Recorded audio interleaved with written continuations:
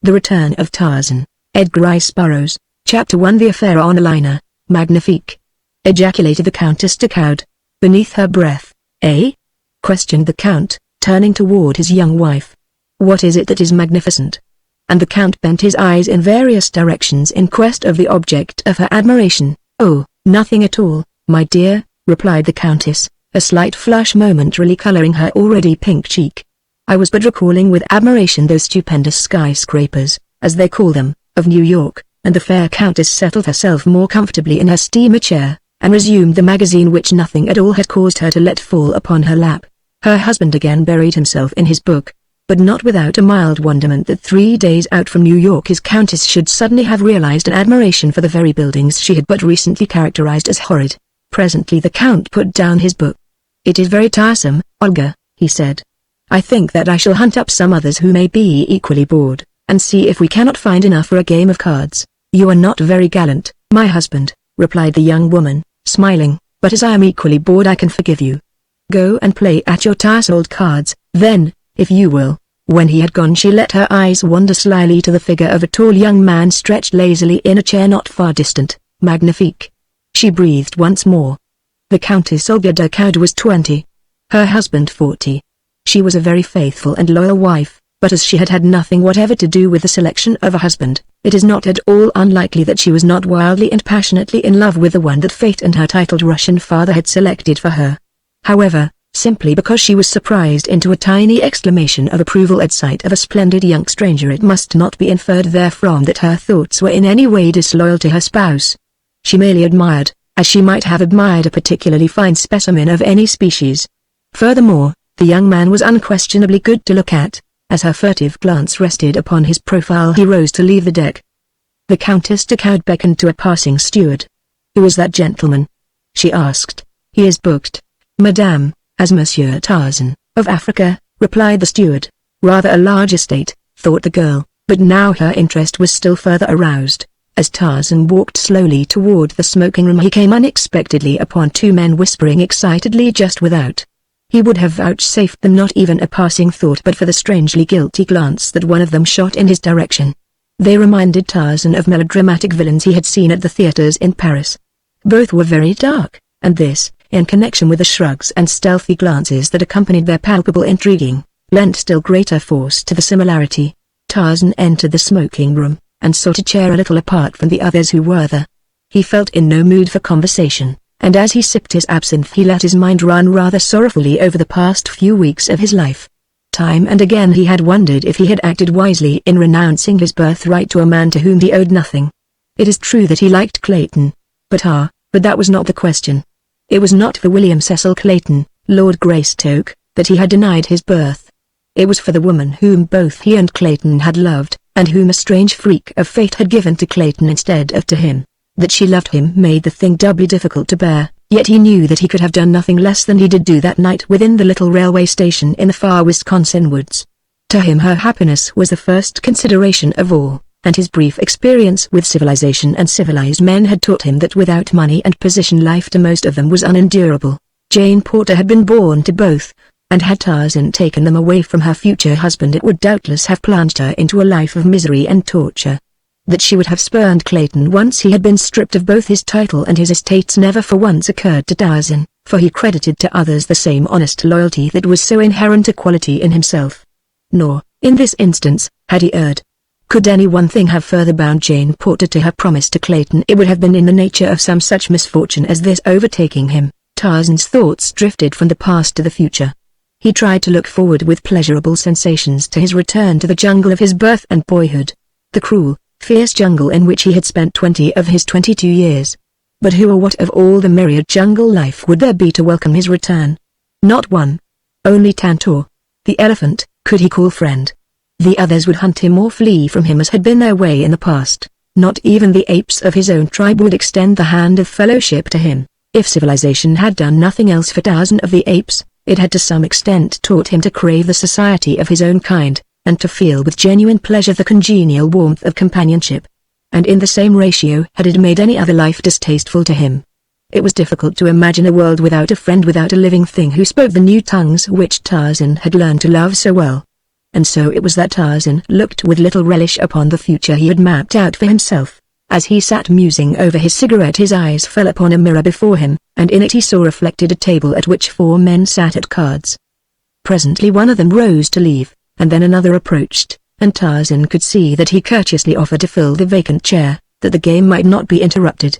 He was the smaller of the 2 whom Tarzan had seen whispering just outside the smoking room.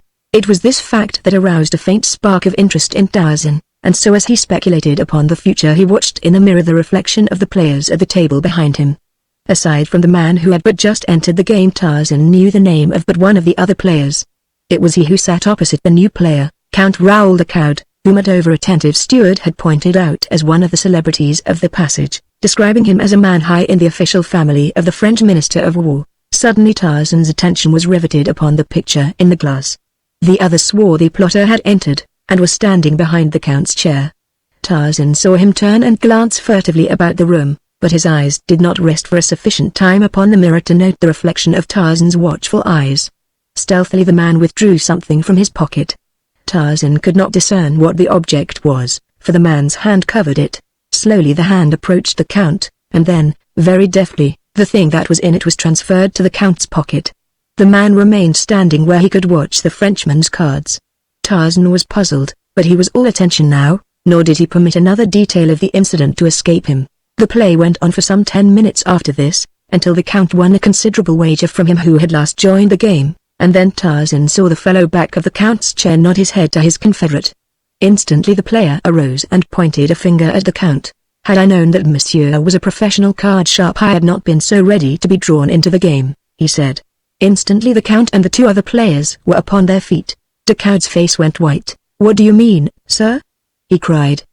"Do you know to whom you speak?" "I know that I speak, for the last time, to one who cheats at cards," replied the fellow. The Count leaned across the table, and struck the man full in the mouth with his open palm, and then the others closed in between them. "There is some mistake, sir," cried one of the other players. "Why, this is Count de Coward, of France." "If I am mistaken," said the accuser, "I shall gladly apologize. But before I do so first let Monsieur le Count explain the extra cards which I saw him drop into his side pocket." And then the man whom Tarzan had seen drop them turned to sneak from the room, but to his annoyance he found the exit barred by a tall, grey-eyed stranger. "Pardon," said the man brusquely, attempting to pass to one side. "Wait," said Tarzan. "But why, monsieur?" exclaimed the other petulantly. "Permit me to pass, monsieur." "Wait," said Tarzan. "I think that there is a matter in here that you may doubtless be able to explain." The fellow had lost his temper by this time, and with a low oath seized Tarzan to push him to one side. The ape-man but smiled as he twisted the big fellow about and, grasping him by the collar of his coat, escorted him back to the table, struggling, cursing, and striking in futile remonstrance. It was Nicolas Rokoff's first experience with the muscles that had brought their savage owner victorious through encounters with Numa, the lion, and Turcos, the great bull-ape. The man who had accused de Coward, and the 2 others who had been playing, stood looking expectantly at the Count. Several other passengers had drawn toward the scene of the altercation, and all awaited the denouement. "The fellow is crazy," said the Count. "Gentlemen, I implore that one of you search me. The accusation is ridiculous." This from one of the players. "You have but to slip your hand in the Count's coat pocket and you will see that the accusation is quite serious," insisted the accuser. And then, as the others still hesitated to do so, "Come, I shall do it myself if no other will," and he stepped forward toward the Count. "No, monsieur," said de Coward. "I will submit to a search only at the hands of a gentleman. It is unnecessary to search the Count. The cards are in his pocket. I myself saw them placed there." All turned in surprise toward this new speaker, to behold a very well-built young man urging a resisting captive toward them by the scruff of his neck. "It is a conspiracy," cried de Coward angrily. "There are no cards in my coat," and with that he ran his hand into his pocket. As he did so tense silence reigned in the little group. The Count went dead white, and then very slowly he withdrew his hand, and in it were 3 cards. He looked at them in mute and horrified surprise, and slowly the red of mortification suffused his face. Expressions of pity and contempt tinged the features of those who looked on at the death of a man's honor. "It is a conspiracy, monsieur." It was the grey-eyed stranger who spoke. "Gentlemen," he continued, "Monsieur le Count did not know that those cards were in his pocket. They were placed there without his knowledge as he sat at play. From where I sat in that chair yonder I saw the reflection of it all in a mirror before me. This person whom I just intercepted in an effort to escape placed the cards in the Count's pocket. The Count had glanced from Tarzan to the man in his grasp. "Mon Dieu, Nicholas!" he cried. "You?" Then he turned to his accuser, and eyed him intently for a moment. "And you, monsieur, I did not recognize you without your beard. It quite disguises you, Paulvitch. I see it all now. It is quite clear, gentlemen. What shall we do with them, monsieur?" asked Tarzan. "Turn them over to the captain?" "No, my friend," said the Count hastily. "It is a personal matter, and I beg that you will let it drop. It is sufficient that I have been exonerated from the charge. The less we have to do with such fellows, the better. But, monsieur, how can I thank you for the great kindness you have done me? Permit me to offer you my card, and should the time come when I may serve you, remember that I am yours to command." Tarzan had released Rokoff, who, with his confederate, Paulvitch, had hastened from the smoking room. Just as he was leaving, Rokoff turned to Tarzan. "Monsieur will have ample opportunity to regret his interference in the affairs of others." Tarzan smiled, and then, bowing to the Count, handed him his own card. The Count read, M. Jean C. Tarzan. "Monsieur Tarzan," he said, "may indeed wish that he had never befriended me, for I can assure him that he has won the enmity of two of the most unmitigated scoundrels in all Europe. Avoid them, monsieur, by all means. I have had more awe-inspiring enemies, my dear Count," replied Tarzan with a quiet smile, "yet I am still alive and unworried. I think that neither of these two will ever find the means to harm me." "Let us hope not, monsieur," said Takoud, "but yet it will do no harm to be on the alert, and to know that you have made at least one enemy today who never forgets and never forgives, and in whose malignant brain there are always hatching new atrocities to perpetrate upon those who have thwarted or offended him. To say that Nicholas Rokoff is a devil would be to place a wanton affront upon his satanic majesty." That night as Tarzan entered his cabin he found a folded note upon the floor that had evidently been pushed beneath the door. He opened it and read, M. Tarzan. "Doubtless you did not realize the gravity of your offense, or you would not have done the thing you did today. I am willing to believe that you acted in ignorance and without any intention to offend a stranger.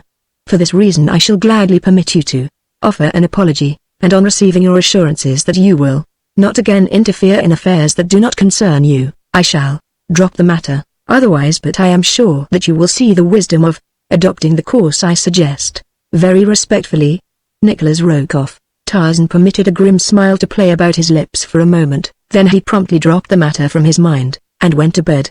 In a nearby cabin the Countess Takoud was speaking to her husband. "Why so grave, my dear Raoul?" she asked. "You have been as glum as could be all evening. What worries you, Olga?" "Nicholas is on board." "Did you know it, Nicholas?" she exclaimed. "But it is impossible, Raoul. It cannot be.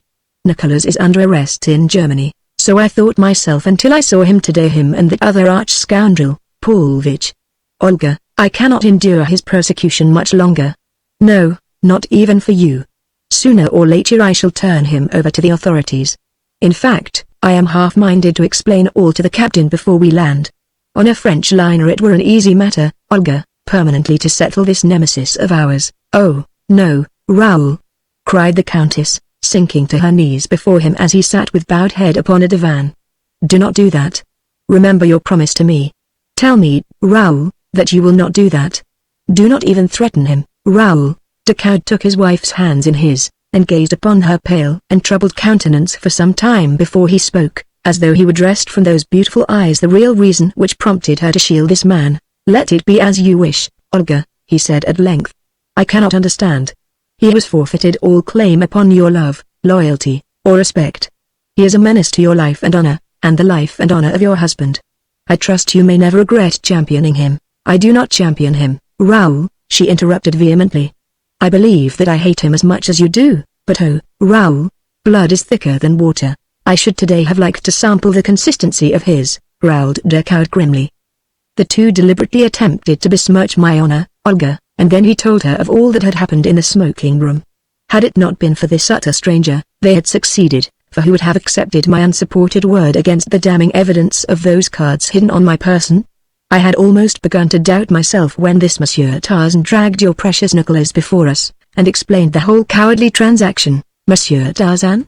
asked the Countess, in evident surprise. "Yes. Do you know him, Olga?" "I have seen him. A steward pointed him out to me. I did not know that he was a celebrity," said the Count. Olga the coward changed the subject. She discovered suddenly that she might find it difficult to explain just why the steward had pointed out the handsome Monsieur Tarzan to her. Perhaps she flushed the least little bit, for was not the Count, her husband, gazing at her with a strangely quizzical expression. She thought, a guilty conscience is a most suspicious thing. Chapter 2 Forging Bonds of Hate and Dash.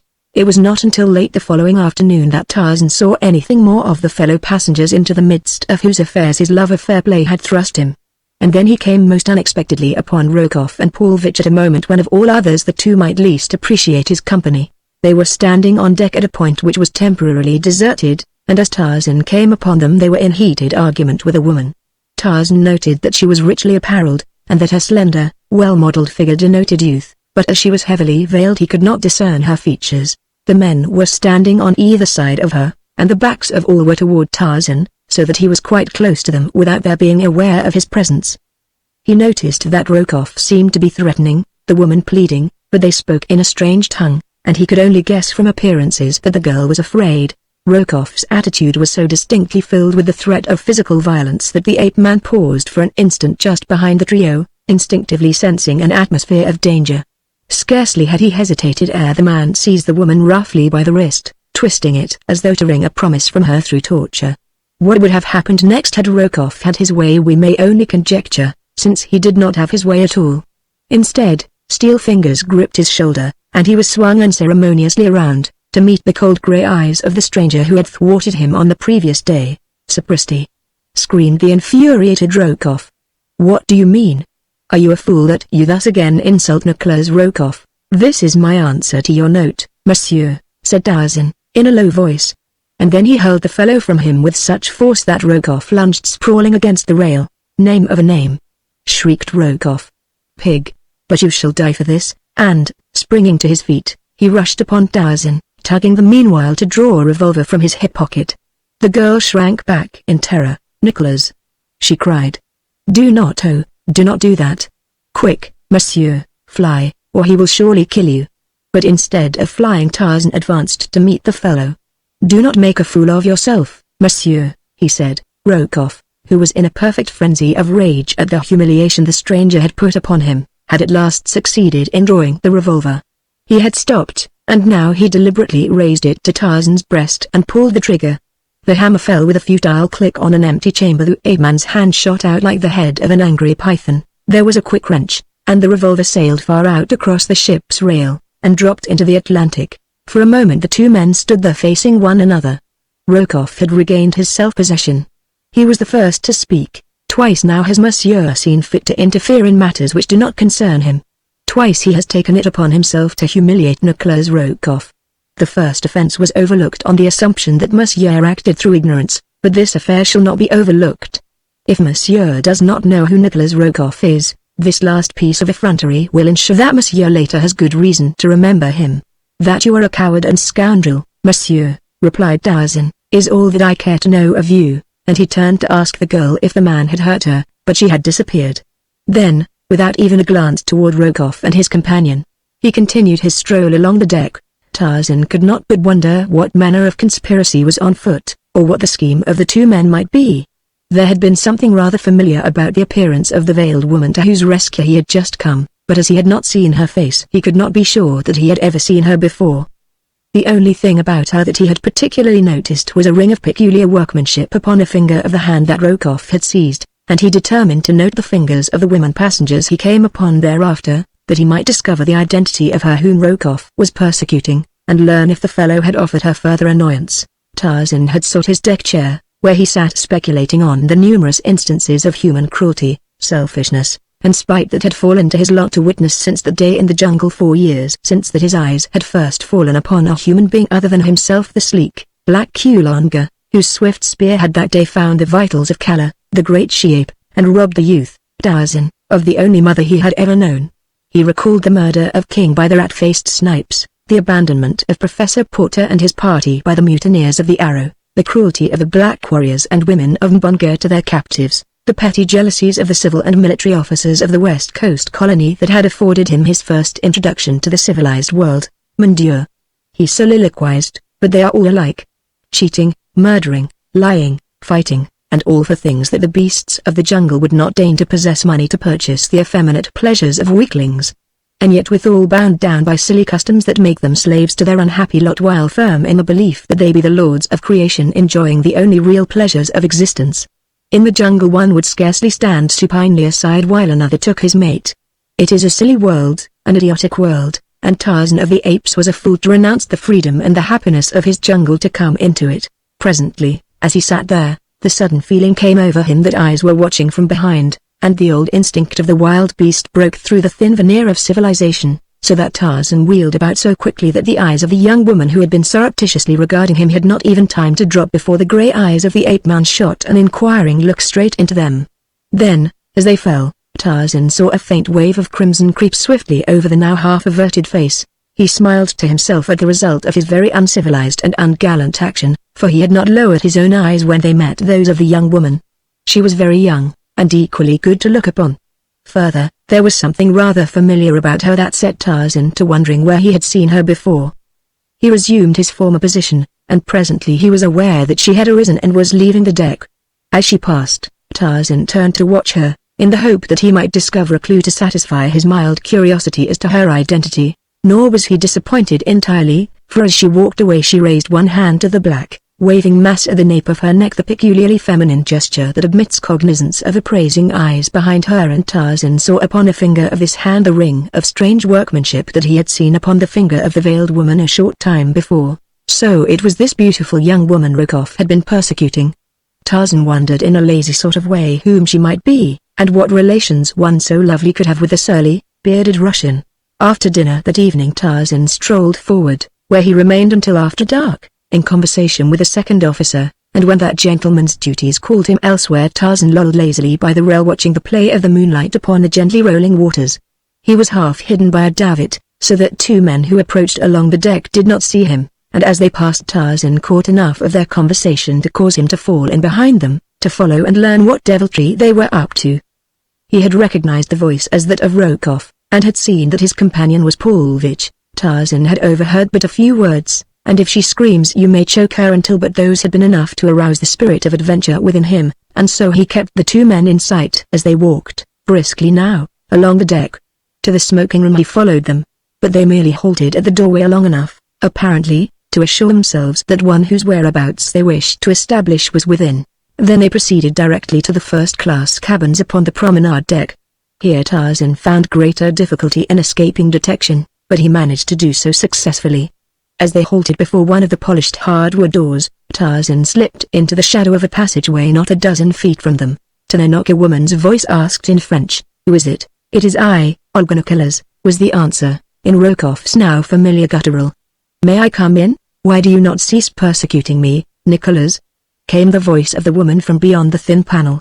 "I have never harmed you. Come, come, Olga," urged the man, in propitiatory tones, "I but ask a half-dozen words with you. I shall not harm you, nor shall I enter your cabin, but I cannot shout my message through the door." Tarzan heard the catch click as it was released from the inside. He stepped out from his hiding place far enough to see what transpired when the door was opened, for he could not but recall the sinister words he had heard a few moments before upon the deck, "And if she screams you may choke her." Rokoff was standing directly in front of the door. Paulvitch had flattened himself against the paneled wall of the corridor beyond. The door opened. Rokoff half entered the room, and stood with his back against the door, speaking in a low whisper to the woman, whom Tarzan could not see. Then Tarzan heard the woman's voice, level, but loud enough to distinguish her words. "No, Nicholas," she was saying, "it is useless. Threaten as you will, I shall never accede to your demands. Leave the room, please, you have no right here. You promised not to enter. Very well, Olga, I shall not enter, but before I am done with you, you shall wish 1,000 times that you had done at once the favor I have asked. In the end I shall win anyway, so you might as well save trouble and time for me, and disgrace for yourself and your—" "Never, Nicholas," interrupted the woman, and then Tarzan saw Rokoff turn and nod to Paulvitch, who sprang quickly toward the doorway of the cabin, rushing in past Rokoff, who held the door open for him. Then the latter stepped quickly out. The door closed. Tarzan heard the click of the lock as Paulvitch turned it from the inside. Rokoff remained standing before the door, with head bent, as though to catch the words of the two within. A nasty smile curled his bearded lip. Tarzan could hear the woman's voice commanding the fellow to leave her cabin. "I shall send for my husband," she cried. "He will show you no mercy." Paulvitch's sneering laugh came through the polished panels. "The purser will fetch your husband." "Madame," said the man.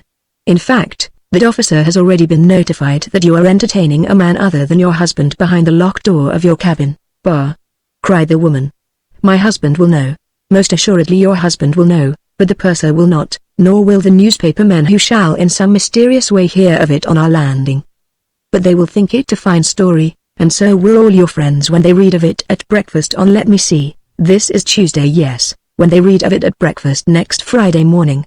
Nor will it detract from the interest they will all feel when they learn that the man whom Madame entertained is a Russian servant, her brother's valet, to be quite exact. Alexis Paulvitch," came the woman's voice, cold and fearless. "You are a coward, and when I whisper a certain name in your ear you will think better of your demands upon me and your threats against me, and then you will leave my cabin quickly, nor do I think that ever again will you, at least, annoy me." And there came a moment's silence in which Tarzan could imagine the woman leaning toward the scoundrel and whispering the things she had hinted at into his ear.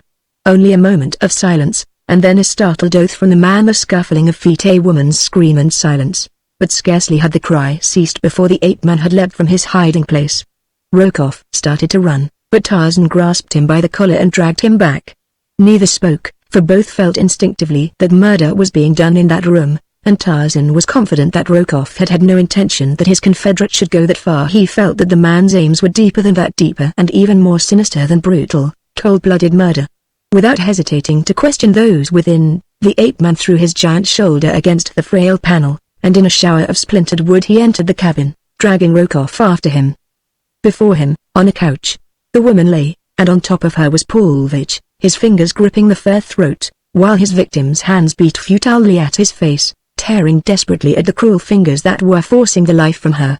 The noise of his entrance brought Paulvitch to his feet, where he stood glowering menacingly at Tarzan. The girl rose falteringly to a sitting posture upon the couch. One hand was at her throat, and her breath came in little gasps. Although disheveled and very pale, Tarzan recognized her as a young woman whom he had caught staring at him on deck earlier in the day. "What is the meaning of this?" said Tarzan, turning to Rokoff, whom he intuitively singled out as the instigator of the outrage. The man remained silent, scowling. "Touch the button, please," continued the ape-man. "We will have one of the ship's officers here. This affair has gone quite far enough." "No, no," cried the girl, coming suddenly to her feet. "Please do not do that. I am sure that there was no real intention to harm me. I angered this person, and he lost control of himself, that is all. I would not care to have the matter go further, please, monsieur," and there was such a note of pleading in her voice that Tarzan could not press the matter, though his better judgment warned him that there was something afoot here of which the proper authorities should be made cognizant. "You wish me to do nothing, then, in the matter?" he asked. "Nothing, please," she replied. "You are content that these two scoundrels should continue persecuting you?" She did not seem to know what answer to make, and looked very troubled and unhappy. Tarzan saw a malicious grin of triumph curl Rokoff's lip. The girl evidently was in fear of these two. She dared not express her real desires before them. "Then," said Tarzan, "I shall act on my own responsibility. To you," he continued, turning to Rokoff, "and this includes your accomplice, I may say that from now on to the end of the voyage I shall take it upon myself to keep an eye on you, and should her chance to come to my notice any act of either one of you that might even remotely annoy this young woman, you shall be called to account for it directly to me, nor shall the calling or the accounting be pleasant experiences for either of you. Now get out of here," and he grabbed Rokoff and Paulvitch each by the scruff of the neck and thrust them forcibly through the doorway, giving each an added impetus down the corridor with the toe of his boot. Then he turned back to the stateroom and the girl. She was looking at him in wide-eyed astonishment. "And you, madame, will confer a great favor upon me if you will but let me know if either of those rascals troubles you further." "Ah, monsieur," she answered, "I hope that you will not suffer for the kind deed you attempted. You have made a very wicked and resourceful enemy, who will stop at nothing to satisfy his hatred. You must be very careful indeed, monsieur." "Pardon me, madame, my name is Tarzan, Monsieur Tarzan. And because I would not consent to notify the officers, do not think that I am not sincerely grateful to you for the brave and chivalrous protection you rendered me." Good night, Monsieur Tarzan. I shall never forget the debt I owe you." And, with a most winsome smile that displayed a row of perfect teeth, the girl curtsied to Tarzan, who bade her good night and made his way on deck. It puzzled the man considerably that there should be two on board this girl and Count who suffered indignities at the hands of Rokoff and his companion, and yet would not permit the offenders to be brought to justice. Before he turned in that night his thoughts reverted many times to the beautiful young woman into the evidently tangled web of whose life fate had so strangely introduced him. It occurred to him that he had not learned her name. That she was married had been evidenced by the narrow gold band that encircled the third finger of her left hand. Involuntarily he wondered who the lucky man might be. Tarzan saw nothing further of any of the actors in the little drama that he had caught a fleeting glimpse of until late in the afternoon of the last day of the voyage. Then he came suddenly face to face with the young woman as the two approached their deck chairs from opposite directions. She greeted him with a pleasant smile, speaking almost immediately of the affair he had witnessed in her cabin 2 nights before. It was as though she had been perturbed by a conviction that he might have construed her acquaintance with such men as Rokoff and Paulvitch as a personal reflection upon herself. "I trust Monsieur has not judged me," she said, "by the unfortunate occurrence of Tuesday evening. I have suffered much on account of it. This is the first time that I have ventured from my cabin since. I have been ashamed," she concluded simply. "One does not judge the gazelle by the lions that attack it," replied Tarzan. "I had seen those two work before in the smoking room the day prior to their attack on you, if I recollect it correctly, and so, knowing their methods, I am convinced that their enmity is a sufficient guarantee of the integrity of its object. Men such as they must cleave only to the vile, hating all that is noblest and best." "It is very kind of you to put it that way," she replied, smiling. "I have already heard of the matter of the card game. My husband told me the entire story. He spoke especially of the strength and bravery of Monsieur Tarzan, to whom he feels that he owes an immense debt of gratitude." "Your husband?"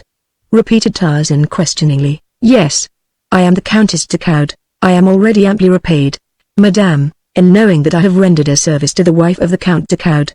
Alas, Monsieur, I already am so greatly indebted to you that I may never hope to settle my own account, so pray do not add further to my obligations," and she smiled so sweetly upon him that Tarzan felt that a man might easily attempt much greater things than he had accomplished, solely for the pleasure of receiving the benediction of that smile. He did not see her again that day, and in the rush of landing on the following morning he missed her entirely, but there had been something in the expression of her eyes as they parted on deck the previous day that haunted him. It had been almost wistful as they had spoken of the strangeness of the swift friendships of an ocean crossing, and of the equal ease with which they are broken forever. Tarzan wondered if he should ever see her again. Chapter 3 What happened in the Rue Maule. On his arrival in Paris, Tarzan had gone directly to the apartments of his old friend, Darnot, where the naval lieutenant had scored him roundly for his decision to renounce the title and estates that were rightly his from his father, John Clayton, the late Lord Greystoke. "You must be mad, my friend," said Darnot, "thus lightly to give up not alone wealth and position, but an opportunity to prove beyond doubt to all the world that in your veins flows the noble blood of two of England's most honored houses instead of the blood of a savage sheep. It is incredible that they could have believed you, Miss Porter, least of all. Why, I never did believe it, even back in the wilds of your African jungle, when you tore the raw meat of your kills with mighty jaws, like some wild beast, and wiped your greasy hands upon your thighs. Even then, before there was the slightest proof to the contrary, I knew that you were mistaken in the belief that Calla was your mother. And now, with your father's diary of the terrible life led by him and your mother on that wild African shore, with the account of your birth, and, final and the most convincing proof of all, your own baby fingerprints upon the pages of it, it seems incredible to me that you are willing to remain a nameless, penniless vagabond." "I do not need any better name than Tarzan," replied the ape-man, "and as for remaining a penniless vagabond, I have no intention of so doing. In fact, the next, and let us hope the last, burden that I shall be forced to put upon your unselfish friendship will be the finding of employment for me." "Pooh, pooh," scoffed Darnot. "You know that I did not mean that. Have I not told you a dozen times that I have enough for 20 men, and that half of what I have is yours? And if I gave it all to you, would it represent even the 10th part of the value I place upon your friendship, my Tarzan? Would it repay the services you did me in Africa? I do not forget, my friend, that but for you and your wondrous bravery I had died at the stake in the village of Mbonga's cannibals. Nor do I forget that to your self-sacrificing devotion I owe the fact that I recovered from the terrible wounds I received at their hands. I discovered later something of what it meant to you to remain with me in the amphitheater of apes while your heart was urging you onto the coast. When we finally came there, and found that Miss Porter and her party had left, I commenced to realize something of what you had done for an utter stranger. Nor am I trying to repay you with money, Tarzan. It is that just at present you need money. Were its sacrifice that I might offer you it were the same, my friendship must always be yours, because our tastes are similar, and I admire you. That I cannot command, but the money I can and shall. Well, laughed Tarzan, we shall not quarrel over the money. I must live, and so I must have it, but I shall be more contented with something to do. You cannot show me your friendship in a more convincing manner than to find employment for me. I shall die of inactivity in a short while. As for my birthright, it is in good hands. Clayton is not guilty of robbing me of it. He truly believes that he is the real Lord Greystoke, and the chances are that he will make a better English lord than a man who was born and raised in an African jungle. You know that I am but half civilized even now. Let me see red in anger but for a moment, and all the instincts of the savage beast that I really am, submerge what little I possess of the milder ways of culture and refinement. And then again, had I declared myself I should have robbed the woman I love of the wealth and position that her marriage to Clayton will now ensure her. I could not have done that, could I, Paul? Nor is the matter of birth of great importance to me, he went on, without waiting for a reply. Raised as I have been, I see no worth in man or beast that is not theirs by virtue of their own mental or physical prowess. And so I am as happy to think of Calla as my mother as I would be to try to picture the poor, unhappy little English girl who passed away a year after she bore me. Calla was always kind to me in her fierce and savage way. I must have nursed at her hairy breast from the time that my own mother died. She fought for me against the wild denizens of the forest, and against the savage members of our tribe, with the ferocity of real mother love, and I, on my part, loved her, Paul. I did not realize how much until after the cruel spear and the poisoned arrow of Mbonga's black warrior had stolen her away from me. I was still a child when that occurred, and I threw myself upon her dead body and wept out my anguish as a child might for his own mother. To you, my friend, she would have appeared a hideous and ugly creature, but to me she was beautiful, so gloriously does love transfigure its object. And so I am perfectly content to remain forever the son of Calla, the she-ape.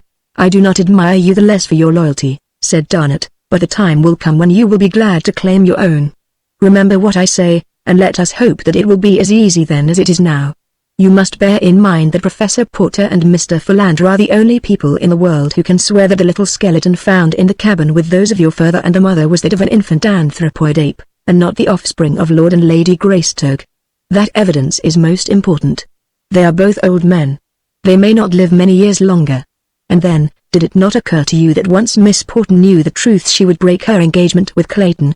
You might easily have your title, your estates, and the woman you love, Tarzan. Had you not thought of that? Tarzan shook his head. You do not know her, he said. Nothing could bind her closer to her bargain than some misfortune to Clayton. She is from an old Southern family in America, and Southerners pride themselves upon their loyalty. Tarzan spent the 2 following weeks renewing his former brief acquaintance with Paris. In the daytime he haunted the libraries and picture galleries. He had become an omnivorous reader, and the world of possibilities that were open to him in this seat of culture and learning fairly appalled him when he contemplated the very infinitesimal crumb of the sum total of human knowledge that a single individual might hope to acquire even after a lifetime of study and research. But he learned what he could by day, and threw himself into a search for relaxation and amusement at night. Nor did he find Paris a whit less fertile field for his nocturnal avocation. If he smoked too many cigarettes and drank too much absinthe, it was because he took civilization as he found it, and did the things that he found his civilized brothers doing. The life was a new and alluring one, and in addition he had a sorrow in his breast and a great longing which he knew could never be fulfilled, and so he sought in study and in dissipation the 2 extremes to forget the past and inhibit contemplation of the future. He was sitting in a music hall one evening, sipping his absinthe and admiring the art of a certain famous Russian dancer, when he caught a passing glimpse of a pair of evil black eyes upon him. The man turned and was lost in the crowd at the exit before Tarzan could catch a good look at him. But he was confident that he had seen those eyes before and that they had been fastened on him this evening through no passing accident. He had had the uncanny feeling for some time that he was being watched, and it was in response to this animal instinct that was strong within him that he had turned suddenly and surprised the eyes in the very act of watching him. Before he left the music hall the matter had been forgotten, nor did he notice the swarthy individual who stepped deeper into the shadows of an opposite doorway as Tarzan emerged from the brilliantly lighted amusement hall. Had Tarzan but known it, he had been followed many times from this and other places of amusement, but seldom if ever had he been alone. Tonight Garnet had had another engagement, and Tarzan had come by himself. As he turned in the direction he was accustomed to taking from this part of Paris to his apartments, the watcher across the street ran from his hiding place and hurried on ahead at a rapid pace. Tarzan had been wont to traverse the Rue Maule on his way home at night. Because it was very quiet and very dark, it reminded him more of his beloved African jungle than did the noisy and garish streets surrounding it. If you are familiar with your Paris, you will recall the narrow, forbidding precincts of the Rue Maule. If you are not, you need but ask the police about it to learn that in all Paris there is no street to which you should give a wider berth after dark. On this night Tarzan had proceeded some 2 squares through the dense shadows of the squalid old tenements which lined this dismal way when he was attracted by screams and cries for help from the 3rd floor of an opposite building. The voice was a woman's. Before the echoes of her first cries had died, Tarzan was bounding up the stairs and through the dark corridors to her rescue. At the end of the corridor on the 3rd landing a door stood slightly ajar, and from within Tarzan heard again the same appeal that had lured him from the street. Another instant found him in the center of a dimly lighted room. An oil lamp burned upon a high, old-fashioned mantel, casting its dim rays over a dozen repulsive figures. All but one were men. The other was a woman of about 30. Her face, marked by low passions and dissipation, might once have been lovely. She stood with one hand at her throat, crouching against the farther wall. "Help, monsieur," she cried in a low voice as Tarzan entered the room. "They were killing me." As Tarzan turned toward the men about him he saw the crafty, evil faces of habitual criminals. He wondered that they had made no effort to escape. A movement behind him caused him to turn. 2 things his eyes saw, and one of them caused him considerable wonderment. A man was sneaking stealthily from the room, and in the brief glance that Tarzan had of him he saw that it was Rokoff. But the other thing that he saw was of more immediate interest. It was a great brute of a fellow tiptoeing upon him from behind with a huge bludgeon in his hand. And then, as the man and his confederates saw that he was discovered, there was a concerted rush upon Tarzan from all sides. Some of the men drew knives. Others picked up chairs, while the fellow with the bludgeon raised it high above his head in a mighty swing that would have crushed Tarzan's head had it ever descended upon it. But the brain, and the agility, and the muscles that had coped with the mighty strength and cruel craftiness of Turcos and Numa in the fastness of their savage jungle were not to be so easily subdued as these Apaches of Paris had believed. Selecting his most formidable antagonist, the fellow with the bludgeon, Tarzan charged full upon him, dodging the falling weapon, and catching the man a terrific blow on the point of the chin that felled him in his tracks. Then he turned upon the others. This was sport. He was reveling in the joy of battle and the lust of blood. As though it had been but a brittle shell, to break at the least rough usage, the thin veneer of his civilization fell from him, and the 10 burly villains found themselves penned in a small room with a wild and savage beast, against whose steel muscles their puny strength was less than futile. At the end of the corridor without stood Rokoff, waiting the outcome of the affair. He wished to be sure that Tarzan was dead before he left, but it was not a part of his plan to be one of those within the room when the murder occurred. The woman still stood where she had when Tarzan entered, but her face had undergone a number of changes with the few minutes which had elapsed. From the semblance of distress which it had worn when Tarzan first saw it, it had changed to one of craftiness as he had wheeled to meet the attack from behind, but the change Tarzan had not seen. Later an expression of surprise and then one of horror superseded the others. And who may wonder? For the immaculate gentleman her cries had lured to what was to have been his death had been suddenly metamorphosed into a demon of revenge. Instead of soft muscles and a weak resistance, she was looking upon a veritable Hercules gone mad. "Mon Dieu!" she cried, "he is a beast." For the strong, white teeth of the ape-man had found the throat of one of his assailants, and Tarzan fought as he had learned to fight with the great bull apes of the tribe of Kerchak. He was in a dozen places at once, leaping hither and thither about the room in sinuous bounds that reminded the woman of a panther she had seen at the zoo. Now a wrist bone snapped in his iron grip, now a shoulder was wrenched from its socket as he forced a victim's arm backward and upward. With shrieks of pain the men escaped into the hallway as quickly as they could. But even before the first one staggered, bleeding and broken, from the room, Rokoff had seen enough to convince him that Tarzan would not be the one to lie dead in that house this night, and so the Russian had hastened to a nearby den and telephoned the police that a man was committing murder on the 3rd floor of Rue Maule, 27.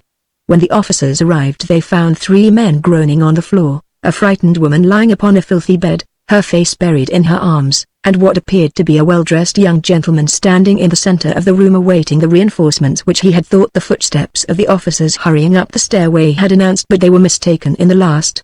It was a wild beast that looked upon them through those narrowed lids and steel-grey eyes. With the smell of blood, the last vestige of civilization had deserted Tarzan, and now he stood at bay, like a lion surrounded by hunters, awaiting the next overt act, and crouching to charge its author. "What has happened here?" asked one of the policemen. Tarzan explained briefly, but when he turned to the woman for confirmation of his statement he was appalled by her reply. "He lies," she screamed shrilly, addressing the policeman. "He came to my room while I was alone, and for no good purpose. When I repulsed him he would have killed me had not my screams attracted these gentlemen, who were passing the house at the time. He is a devil, messieurs. Alone he has all but killed 10 men with his bare hands and his teeth." So shocked was Tarzan by her ingratitude that for a moment he was struck dumb. The police were inclined to be a little skeptical, for they had had other dealings with this same lady and her lovely coterie of gentlemen friends.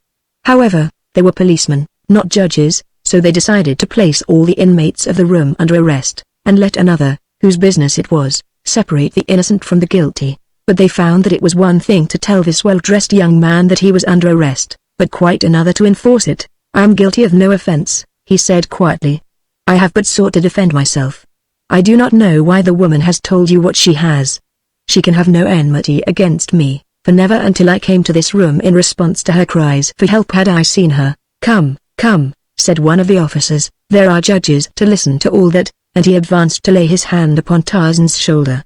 An instant later he lay crumpled in a corner of the room, and then, as his comrades rushed in upon the ape-man, they experienced a taste of what the Apaches had but recently gone through. So quickly and so roughly did he handle them that they had not even an opportunity to draw their revolvers. During the brief fight Tarzan had noted the open window and, beyond, the stem of a tree, or a telegraph pole, he could not tell which. As the last officer went down, one of his fellows succeeded in drawing his revolver and, from where he lay on the floor, fired at Tarzan. The shot missed, and before the man could fire again Tarzan had swept the lamp from the mantel and plunged the room into darkness. The next they saw was a lithe form spring to the sill of the open window and leap, panther-like, onto the pole across the walk. When the police gathered themselves together and reached the street, their prisoner was nowhere to be seen. They did not handle the woman and the men who had not escaped any too gently when they took them to the station. They were a very sore and humiliated detail of police. It galled them to think that it would be necessary to report that a single unarmed man had wiped the floor with the whole lot of them, and then escaped them as easily as though they had not existed. The officer who had remained in the street swore that no one had leapt from the window or left the building from the time they entered until they had come out. His comrades thought that he lied, but they could not prove it. When Tarzan found himself clinging to the pole outside the window, he followed his jungle instinct and looked below for enemies before he ventured down. It was well he did, for just beneath stood a policeman. Above, Tarzan saw no one, so he went up instead of down. The top of the pole was opposite the roof of the building, so it was but the work of an instant for the muscles that had for years sent him hurtling through the treetops of his primeval forest to carry him across the little space between the pole and the roof. From one building he went to another, and so on, with much climbing, until at a cross street he discovered another pole, down which he ran to the ground. For a square or two he ran swiftly, then he turned into a little all-night cafe and in the lavatory removed the evidences of his over-roof promenade from hands and clothes. When he emerged a few moments later it was to saunter slowly on toward his apartments. Not far from them he came to a well-lighted boulevard which it was necessary to cross. As he stood directly beneath a brilliant arc light, waiting for a limousine that was approaching to pass him, he heard his name called in a sweet feminine voice. Looking up, he met the smiling eyes of Olga Decaud as she leaned forward upon the back seat of the machine. He bowed very low in response to her friendly greeting. When he straightened up, the machine had borne her away. Rokoff and the Countess Decaud both in the same evening, he soliloquized. Paris is not so large, after all. Chapter 4 The Countess Explains. Your Paris is more dangerous than my savage jungles, Paul, concluded Tarzan, after narrating his adventures to his friend the morning following his encounter with the Apaches and police in the Rue Maule. Why did they lure either? Were they hungry? Darnot feigned a horrified shudder, but he laughed at the quaint suggestion. It is difficult to rise above the jungle standards and reason by the light of civilized ways, is it not, my friend? He queried banteringly. Civilized ways, forsooth, scoffed Tarzan. Jungle standards do not countenance wanton atrocities. There we kill for food and for self-preservation, or in the winning of mates and the protection of the young. Always, you see, in accordance with the dictates of some great natural law. But here, your civilized man is more brutal than the brutes. He kills wantonly, and, worse than that, he utilizes a noble sentiment, the brotherhood of man, as a lure to entice his unwary victim to his doom. It was in answer to an appeal from a fellow being that I hastened to that room where the assassins lay in wait for me. I could not realize for a long time afterward, that any woman could sink to such moral depravity as that one must have to call a would-be rescuer to death. But it must have been so. The sight of Rokoff there and the woman's later repudiation of me to the police make it impossible to place any other construction upon her acts. Rokoff must have known that I frequently passed through the room Maule. He lay in wait for me, his entire scheme worked out to the last detail, even to the woman's story in case a hit should occur in the program such as really did happen. It is all perfectly plain to me. Well, said Darnett, among other things, it has taught you what I have been unable to impress upon you, that the room Maule is a good place to avoid after dark. On the contrary, replied Tarzan, with a smile, it has convinced me that it is the one worthwhile street in all Paris. Never again shall I miss an opportunity to traverse it, for it has given me the first real entertainment I have had since I left Africa. It may give you more than you will relish even without another visit, said Darnett. You are not through with the police yet, remember. I know the Paris police well enough to assure you that they will not soon forget what you did to them. Sooner or later they will get you, my dear Tarzan, and then they will lock the wild man of the woods up behind iron bars. How will you like that? They will never lock Tarzan of the Apes behind iron bars, replied he, grimly. There was something in the man's voice as he said it that caused Darnett to look up sharply at his friend. What he saw in the set jaw and the cold, grey eyes made the young Frenchman very apprehensive for this great child, who could recognize no law mightier than his own mighty physical prowess. He saw that something must be done to set Tarzan right with the police before another encounter was possible. You have much to learn, Tarzan, he said gravely. The law of man must be respected, whether you relish it or no. Nothing but trouble can come to you and your friends should you persist in defying the police. I can explain it to them once for you, and that I shall do this very day, but hereafter you must obey the law. If its representatives say come, you must come, if they say go, you must go. Now we shall go to my great friend in the department and fix up this matter of the room Maule. Come. Together they entered the office of the police official a half-hour later. He was very cordial. He remembered Tarzan from the visit the two had made him several months prior in the matter of fingerprints. When Darnett had concluded the narration of the events which had transpired the previous evening, a grim smile was playing about the lips of the policeman. He touched a button near his hand, and as he waited for the clerk to respond to its summons he searched through the papers on his desk for one which he finally located. Here, Dubon, he said as the clerk entered. Summon these officers, have them come to me at once, and he handed the man the paper he had sought. Then he turned to Tarzan. You have committed a very grave offense, monsieur, he said, not unkindly, and but for the explanation made by our good friend here I should be inclined to judge you harshly. I am, instead, about to do a rather unheard of thing. I have summoned the officers whom you maltreated last night. They shall hear Lieutenant Darnett's story, and then I shall leave it to their discretion to say whether you shall be prosecuted or not. You have much to learn about the ways of civilization. Things that seem strange or unnecessary to you, you must learn to accept until you are able to judge the motives behind them. The officers whom you attacked were but doing their duty. They had no discretion in the matter. Every day they risk their lives in the protection of the lives or property of others. They would do the same for you. They are very brave men, and they are deeply mortified that a single unarmed man bested and beat them. Make it easy for them to overlook what you did. Unless I am gravely in error, you are yourself a very brave man, and brave men are proverbially magnanimous. Further conversation was interrupted by the appearance of the four policemen. As their eyes fell on Tarzan, surprise was writ large on each countenance. My children, said the official, here is the gentleman whom you met in the room Maule last evening. He has come voluntarily to give himself up. I wish you to listen attentively to Lieutenant Darnett, who will tell you a part of the story of Monsieur's life. It may explain his attitude toward you of last night. Proceed, my dear Lieutenant. Darnett spoke to the policeman for half an hour. He told them something of Tarzan's wild jungle life. He explained the savage training that had taught him to battle like a wild beast in self-preservation. It became plain to them that the man had been guided by instinct rather than reason in his attack upon them. He had not understood their intentions. To him they had been little different from any of the various forms of life he had been accustomed to in his native jungle, where practically all were his enemies. "Your pride has been wounded," said Darnat, in conclusion. "It is the fact that this man overcame you that hurts the most. But you need feel no shame. You would not make apologies for defeat had you been penned in that small room with an African lion, or with a great gorilla of the jungles, and yet you were battling with muscles that have time and time again been pitted, and always victoriously, against these terrors of the Dark Continent. It is no disgrace to fall beneath the superhuman strength of Tarzan of the Apes." And then, as the men stood looking first at Tarzan and then at their superior, the ape mounted the one thing which was needed to erase the last remnant of animosity which they might have felt for him.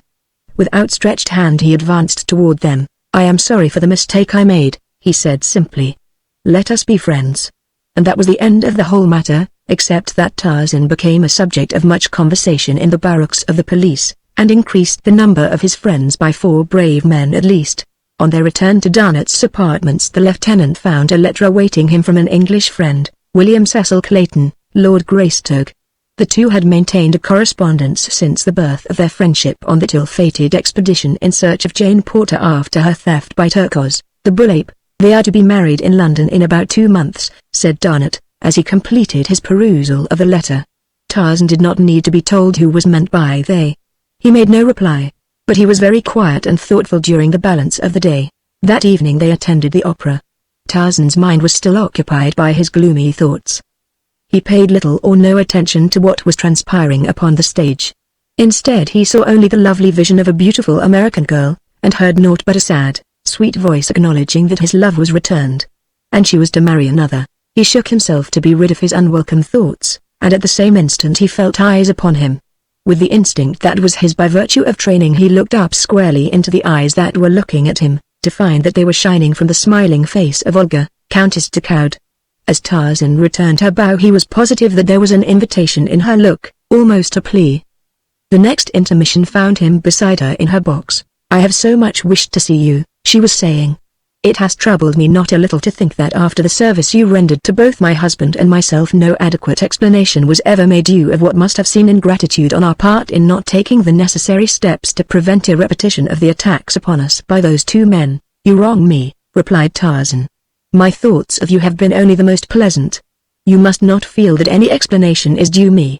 "Have they annoyed you further?" "They never cease," she replied sadly. "I feel that I must tell someone, and I do not know another who so deserves an explanation as you. You must permit me to do so. It may be of service to you, for I know Nicholas Rokoff quite well enough to be positive that you have not seen the last of him.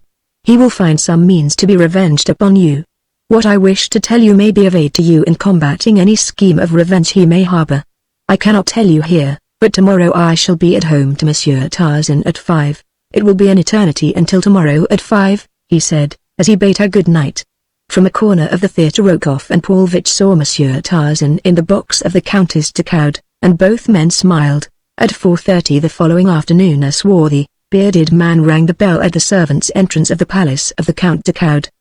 The footman who opened the door raised his eyebrows in recognition as he saw who stood without.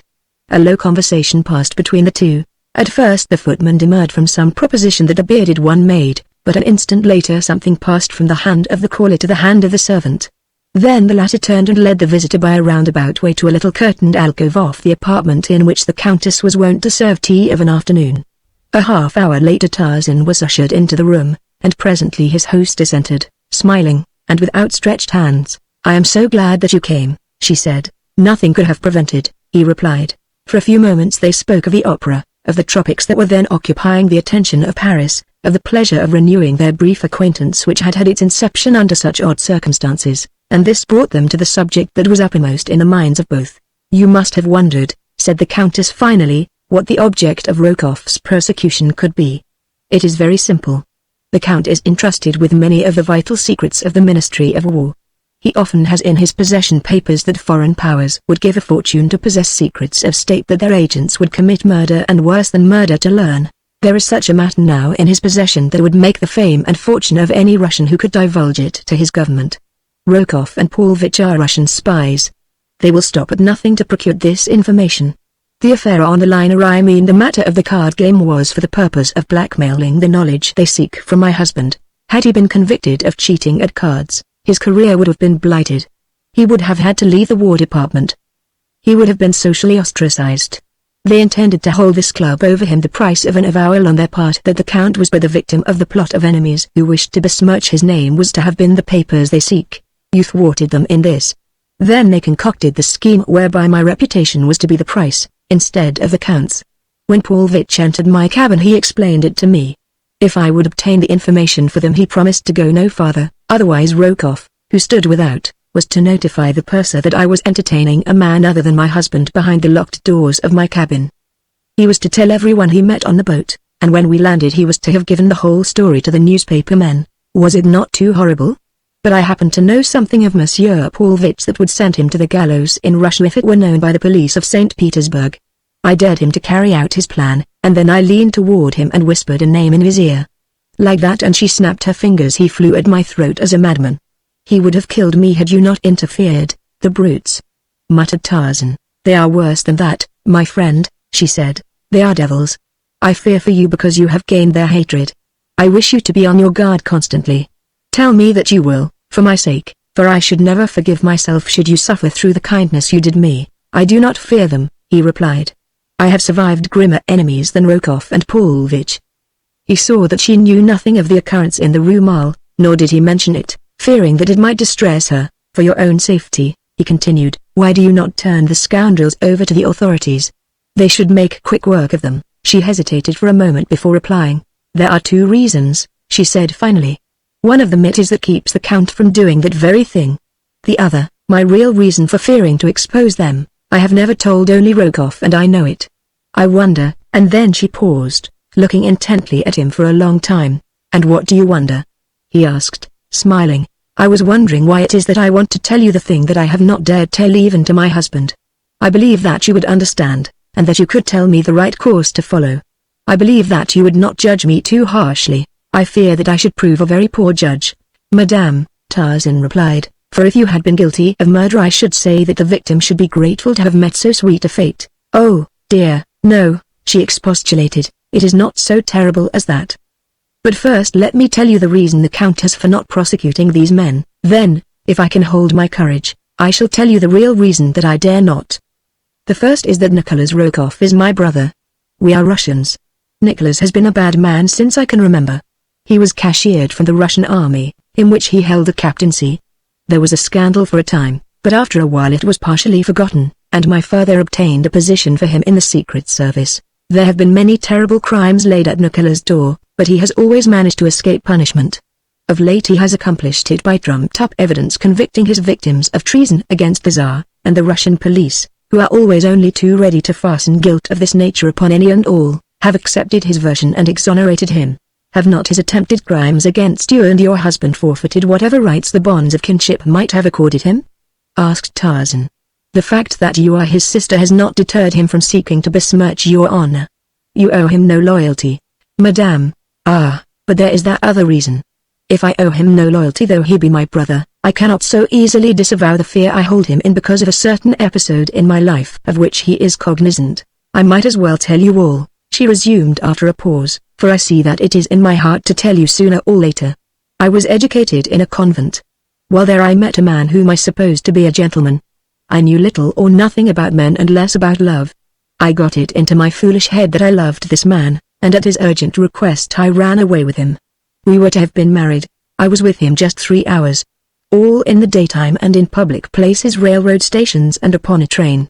When we reached our destination where we were to have been married, 2 officers stepped up to my escort as we descended from the train, and placed him under arrest. They took me also, but when I had told my story they did not detain me, other than to send me back to the convent under the care of a matron. It seemed that the man who had wooed me was no gentleman at all, but a deserter from the army as well as a fugitive from civil justice. He had a police record in nearly every country in Europe. The matter was hushed up by the authorities of the convent. Not even my parents knew of it. But Nicholas met the man afterward, and learned the whole story. Now he threatens to tell the Count if I do not do just as he wishes me to. Tarzan laughed. You are still but a little girl. The story that you have told me cannot reflect in any way upon your reputation, and were you not a little girl at heart you would know it. Go to your husband tonight, and tell him the whole story, just as you have told it to me. Unless I am much mistaken, he will laugh at you for your fears, and take immediate steps to put that precious brother of yours in prison where he belongs. I only wish that I dared, she said, but I am afraid. I learned early to fear men. First my father, then Nicola's, then the fathers in the convent. Nearly all my friends fear their husbands. Why should I not fear mine? It does not seem right that women should fear men, said Tarzan, an expression of puzzlement on his face. I am better acquainted with the jungle folk, and that it is more often the other way around, except among the black men, and they to my mind are in most ways lower in the scale than the beasts. No, I cannot understand why civilized women should fear men, the beings that are created to protect them. I should hate to think that any woman feared me. I do not think that any woman would fear you, my friend, said Olga Durkoud softly. I have known you but a short while, yet though it may seem foolish to say it, you are the only man I have ever known whom I think that I should never fear. It is strange, too, for you are very strong. I wondered at the ease with which you handled Nicholas and Paulvitch that night in my cabin. It was marvelous. As Tarzan was leaving her a short time later, he wondered a little at the clinging pressure of her hand at parting, and the firm insistence with which she exacted a promise from him that he would call again on the morrow. The memory of her half-veiled eyes and perfect lips as she had stood smiling up into his face as he bade her goodbye remained with him for the balance of the day. Olga Durkoud was a very beautiful woman, and Tarzan of the Apes a very lonely young man, with a heart in him that was in need of the doctoring that only a woman may provide. As the Countess turned back into the room after Tarzan's departure, she found herself face to face with Nicholas Rokoff. How long have you been here? She cried, shrinking away from him. Since before your lover came, he answered, with a nasty leer. Stop, she commanded. How dare you say such a thing to me, your sister? Well, my dear Olga, if he is not your lover, accept my apologies, but it is no fault of yours that he is not. Had he 1/10 the knowledge of women that I have, you would be in his arms this minute. He is a stupid fool, Olga. Why, your every word and act was an open invitation to him, and he had not the sense to see it. The woman put her hands to her ears. I will not listen. You are wicked to say such things as that.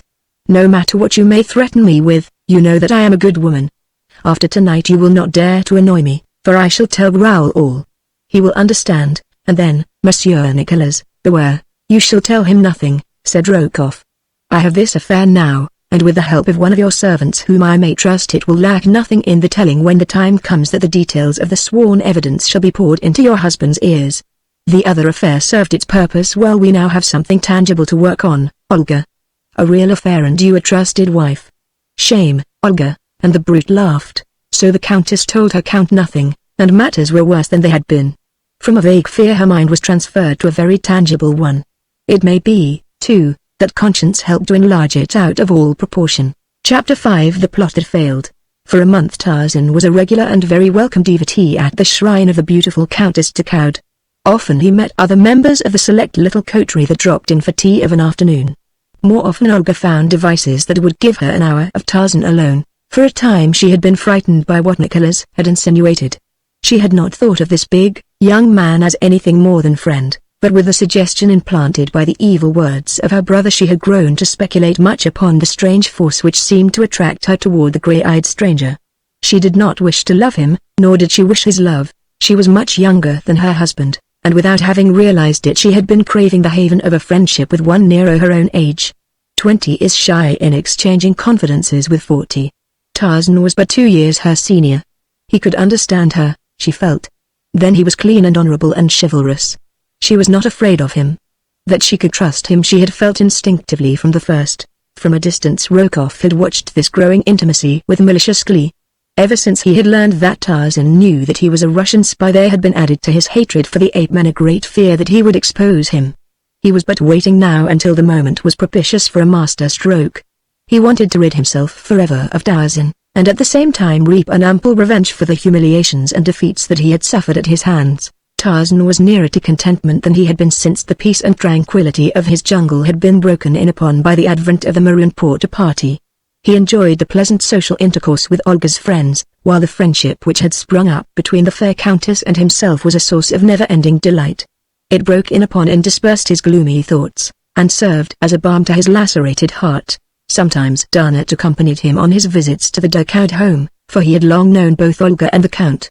Occasionally Durkoud dropped in, but the multitudinous affairs of his official position and the never-ending demands of politics kept him from home usually until late at night. Rokoff spied upon Tarzan almost constantly, waiting for the time that he should call at the Dakoud Palace at night, but in this he was doomed to disappointment. On several occasions Tarzan accompanied the Countess to her home after the opera, but he invariably left her at the entrance much to the disgust of the lady's devoted brother. Finding that it seemed impossible to trap Tarzan through any voluntary act of his own, Rokoff and Paulvitch put their heads together to hatch a plan that would trap the ape-man in all the circumstantial evidence of a compromising position. For days they watched the papers as well as the movements of Dakoud and Tarzan. At length they were rewarded. A morning paper made brief mention of a smoker that was to be given on the following evening by the German minister. Dakoud's name was among those of the invited guests. If he attended, this meant that he would be absent from his home until after midnight. On the night of the banquet, Paulvitch waited at the curb before the residence of the German minister, where he could scan the face of each guest that arrived. He had not long to wait before Dakoud descended from his car and passed him. That was enough. Paulvitch hastened back to his quarters, where Rokoff awaited him. There they waited until after 11, then Paulvitch took down the receiver of their telephone. He called a number. "The apartments of Lieutenant Darnot?" he asked, when he had obtained his connection. "A message for Monsieur Tarzan, if he will be so kind as to step to the telephone." For a minute there was silence. "Monsieur Tarzan? Yes, monsieur, this is François in the service of the Countess Dakoud." "Possibly monsieur does poor François the honor to recall him." Yes, monsieur. "I have a message, an urgent message from the Countess. She asks that you hasten to her at once. She is in trouble." "Monsieur." "No, monsieur, poor François does not know." "Shall I tell madame that monsieur will be here shortly?" "Thank you, monsieur." "The good God will bless you." Paulvitch hung up the receiver and turned to grin at Rokoff. "It will take him 30 minutes to get there. If you reach the German minister's in 15, Dakoud should arrive at his home in about 45 minutes. It all depends upon whether the fool will remain 15 minutes after he finds that a trick has been played upon him, but unless I am mistaken Olga will be loath to let him go in so short a time as that. Here is the note for Dakoud. Hasten." Paulvitch lost no time in reaching the German minister's. At the door he handed the note to a footman. "This is for the Count Dakoud. It is very urgent. You must see that it is placed in his hands at once," and he dropped a piece of silver into the willing hand of the servant. Then he returned to his quarters. A moment later Dakoud was apologizing to his host as he tore open the envelope. What he read left his face white and his hand trembling. "Monsieur le Count Dakoud. One who wishes to save the honor of your name takes this means to warn you that the sanctity of your home is this minute in jeopardy. A certain man who for months has been a constant visitor there, during your absence is now with your wife. If you go at once to your Countess' boudoir you will find them together, a friend." 20 minutes after Paulvitch had called Tarzan, Rokoff obtained a connection with Olga's private line.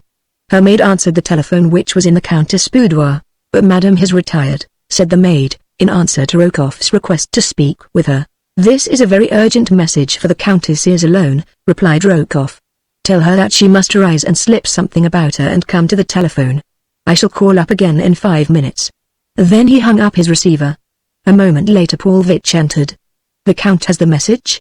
asked Rokoff. "He should be on his way to his home by now," replied Paulvitch. "Good. My lady will be sitting in her boudoir, very much in negligee, about now." In a minute the faithful Jacques will escort Monsieur Tarzan into her presence without announcing him. It will take a few minutes for explanations. Olga will look very alluring in the filmy creation that is her nightdress, and the clinging robe which but half conceals the charms that the former does not conceal at all. Olga will be surprised, but not displeased. If there is a drop of red blood in the man the Count will break in upon a very pretty love scene in about 15 minutes from now. I think we have planned marvelously, my dear Alexis. Let us go out and drink to the very good health of Monsieur Tarzan in some of old Plankin's unparalleled absinthe, not forgetting that the Count Dakoud is one of the best swordsmen in Paris, and by far the best shot in all France. When Tarzan reached Olga's, Jacques was awaiting him at the entrance. "This way, monsieur," he said, and led the way up the broad, marble staircase.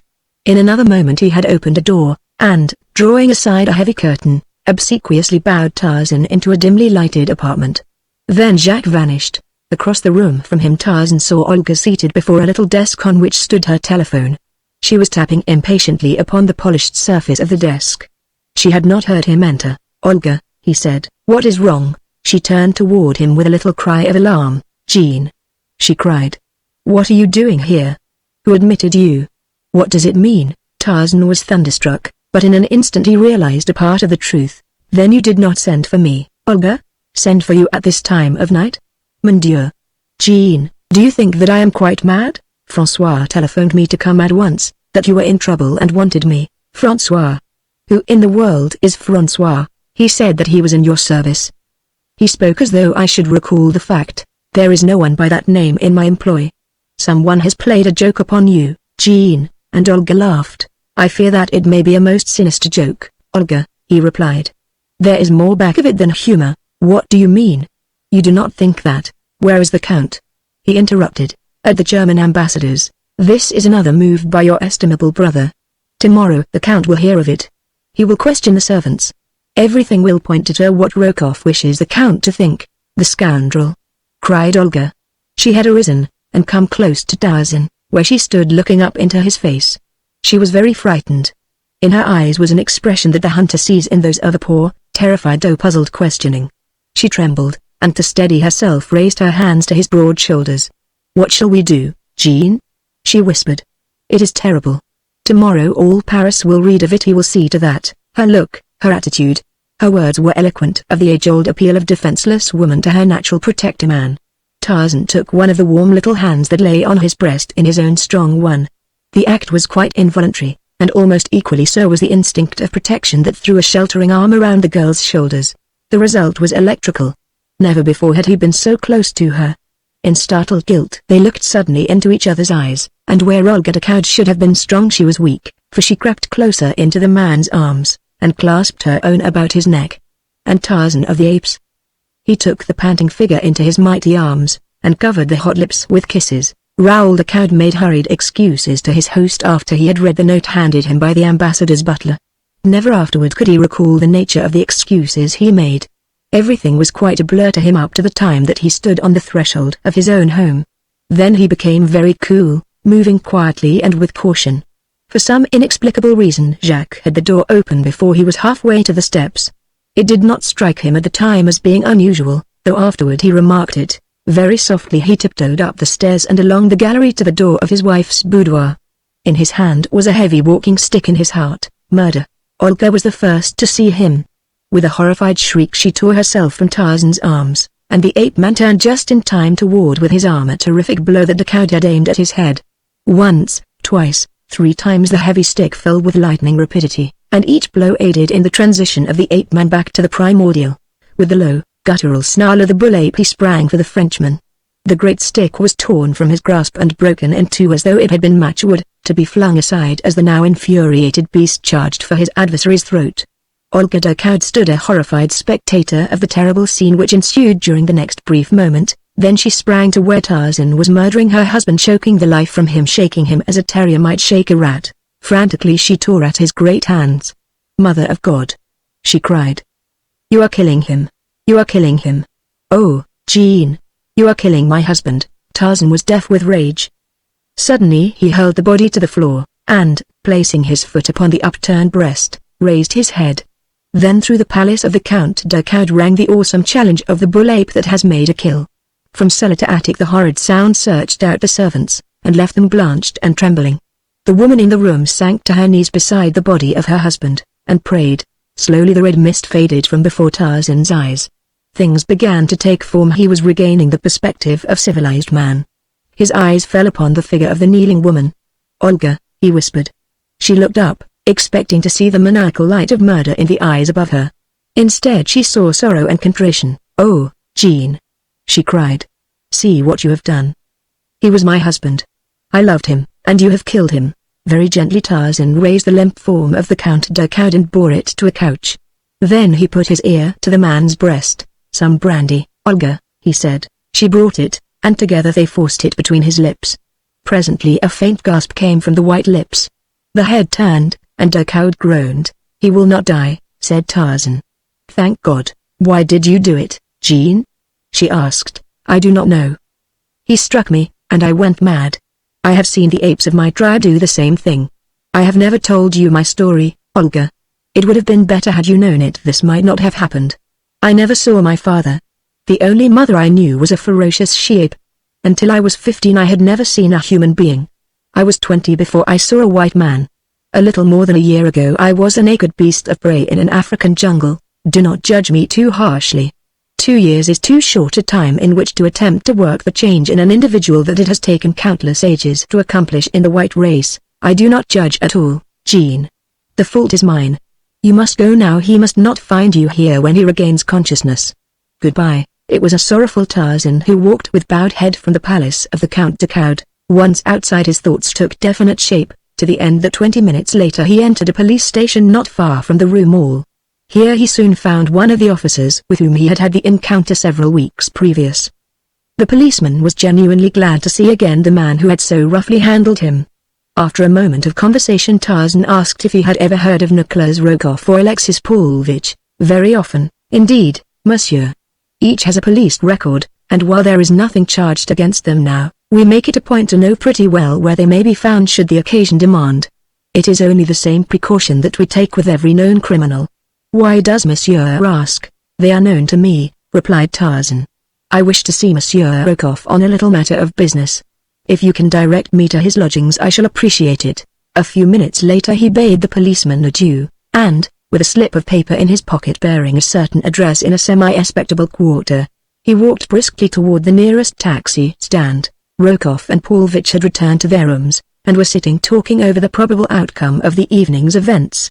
They had telephoned to the offices of 2 of the morning papers from which they momentarily expected representatives to hear the first report of the scandal that was to stir social Paris on the morrow. A heavy step sounded on the stairway. "Ah, but these newspaper men are prompt," exclaimed Rokoff, and as a knock fell upon the door of their room, "Enter, monsieur." The smile of welcome froze upon the Russian's face as he looked into the hard, grey eyes of his visitor. "Name of a name!" he shouted, springing to his feet. "What brings you here? Sit down," said Tarzan, so low that the men could barely catch the words, but in a tone that brought Rokoff to his chair, and kept Paulvitch in his. "You know what has brought me here," he continued, in the same low tone. "It should be to kill you. But because you are Olga de Coude's brother I shall not do that now. I shall give you a chance for your lives. Paulvitch does not count much. He is merely a stupid, foolish little tool, and so I shall not kill him so long as I permit you to live. Before I leave you two alive in this room you will have done 2 things. The first will be to write a full confession of your connection with tonight's plot and sign it. The second will be to promise me upon pain of death that you will permit no word of this affair to get into the newspapers. If you do not do both, neither of you will be alive when I pass next through that doorway. Do you understand? And, without waiting for a reply, make haste, there is ink before you, and paper and a pen." Rokoff assumed a truculent air, attempting by bravado to show how little he feared Tarzan's threats. An instant later he felt the ape-man's steel fingers at his throat, and Paulvitch, who attempted to dodge them and reach the door, was lifted completely off the floor, and hurled senseless into a corner.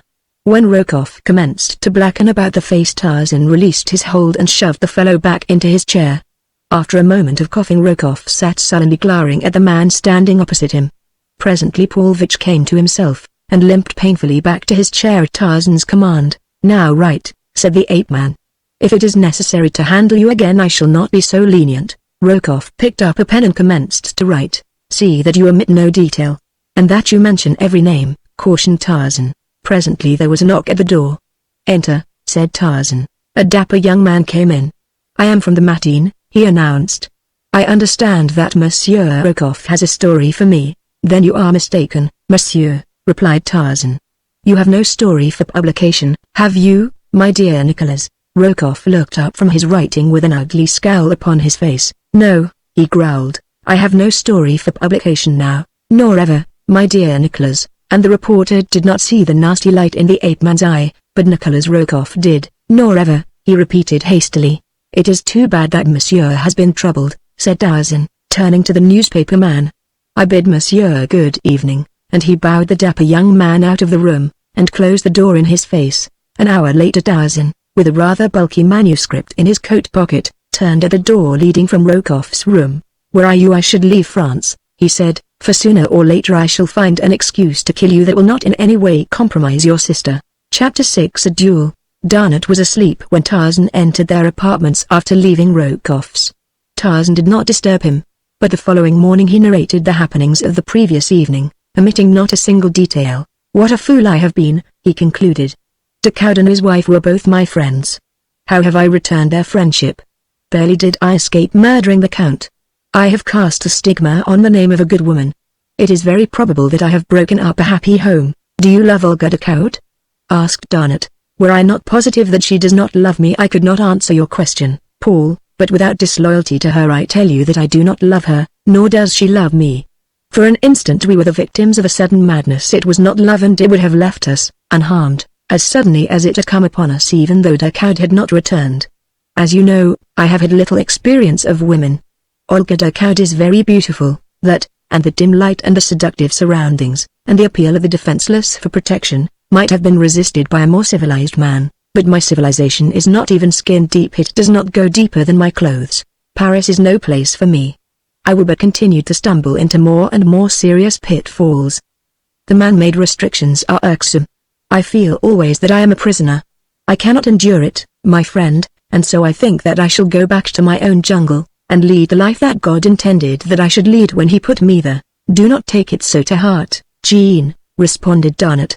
You have acquitted yourself much better than most civilized men would have under similar circumstances. As to leaving Paris at this time, I rather think that Raoul Decoud may be expected to have something to say on that subject before long. Nor was Darnot mistaken. A week later Monsieur Flaubert was announced about 11 in the morning, as Darnot and Tarzan were breakfasting. Monsieur Flaubert was an impressively polite gentleman. With many low bows he delivered Monsieur le Count Decoud's challenge to Monsieur Tarzan. Would Monsieur be so very kind as to arrange to have a friend meet Monsieur Flaubert at as early an hour as convenient, that the details might be arranged to the mutual satisfaction of all concerned? Certainly. Monsieur Tarzan would be delighted to place his interests unreservedly in the hands of his friend, Lieutenant Darnot. And so it was arranged that Darnot was to call on Monsieur Flaubert at 2 that afternoon, and the polite Monsieur Flaubert, with many bows, left them. When they were again alone Darnot looked quizzically at Tarzan. Well? He said. Now to my sins I must add murder, or else myself be killed, said Tarzan. I am progressing rapidly in the ways of my civilized brothers. What weapons shall you select? Asked Darnot. Decoud is accredited with being a master with the sword, and a splendid shot. I might then choose poisoned arrows at 20 paces, or spears at the same distance, laughed Tarzan. Make it pistols, Paul, he will kill you, Jean. I have no doubt of it, replied Tarzan. I must die some day. We had better make it swords, said Darnot. He will be satisfied with wounding you, and there is less danger of a mortal wound. Pistols, said Tarzan, with finality. Darnot tried to argue him out of it, but without avail, so pistols it was. Darnot returned from his conference with Monsieur Flaubert shortly after 4. It is all arranged, he said. Everything is satisfactory. Tomorrow morning at daylight there is a secluded spot on the road not far from Étampes. For some personal reason Monsieur Flaubert preferred it. I did not demur. Good, was Tarzan's only comment. He did not refer to the matter again even indirectly. That night he wrote several letters before he retired. After sealing and addressing them he placed them all in an envelope addressed to Darnot. As he undressed Darnot heard him humming a music-hall ditty. The Frenchman swore under his breath. He was very unhappy, for he was positive that when the sun rose the next morning it would look down upon a dead Tarzan. It grated upon him to see Tarzan so unconcerned. This is a most uncivilized hour for people to kill each other, remarked the ape-man when he had been routed out of a comfortable bed in the blackness of the early morning hours. He had slept well, and so it seemed that his head scarcely touched the pillow ere his man deferentially aroused him. His remark was addressed to Darnot, who stood fully dressed in the doorway of Tarzan's bedroom. Darnot had scarcely slept at all during the night. He was nervous, and therefore inclined to be irritable. I presume you slept like a baby all night, he said. Tarzan laughed. From your tone, Paul, I infer that you rather harbor the fact against me. I could not help it, really. No, Jean, it is not that, replied Darnot, himself smiling. But you take the entire matter with such infernal indifference it is exasperating. One would think that you were going out to shoot at a target, rather than to face one of the best shots in France. Tarzan shrugged his shoulders. I am going out to expiate a great wrong, Paul. A very necessary feature of the expiation is the marksmanship of my opponent. Wherefore, then, should I be dissatisfied? Have you not yourself told me that Count Decoud is a splendid marksman? You mean that you hope to be killed? Exclaimed Darnot, in horror. I cannot say that I hope to be, but you must admit that there is little reason to believe that I shall not be killed." Had Garnet known the thing that was in the ape-man's mind that had been in his mind almost from the first intimation that Decoud would call him to account on the field of honor, he would have been even more horrified than he was. In silence they entered Garnet's great car, and in similar silence they sped over the dim road that leads to Étampes. Each man was occupied with his own thoughts. Garnet's were very mournful, for he was genuinely fond of Tarzan. The great friendship which had sprung up between these two men whose lives and training had been so widely different had but been strengthened by association, for they were both men to whom the same high ideals of manhood, of personal courage, and of honor appealed with equal force. They could understand one another, and each could be proud of the friendship of the other. Tarzan of the Apes was wrapped in thoughts of the past, pleasant memories of the happier occasions of his lost jungle life. He recalled the countless boyhood hours that he had spent cross-legged upon the table in his dead father's cabin, his little brown body bent over one of the fascinating picture books from which, unaided, he had gleaned the secret of the printed language long before the sounds of human speech fell upon his ears. A smile of contentment softened his strong face as he thought of that day of days that he had had alone with Jane Porter in the heart of his primeval forest. Presently his reminiscences were broken in upon by the stopping of the car. They were at their destination. Tarzan's mind returned to the affairs of the moment. He knew that he was about to die, but there was no fear of death in him. To a denizen of the cruel jungle, death is a commonplace. The first law of nature compels them to cling tenaciously to life, to fight for it, but it does not teach them to fear death. Garnet and Tarzan were first upon the field of honor. A moment later Decoud, Monsieur Flaubert, and a third gentleman arrived. The last was introduced to Garnet and Tarzan. He was a physician. Garnet and Monsieur Flaubert spoke together in whispers for a brief time. The Count Decoud and Tarzan stood apart at opposite sides of the field. Presently the seconds summoned them. Garnet and Monsieur Flaubert had examined both pistols. The two men who were to face each other a moment later stood silently while Monsieur Flaubert recited the conditions they were to observe. They were to stand back to back. At a signal from Monsieur Flaubert they were to walk in opposite directions, their pistols hanging by their sides. When each had proceeded 10 paces Garnet was to give the final signal, then they were to turn and fire at will until one fell, or each had expended the 3 shots allowed. While Monsieur Flaubert spoke, Tarzan selected a cigarette from his case, and lighted it. Decoud was the personification of coolness. Was he not the best shot in France? Presently Monsieur Flaubert nodded to Garnet, and each man placed his principal in position. "Are you quite ready, gentlemen?" asked Monsieur Flaubert.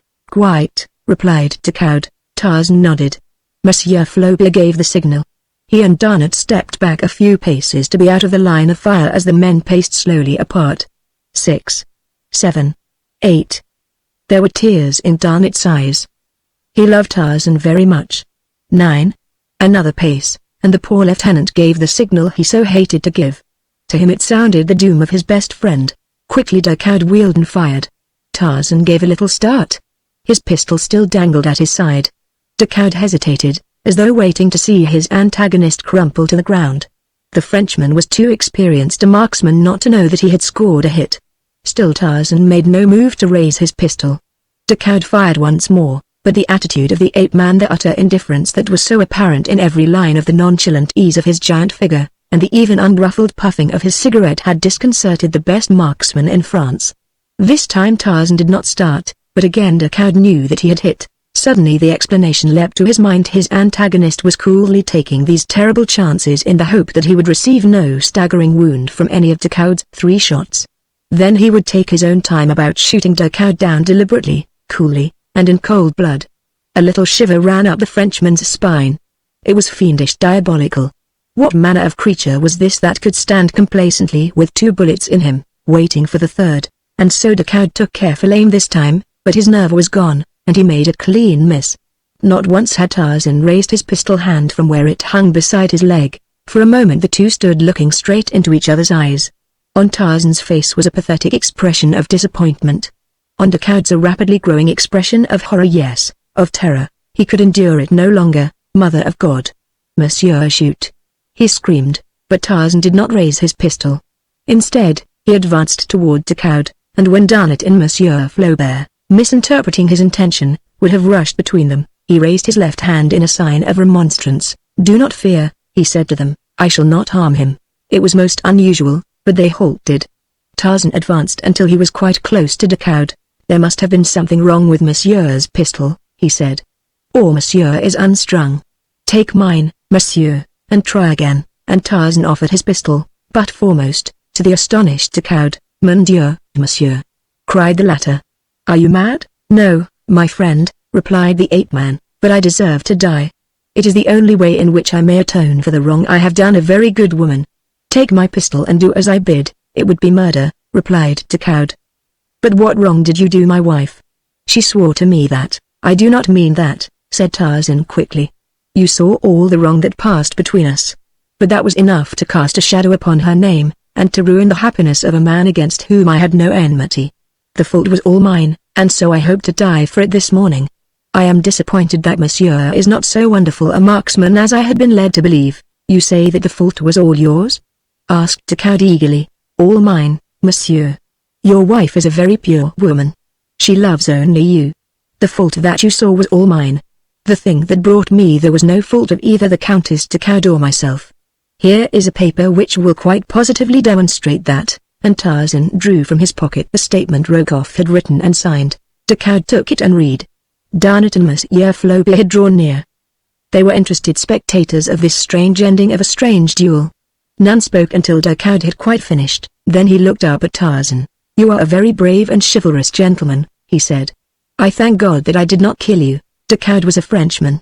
Frenchmen are impulsive. He threw his arms about Tarzan and embraced him. Monsieur Flaubert embraced Darnot. There was no one to embrace the doctor. So possibly it was pique which prompted him to interfere, and demand that he be permitted to dress Tarzan's wounds. "This gentleman was hit once at least," he said. "Possibly thrice, twice," said Tarzan. "Once in the left shoulder, and again in the left side, both flesh wounds, I think." But the doctor insisted upon stretching him upon the sward, and tinkering with him until the wounds were cleansed and the flow of blood checked. One result of the duel was that they all rode back to Paris together in Darnot's car, the best of friends. Decoud was so relieved to have had this double assurance of his wife's loyalty that he felt no rancor at all toward Tarzan. It is true that the latter had assumed much more of the fault than was rightly his. But if he lied a little he may be excused, for he lied in the service of a woman, and he lied like a gentleman. The ape-man was confined to his bed for several days. He felt that it was foolish and unnecessary. But the doctor and Darnot took the matter so to heart that he gave in to please them, though it made him laugh to think of it. "It is droll," he said to Darnot, "to lie abed because of a pinprick. Why, when Bolgani, the king gorilla, tore me almost to pieces, while I was still but a little boy, did I have a nice soft bed to lie on? No, only the damp, rotting vegetation of the jungle. Hidden beneath some friendly bush I lay for days and weeks with only Kala to nurse me, poor, faithful Kala, who kept the insects from my wounds and warned off the beasts of prey. When I called for water she brought it to me in her own mouth, the only way she knew to carry it. There was no sterilized gauze, there was no antiseptic bandage, there was nothing that would not have driven our dear doctor mad to have seen. Yet I recovered to lie in bed because of a tiny scratch that one of the jungle folk would scarce realize unless it were upon the end of his nose. But the time was soon over, and before he realized it Tarzan found himself abroad again. Several times Decoud had called, and when he found that Tarzan was anxious for employment of some nature he promised to see what could be done to find a berth for him. It was the first day that Tarzan was permitted to go out that he received a message from Decoud requesting him to call at the Count's office that afternoon. He found Decoud awaiting him with a very pleasant welcome, and a sincere congratulation that he was once more upon his feet. Neither had ever mentioned the duel or the cause of it since that morning upon the field of honor. "I think that I have found just the thing for you, Monsieur Tarzan," said the Count. "It is a position of much trust and responsibility, which also requires considerably physical courage and prowess. I cannot imagine a man better fitted than you, my dear Monsieur Tarzan, for this very position. It will necessitate travel, and later it may lead to a very much better post, possibly in the diplomatic service. At first, for a short time only, you will be a special agent in the service of the Ministry of War.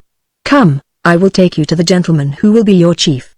He can explain the duties better than I, and then you will be in a position to judge if you wish to accept or no." Decoud himself escorted Tarzan to the office of General Rochier, the chief of the bureau to which Tarzan would be attached if he accepted the position. There the Count left him, after a glowing description to the general of the many attributes possessed by the ape-man which should fit him for the work of the service. A half hour later Tarzan walked out of the office the possessor of the first position he had ever held. On the morrow he was to return for further instructions, though General Rocher had made it quite plain that Tarzan might prepare to leave Paris for an almost indefinite period, possibly on the morrow.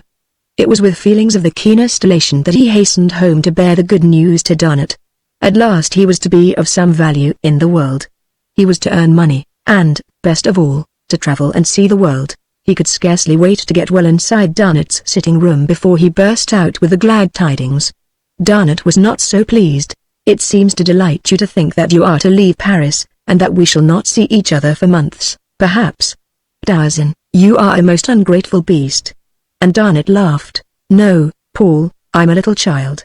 I have a new toy, and I am tickled to death." And so it came that on the following day Tarzan left Paris en route for Marseille and Oran. Chapter 7 The Dancing Girl of Sidi Aissa. Tarzan's first mission did not bid fair to be either exciting or vastly important. There was a certain lieutenant of Spahis whom the government had reason to suspect of improper relations with a great European power. This Lieutenant Gurnois, who was at present stationed at Sidi Bel Abs, had recently been attached to the general staff, where certain information of great military value had come into his possession in the ordinary routine of his duties. It was this information which the government suspected the great power was bartering for with the officer. It was at most but a vague hint dropped by a certain notorious Parisian in a jealous mood that had caused suspicion to rest upon the lieutenant. But general staffs are jealous of their secrets, and treason so serious a thing that even a hint of it may not be safely neglected. And so it was that Tarzan had come to Algeria in the guise of an American hunter and traveler to keep a close eye upon Lieutenant Gurnois. He had looked forward with keen delight to again seeing his beloved Africa, but this northern aspect of it was so different from his tropical jungle home that he might as well have been back in Paris for all the heart thrills of homecoming that he experienced. At Oran he spent a day wandering through the narrow, crooked alleys of the Arab quarter enjoying the strange, new sights. The next day found him at Sidi Bel Abs, where he presented his letters of introduction to both civil and military authorities, letters which gave no clue to the real significance of his mission. Tarzan possessed a sufficient command of English to enable him to pass among Arabs and Frenchmen as an American, and that was all that was required of it. When he met an Englishman he spoke French in order that he might not betray himself, but occasionally talked in English to foreigners who understood that tongue, but could not note the slight imperfections of accent and pronunciation that were his. Here he became acquainted with many of the French officers, and soon became a favorite among them. He met Gurnois, whom he found to be a taciturn, dyspeptic-looking man of about 40, having little or no social intercourse with his fellows. For a month nothing of moment occurred. Gurnois apparently had no visitors, nor did he on his occasional visits to the town hold communication with any who might even by the wildest flight of imagination be construed into secret agents of a foreign power. Tarzan was beginning to hope that, after all, the rumor might have been false, when suddenly Gurnois was ordered to Busada in the Petite Sahara far to the south. A company of Spahis and 3 officers were to relieve another company already stationed there. Fortunately one of the officers, Captain Gerard, has become an excellent friend of Tarzan's, and so when the ape-man suggested that he should embrace the opportunity of accompanying him to Busada, where he expected to find hunting, it caused not the slightest suspicion. At Buira the detachment detrained, and the balance of the journey was made in the saddle. As Tarzan was dickering at Buira for a mount he caught a brief glimpse of a man in European clothes eyeing him from the doorway of a native coffee-house. But as Tarzan looked the man turned and entered the little, low-ceilinged mud hut, and but for a haunting impression that there had been something familiar about the face or figure of the fellow, Tarzan gave the matter no further thought. The march to Maule was fatiguing to Tarzan, whose equestrian experiences hitherto had been confined to a course of riding lessons in a Parisian academy. And so it was that he quickly sought the comforts of a bed in the Hotel Grosat, while the officers and troops took up their quarters at the military post. Although Tarzan was called early the following morning, the company of Spahis was on the march before he had finished his breakfast. He was hurrying through his meal that the soldiers might not get too far in advance of him when he glanced through the door connecting the dining room with the bar. To his surprise, he saw Gurnois standing there in conversation with a very stranger he had seen in the coffee house at Buira the day previous. He could not be mistaken, for there was the same strangely familiar attitude and figure, though the man's back was toward him. As his eyes lingered on the two, Gurnois looked up and caught the intent expression on Tarzan's face. The stranger was talking in a low whisper at the time, but the French officer immediately interrupted him, and the two at once turned away and passed out of the range of Tarzan's vision. This was the first suspicious occurrence that Tarzan had ever witnessed in connection with Gurnois' actions, but he was positive that the men had left the barroom solely because Gurnoys had caught Tarzan's eyes upon them. Then there was the persistent impression of familiarity about the stranger to further augment the ape-man's belief that here at length was something which would bear watching. A moment later Tarzan entered the barroom, but the men had left, nor did he see aught of them in the street beyond, though he found a pretext to ride to various shops before he set out after the column which had now considerable start of him. He did not overtake them until he reached Sidi Isa shortly after noon, where the soldiers had halted for an hour's rest. Here he found Gurnoys with a column, but there was no sign of the stranger. It was market day at Sidi Isa, and the numberless caravans of camels coming in from the desert, and the crowds of bickering Arabs in the marketplace, filled Tarzan with a consuming desire to remain for a day that he might see more of these sons of the desert. Thus it was that the company of Spahis marched on that afternoon toward Busada without him. He spent the hours until dark wandering about the market in company with a youthful Arab, one Abdul, who had been recommended to him by the innkeeper as a trustworthy servant and interpreter. Here Tarzan purchased a better mount than the one he had selected at Buira, and, entering into conversation with a stately Arab to whom the animal had belonged, learned that the seller was Kador Ben Saden, sheikh of a desert tribes far south of Jelfa. Through Abdul, Tarzan invited his new acquaintance to dine with him. As the three were making their way through the crowds of marketers, camels, donkeys, and horses that filled the marketplace with a confusing babel of sounds, Abdul plucked at Tarzan's sleeve. "Look, master, behind us," and he turned, pointing at a figure which disappeared behind the camel as Tarzan turned. "He has been following us about all afternoon," continued Abdul. "I caught only a glimpse of an Arab in a dark blue burnous and white turban," replied Tarzan. "Is it he you mean?" "Yes. I suspected him because he seems a stranger here, without other business than following us, which is not the way of the Arab who is honest, and also because he keeps the lower part of his face hidden, only his eyes showing. He must be a bad man, or he would have honest business of his own to occupy his time." "He is on the wrong scent then, Abdul," replied Tarzan, "for no one here can have any grievance against me. This is my first visit to your country, and none knows me. He will soon discover his error, and cease to follow us, unless he be bent on robbery," returned Abdul. "Then all we can do is wait until he is ready to try his hand upon us," laughed Tarzan, "and I warrant that he will get his belly full of robbing now that we are prepared for him," and so he dismissed the subject from his mind, though he was destined to recall it before many hours through a most unlooked-for occurrence. Kador Ben Saden, having dined well, prepared to take leave of his host. With dignified protestations of friendship, he invited Tarzan to visit him in his wild domain, where the antelope, the stag, the boar, the panther, and the lion might still be found in sufficient numbers to tempt an ardent huntsman. On his departure the ape-man, with Abdul, wandered again into the streets of Sidi Isa, where he was soon attracted by the wild din of sound coming from the open doorway of one of the numerous cafes Moors. It was after 8, and the dancing was in full swing as Tarzan entered. The room was filled to repletion with Arabs. All were smoking, and drinking their thick, hot coffee. Tarzan and Abdul found seats near the center of the room, though the terrific noise produced by the musicians upon their Arab drums and pipes would have rendered a seat farther from them more acceptable to the quiet-loving ape-man. A rather good-looking old nail was dancing, and, perceiving Tarzan's European clothes, and scenting a generous gratuity, she threw her silken handkerchief upon his shoulder, to be rewarded with a franc. When her place upon the floor had been taken by another, the bright-eyed Abdul saw her in conversation with two Arabs at the far side of the room, near a side door that led upon an inner court, around the gallery of which were the rooms occupied by the girls who danced in this cafe. At first he thought nothing of the matter, but presently he noticed from the corner of his eye one of the men nod in their direction, and the girl turn and shoot a furtive glance at Tarzan. Then the Arabs melted through the doorway into the darkness of the court. When it came again the girl's turn to dance, she hovered close to Tarzan, and for the ape-man alone were her sweetest smiles. Many an ugly scowl was cast upon the tall European by swarthy, dark-eyed sons of the desert, but neither smiles nor scowls produced any outwardly visible effect upon him. Again the girl cast her handkerchief upon his shoulder, and again was she rewarded with a franc piece. As she was sticking it upon her forehead, after the custom of her kind, she bent low toward Tarzan, whispering a quick word in his ear. "There are two without in the court," she said quickly, in broken French, "who would harm you. At first I promised to lure you to them, but you have been kind, and I cannot do it. Go quickly, before they find that I have failed them. I think that they are very bad men." Tarzan thanked the girl, assuring her that he would be careful, and, Having finished her dance, she crossed to the little doorway and went out into the court. But Tarzan did not leave the cafe as she had urged. For another half hour nothing unusual occurred, then a surly-looking Arab entered the cafe from the street. He stood near Tarzan, where he deliberately made insulting remarks about the European, but as they were in his native tongue Tarzan was entirely innocent of their purport until Abdul took it upon himself to enlighten him. "This fellow is looking for trouble," warned Abdul. "He is not alone. In fact, in case of a disturbance, nearly every man here would be against you. It would be better to leave quietly, master.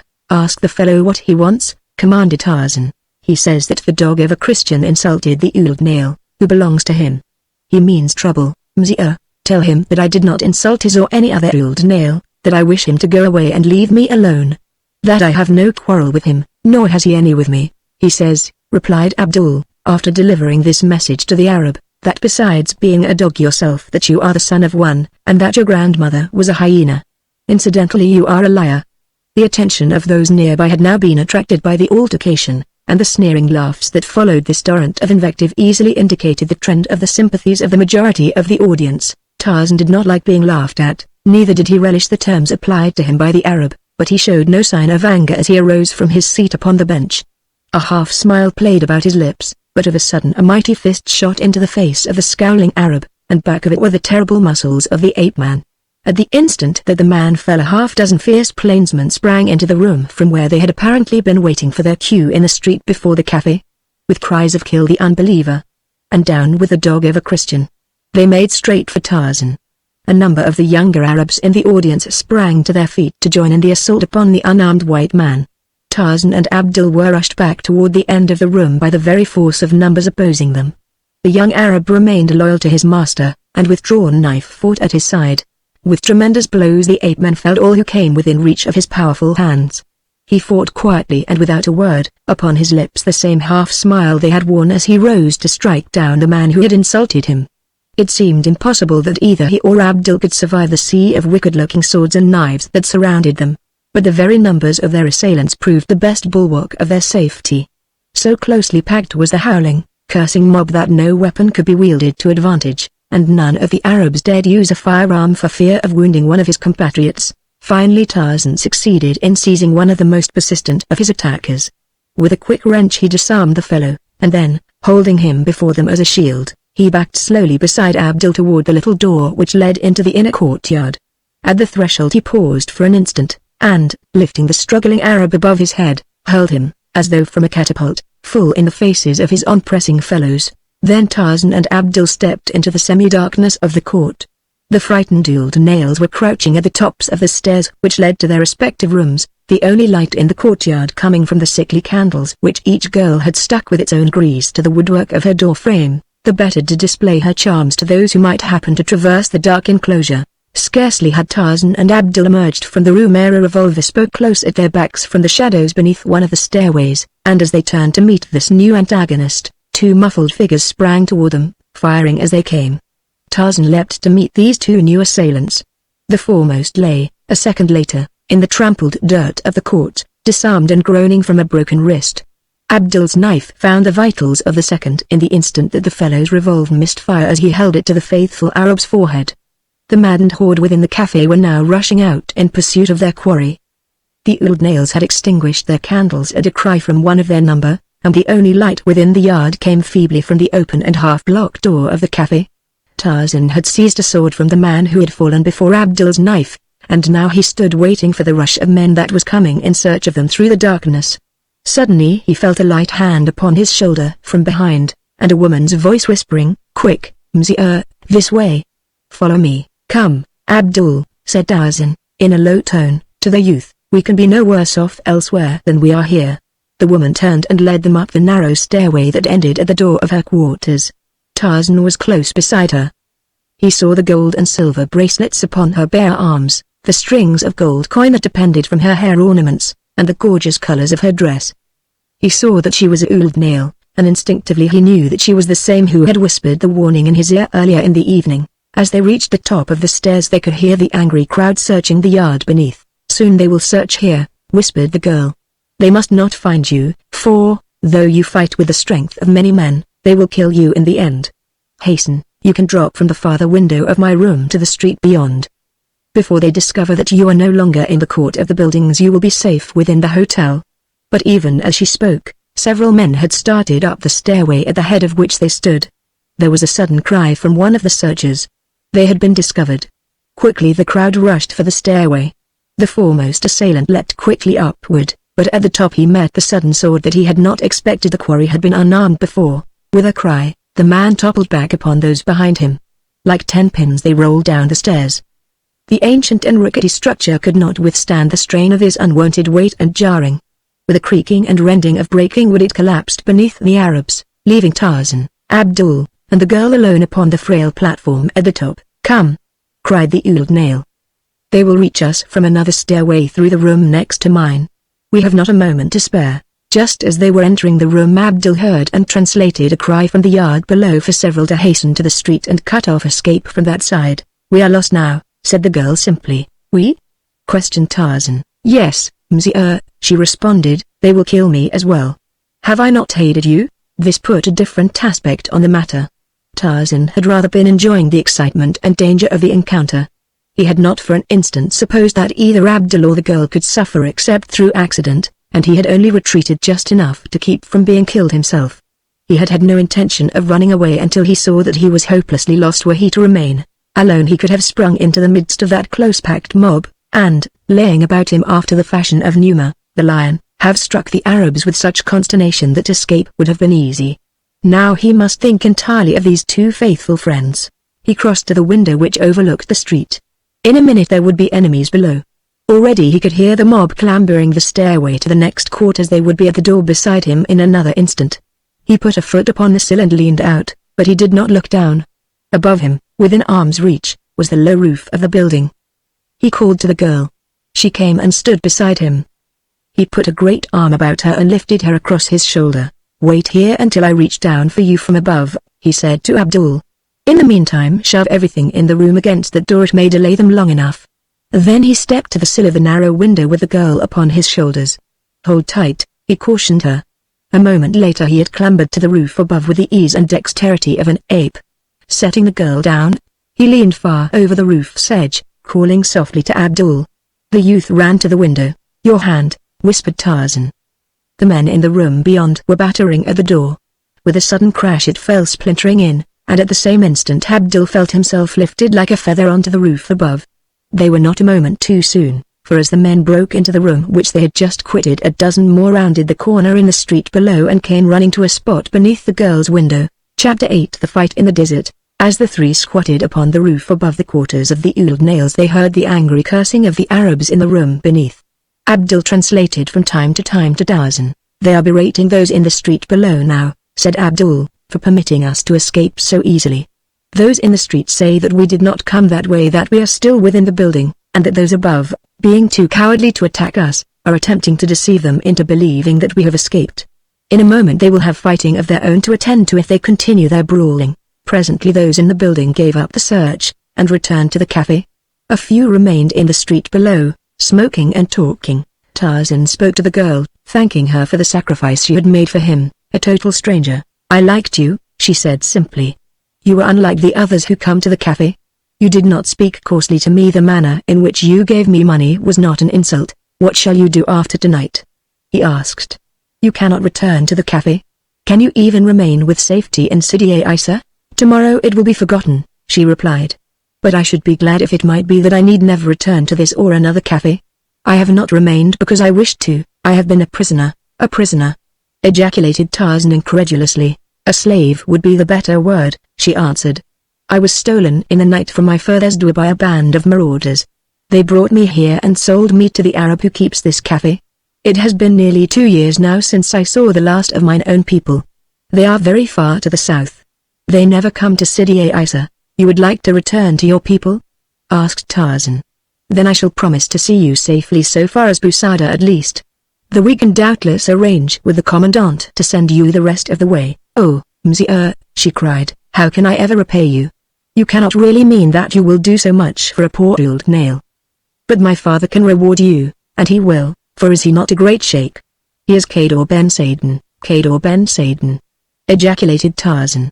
"Why, Kador Ben Saden is in Sidi Isa this very night.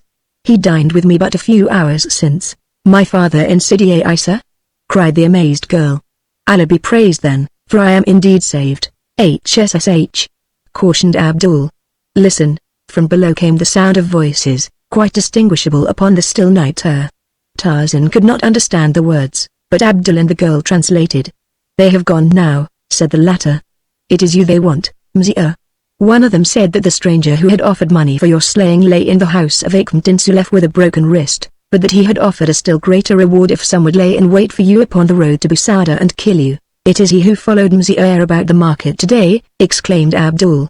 I saw him again within the cafe, him and another, and the two went out into the inner court after talking with this girl here. It was they who attacked and fired upon us, as we came out of the cafe. Why do they wish to kill you, Mzia? I do not know, replied Tarzan, and then, after a pause, but he did not finish, for the thought that had come to his mind, while it seemed the only reasonable solution of the mystery, appeared at the same time quite improbable. Presently the men in the street went away. The courtyard and the cafe were deserted. Cautiously Tarzan lowered himself to the sill of the girl's window. The room was empty. He returned to the roof and let Abdul down, then he lowered the girl to the arms of the waiting Arab. From the window Abdul dropped the short distance to the street below, while Tarzan took the girl in his arms and leapt down as he had done on so many other occasions in his own forest with a burden in his arms. A little cry of alarm was startled from the girl's lips, but Tarzan landed in the street with but an imperceptible jar, and lowered her in safety to her feet. She clung to him for a moment. How strong Mzia is, and how active, she cried. Eladra, the Black Lion, himself is not more so. I should like to meet this Eladra of yours, he said. I have heard much about him. And you come to the door of my father, you shall see him, said the girl. He lives in a spur of the mountains north of us, and comes down from his lair at night to rob my father's tour. With a single blow of his mighty paw he crushes the skull of a bull, and woe betide the belated wayfarer who meets Eladra abroad at night. Without further mishap they reached the hotel. The sleepy landlord objected strenuously to instituting a search for Kador Ben Saden until the following morning, but a piece of gold put a different aspect on the matter, so that a few moments later a servant had started to make the rounds of the lesser native hostelries where it might be expected that a desert sheikh would find congenial associations. Tarzan had felt it necessary to find the girl's father that night, for fear he might start on his homeward journey too early in the morning to be intercepted. They had waited perhaps half an hour when the messenger returned with Kador Ben Saden. The old sheikh entered the room with a questioning expression upon his proud face. Monsieur has done me the honor to, he commenced, and then his eyes fell upon the girl. With outstretched arms he crossed the room to meet her. My daughter? He cried. Allah is merciful. And tears dimmed the martial eyes of the old warrior. When the story of her abduction and her final rescue had been told to Kador Ben Saden he extended his hand to Tarzan. All that is Kador Ben Saden's is thine, my friend, even to his life, he said very simply, but Tarzan knew that those were no idle words. It was decided that although three of them would have to ride after practically no sleep, it would be best to make an early start in the morning, and attempt to ride all the way to Busada in one day.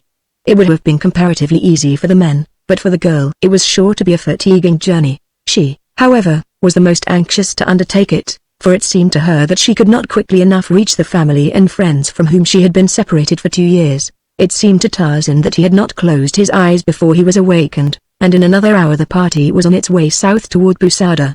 For a few miles the road was good, and they made rapid progress, but suddenly it became only a waste of sand, into which the horses sank fetlock deep at nearly every step. In addition to Tarzan, Abdul, the sheikh, and his daughter were 4 of the wild plainsmen of the sheikh's tribe who had accompanied him upon the trip to Sidi Isa. Thus, 7 guns strong, they entertained little fear of attack by day, and if all went well they should reach Busada before nightfall. A brisk wind enveloped them in the blowing sand of the desert, until Tarzan's lips were parched and cracked. What little he could see of the surrounding country was far from alluring, a vast expanse of rough country, rolling in little, barren hillocks, and tufted here and there with clumps of dreary shrub. Far to the south rose the dim lines of the Saharan Atlas range. How different, thought Tarzan, from the gorgeous Africa of his boyhood. Abdul, always on the alert, looked backward quite as often as he did ahead. At the top of each hillock that they mounted he would draw in his horse and, turning, scan the country to the rear with utmost care. At last his scrutiny was rewarded. Look! He cried. There are 6 horsemen behind us. "Your friends of last evening, no doubt, monsieur," remarked Cador Ben Saden dryly to Tarzan. "No doubt," replied the ape-man.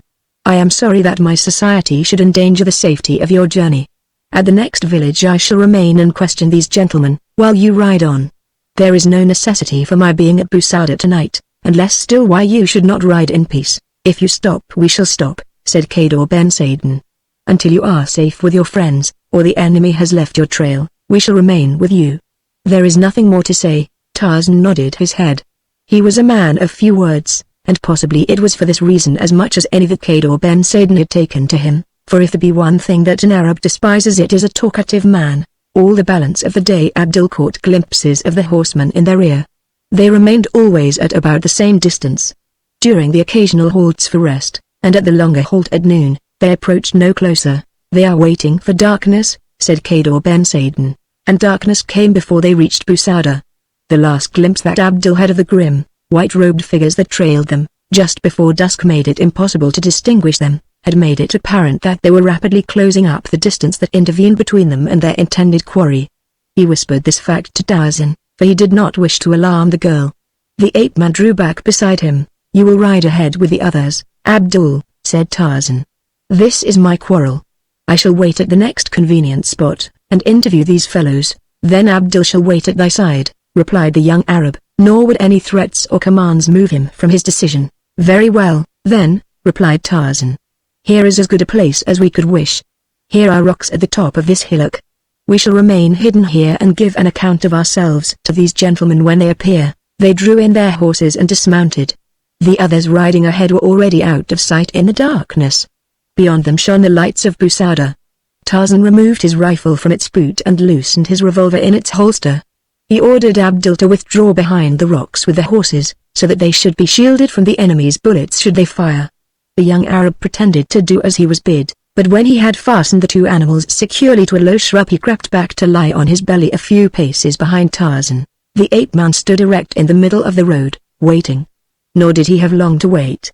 The sound of galloping horses came suddenly out of the darkness below him, and a moment later he discerned the moving blotches of lighter color against the solid background of the night. "Halt," he cried, "or we fire." The white figures came to a sudden stop, and for a moment there was silence. Then came the sound of a whispered counsel, and like ghosts the phantom riders dispersed in all directions. Again the desert lay still about him, yet it was an ominous stillness that foreboded evil. Abdul raised himself to one knee.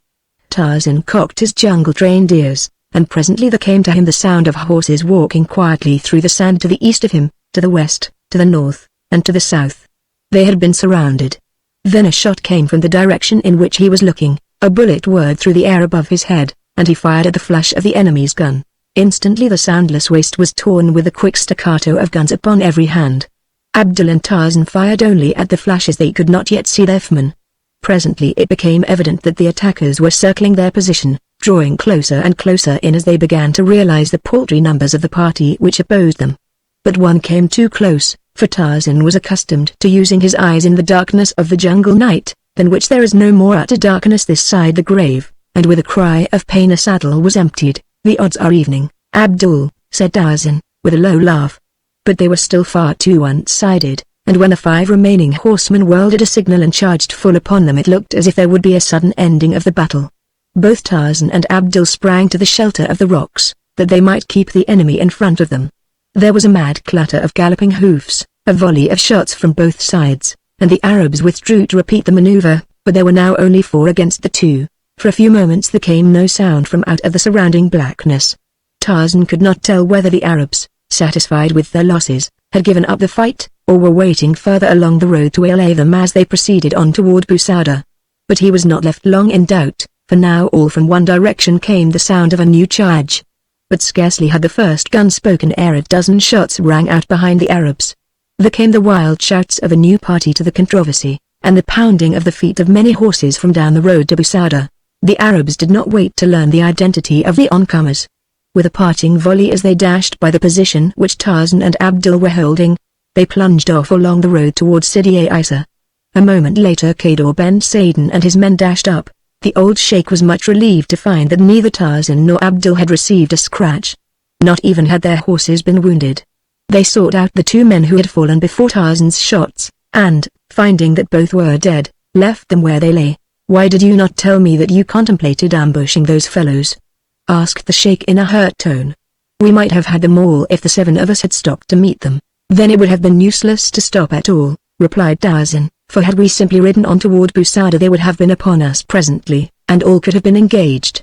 It was to prevent the transfer of my own quarrel to another's shoulders that Abdul and I stopped off to question them. Then there is your daughter. I could not be the cause of exposing her needlessly to the marksmanship of 6 men." Khadr Ben Saden shrugged his shoulders. He did not relish having been cheated out of a fight. The little battle so close to Busada had drawn out a company of soldiers. Tarzan and his party met them just outside the town. The officer in charge halted them to learn the significance of the shots. "A handful of marauders," replied Khadr Ben Saden. "They attacked 2 of our number who had dropped behind, but when we returned to them the fellows soon dispersed. They left 2 dead. None of my party was injured." This seemed to satisfy the officer, and after taking the names of the party he marched his men on toward the scene of the skirmish to bring back the dead men for purposes of identification, if possible. 2 days later, Khadr Ben Saden, with his daughter and followers, rode south through the pass below Busada, bound for their home in the far wilderness.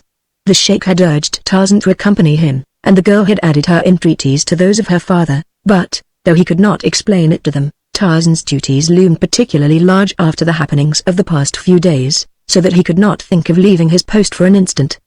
But he promised to come later if it lay within his power to do so, and they had to content themselves with that assurance. During these 2 days Tarzan had spent practically all his time with Khadr Ben Saden and his daughter. He was keenly interested in this race of stern and dignified warriors, and embraced the opportunity which their friendship offered to learn what he could of their lives and customs. He even commenced to acquire the rudiments of their language under the pleasant tutorage of the brown-eyed girl. It was with real regret that he saw them depart, and he sat his horse at the opening to the pass, as far as which he had accompanied them, gazing after the little party as long as he could catch a glimpse of them. Here were people after his own heart. Their wild, rough lives, filled with danger and hardship, appealed to this half-savage man as nothing had appealed to him in the midst of the effeminate civilization of the great cities he had visited. Here was a life that excelled even that of the jungle, for here he might have the society of men, real men whom he could honor and respect, and yet be near to the wild nature that he loved. In his head revolved an idea that when he had completed his mission he would resign and return to live for the remainder of his life with the tribe of Khadr Ben Saden. Then he turned his horse's head and rode slowly back to Busada. The front of the Hotel du Petit Sahara, where Tarzan stopped in Busada, is taken up with a bar, 2 dining rooms, and the kitchens. Both of the dining rooms open directly off the bar, and one of them is reserved for the use of the officers of the garrison. As you stand in the bar room you may look into either of the dining rooms if you wish. It was to the bar that Tarzan repaired after speeding Khadr Ben Saden and his party on their way. It was yet early in the morning, for Khadr Ben Saden had elected to ride fur that day, so that it happened that when Tarzan returned there were guests still at breakfast. As his casual glance wandered into the officers' dining room, Tarzan saw something which brought a look of interest to his eyes. Lieutenant Gurnois was sitting there, and as Tarzan looked a white-robed Arab approached and, bending, whispered a few words into the lieutenant's ear. Then he passed on out of the building through another door. In itself the thing was nothing, but as the man had stooped to speak to the officer, Tarzan had caught sight of something which the accidental parting of the man's burnous had revealed. He carried his left arm in a sling. Chapter 9 Numa Eladra. On the same day that Khadr Ben Saden rode south the diligence from the north brought Tarzan a letter from Darnat which had been forwarded from Sidi Belabs. It opened the old wound that Tarzan would have been glad to have forgotten, yet he was not sorry that Darnat had written, for one at least of his subjects could never cease to interest the ape-man. Here is the letter. My dear Jean, since last I wrote you I have been across to London on a matter of business. I was there but 3 days. The very first day I came upon an old friend of yours quite unexpectedly in Henrietta Street. Now you never in the world would guess whom. None other than Mr. Samuel T. Philander. But it is true. I can see your look of incredulity. Nor is this all. He insisted that I return to the hotel with him, and there I found the others, Professor Archimedes Q. Porter, Miss Porter, and that enormous black woman, Miss Porter's maid Esmeralda, you will recall. While I was there, Clayton came in. They are to be married soon, or rather sooner. For I rather suspect that we shall receive announcements almost any day. On account of his father's death it is to be a very quiet affair, only blood relatives, While I was alone with Mr. Philander, the old fellow became rather confidential. Said Miss Porter had already postponed the wedding, on 3 different occasions. He confided that it appeared to him that she was not particularly anxious to marry Clayton at all, but this time it seems that it is quite likely to go through. Of course they all asked after you, but I respected your wishes in the matter of your true origin, and only spoke to them of your present affairs. Miss Porter was especially interested in everything I had to say about you, and asked many questions. I am afraid I took a rather unchivalrous delight in picturing your desire and resolve to go back, eventually, to your native jungle. I was sorry afterward, for it did seem to cause her real anguish to contemplate the awful dangers to which you wished to return. And yet, she said, I do not know. There are more unhappy fates than the grim and terrible jungle presents to Monsieur Tarzan. At least his conscience will be free from remorse. And there are moments of quiet and restfulness by day, and vistas of exquisite beauty.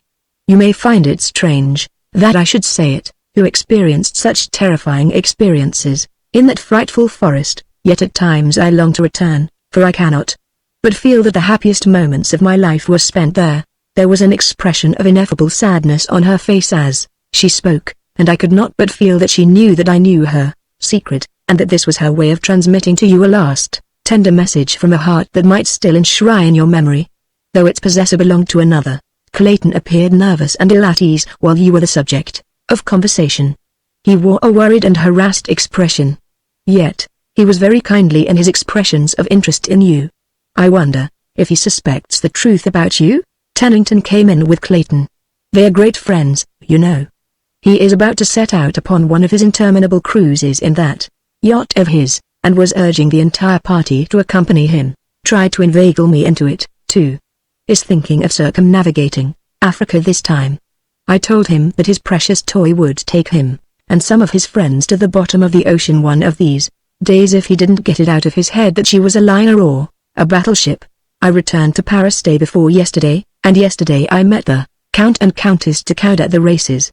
They inquired after you. Explains really seems quite fond of you. Doesn't appear to harbor the least ill will. Olga is as beautiful as ever, but hey, a trifle subdued. I imagine that she learned a lesson through her acquaintance with you that will serve her in good stead during their balance of her life. It is fortunate for her, and for Explains as well, that it was you and not another man more sophisticated. Had you really paid court to Olga's heart, I am afraid that there would have been no hope for either of you. She asked me to tell you that Nicholas had left France. She paid him 20,000 francs to go away and stay. She is congratulating herself that she got rid of him before he tried to carry out a threat he recently made her that he should kill you at the first opportunity. She said that she should hate to think that her brother's blood was on your hands, for she is very fond of you, and made no bones in saying so before the Count. It never for a moment seemed to occur to her that there might be any possibility of any other outcome of a meeting between you and Nicholas. The Count quite agreed with her in that. He added that it would take a regiment of Rokoffs to kill you. He was a most healthy respect for your prowess. Have been ordered back to my ship. She sails from Havre in 2 days under sealed orders. If you will address me in her care, the letters will find me eventually. I shall write you as soon as another opportunity presents. Your sincere friend, Paul Darnett. I fear, mused Tarzan, half aloud, that Olga has thrown away her 20,000 francs. He read over that part of Darnett's letter several times in which he had quoted from his conversation with Jane Porter. Tarzan derived a rather pathetic happiness from it, but it was better than no happiness at all. The following 3 weeks were quite uneventful. On several occasions Tarzan saw the mysterious Arab, and once again he had been exchanging words with Lieutenant Gurnois. But no amount of espionage or shadowing by Tarzan revealed the Arab's lodgings, the location of which Tarzan was anxious to ascertain. Gurnois, never cordial, had kept more than ever aloof from Tarzan since the episode in the dining room of the hotel at Maule. His attitude on the few occasions that they had been thrown together had been distinctly hostile. That he might keep up the appearance of the character he was playing, Tarzan spent considerable time hunting in the vicinity of Busada. He would spend entire days in the foothills, ostensibly searching for gazelle, but on the few occasions that he came close enough to any of the beautiful little animals to harm them he invariably allowed them to escape without so much as taking his rifle from its boot. The ape-man could see no sport in slaughtering the most harmless and defenseless of God's creatures for the mere pleasure of killing. In fact, Tarzan had never killed for pleasure, nor to him was there pleasure in killing. It was the joy of righteous battle that he loved, the ecstasy of victory, and the keen and successful hunt for food in which he pitted his skill and craftiness against the skill and craftiness of another. But to come out of a town filled with food to shoot down a soft-eyed, pretty gazelle, that was crueler than the deliberate and cold-blooded murder of a fellow man. Tarzan would have none of it, and so he hunted alone that none might discover the sham that he was practicing, and once, probably because of the fact that he rode alone, he was like to have lost his life. He was riding slowly through a little ravine when a shot sounded close behind him, and a bullet passed through the cork helmet he wore. Although he turned at once and galloped rapidly to the top of the ravine, there was no sign of any enemy, nor did he see aught of another human being until he reached Busada. Yes, he soliloquized, in recalling the occurrence, Olga has indeed thrown away her 20,000 francs. That night he was Captain Gerard's guest at a little dinner. Your hunting has not been very fortunate? Questioned the officer. No, replied Tarzan, the game hereabout is timid, nor do I care particularly about hunting game birds or antelope. I think I shall move on farther south, and have a try at some of your Algerian lions. Good! Exclaimed the captain. We are marching toward Jelfa on the morrow. You shall have company that far at least. Lieutenant Gurnois and I, with 100 men, are ordered south to patrol a district in which the marauders are giving considerable trouble. Possibly we may have the pleasure of hunting the lion together. What say you? Tarzan was more than pleased, nor did he hesitate to say so, but the captain would have been astonished had he known the real reason of Tarzan's pleasure. Gurnois was sitting opposite the ape-man. He did not seem so pleased with his captain's invitation. You will find lion hunting more exciting than gazelle shooting, remarked Captain Gerard, and more dangerous. Even gazelle shooting has its dangers, replied Tarzan. Especially when one goes alone. I found it so today. I also found that while the gazelle is the most timid of animals, it is not the most cowardly. He let his glance rest only casually upon Gurnois after he had spoken, for he did not wish the man to know that he was under suspicion, or surveillance, no matter what he might think. The effect of his remark upon him, however, might tend to prove his connection with, or knowledge of, certain recent happenings. Tarzan saw a dull red creep up from beneath Gurnois' collar. He was satisfied, and quickly changed the subject. When the column rode south from Busada the next morning there were half a dozen Arabs bringing up the rear. They are not attached to the command, replied Gerard in response to Tarzan's query. They merely accompany us on the road for companionship. Tarzan had learned enough about Arab character since he had been in Algeria to know that this was no real motive, for the Arab is never over fond of the companionship of strangers, and especially of French soldiers. So his suspicions were aroused, and he decided to keep a sharp eye on the little party that trailed behind the column at a distance of about a quarter of a mile. But they did not come close enough even during the halts to enable him to obtain a close scrutiny of them. He had long been convinced that there were hired assassins on his trail, nor was he in great doubt but that Rokoff was at the bottom of the plot. Whether it was to be revenge for the several occasions in the past that Tarzan had defeated the Russian's purposes and humiliated him, or was in some way connected with his mission in the Gurnois affair, he could not determine. If the latter, and it seemed probable since the evidence he had that Gurnois suspected him, then he had two rather powerful enemies to contend with, for there would be many opportunities in the wilds of Algeria, for which they were bound, to dispatch a suspected enemy quietly and without attracting suspicion. After camping at Jelfa for 2 days the column moved to the southwest, from whence word had come that the marauders were operating against the tribes whose douars were situated at the foot of the mountains. The little band of Arabs who had accompanied them from Busada had disappeared suddenly the very night that orders had been given to prepare for the morrow's march from Jelfa. Tarzan made casual inquiries among the men, but none could tell him why they had left, or in what direction they had gone. He did not like the looks of it, especially in view of the fact that he had seen Gurnois in conversation with one of them some half-hour after Captain Gerard had issued his instructions relative to the new move. Only Gurnois and Tarzan knew the direction of the proposed march. All the soldiers knew was that they were to be prepared to break camp early the next morning. Tarzan wondered if Gurnois could have revealed their destination to the Arabs. Late that afternoon they went into camp at a little oasis in which was the douar of a sheikh whose flocks were being stolen, and whose herdsmen were being killed. The Arabs came out of their goatskin tents, and surrounded the soldiers, asking many questions in the native tongue, for the soldiers were themselves natives. Tarzan, who, by this time, with the assistance of Abdul, had picked up quite a smattering of Arab, questioned one of the younger men who had accompanied the sheikh while the latter paid his respects to Captain Gerard. No, he had seen no party of 6 horsemen riding from the direction of Jelfa. There were other oases scattered about, possibly they had been journeying to one of these. Then there were the marauders in the mountains above. They often rode north to Busada in small parties, and even as far as Maule and Buira. It might indeed have been a few marauders returning to the band from a pleasure trip to one of these cities. Early the next morning Captain Gerard split his command in two, giving Lieutenant Gurnoy's command of one party, while he headed the other. They were to scour the mountains upon opposite sides of the plain. "And with which detachment will Monsieur Tarzan ride?" asked the captain. "Or maybe it is that Monsieur does not care to hunt marauders?" "Oh, I shall be delighted to go," Tarzan hastened to explain. He was wondering what excuse he could make to accompany Gurnoy's. His embarrassment was short-lived, and was relieved from a most unexpected source.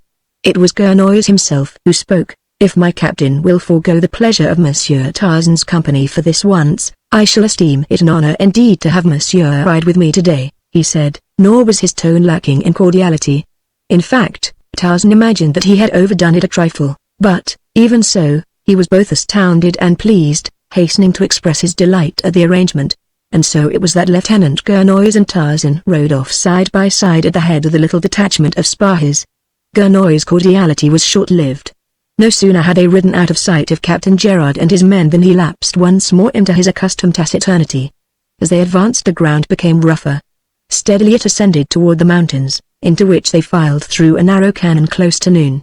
By the side of a little rivulet Gurnoy called the midday halt.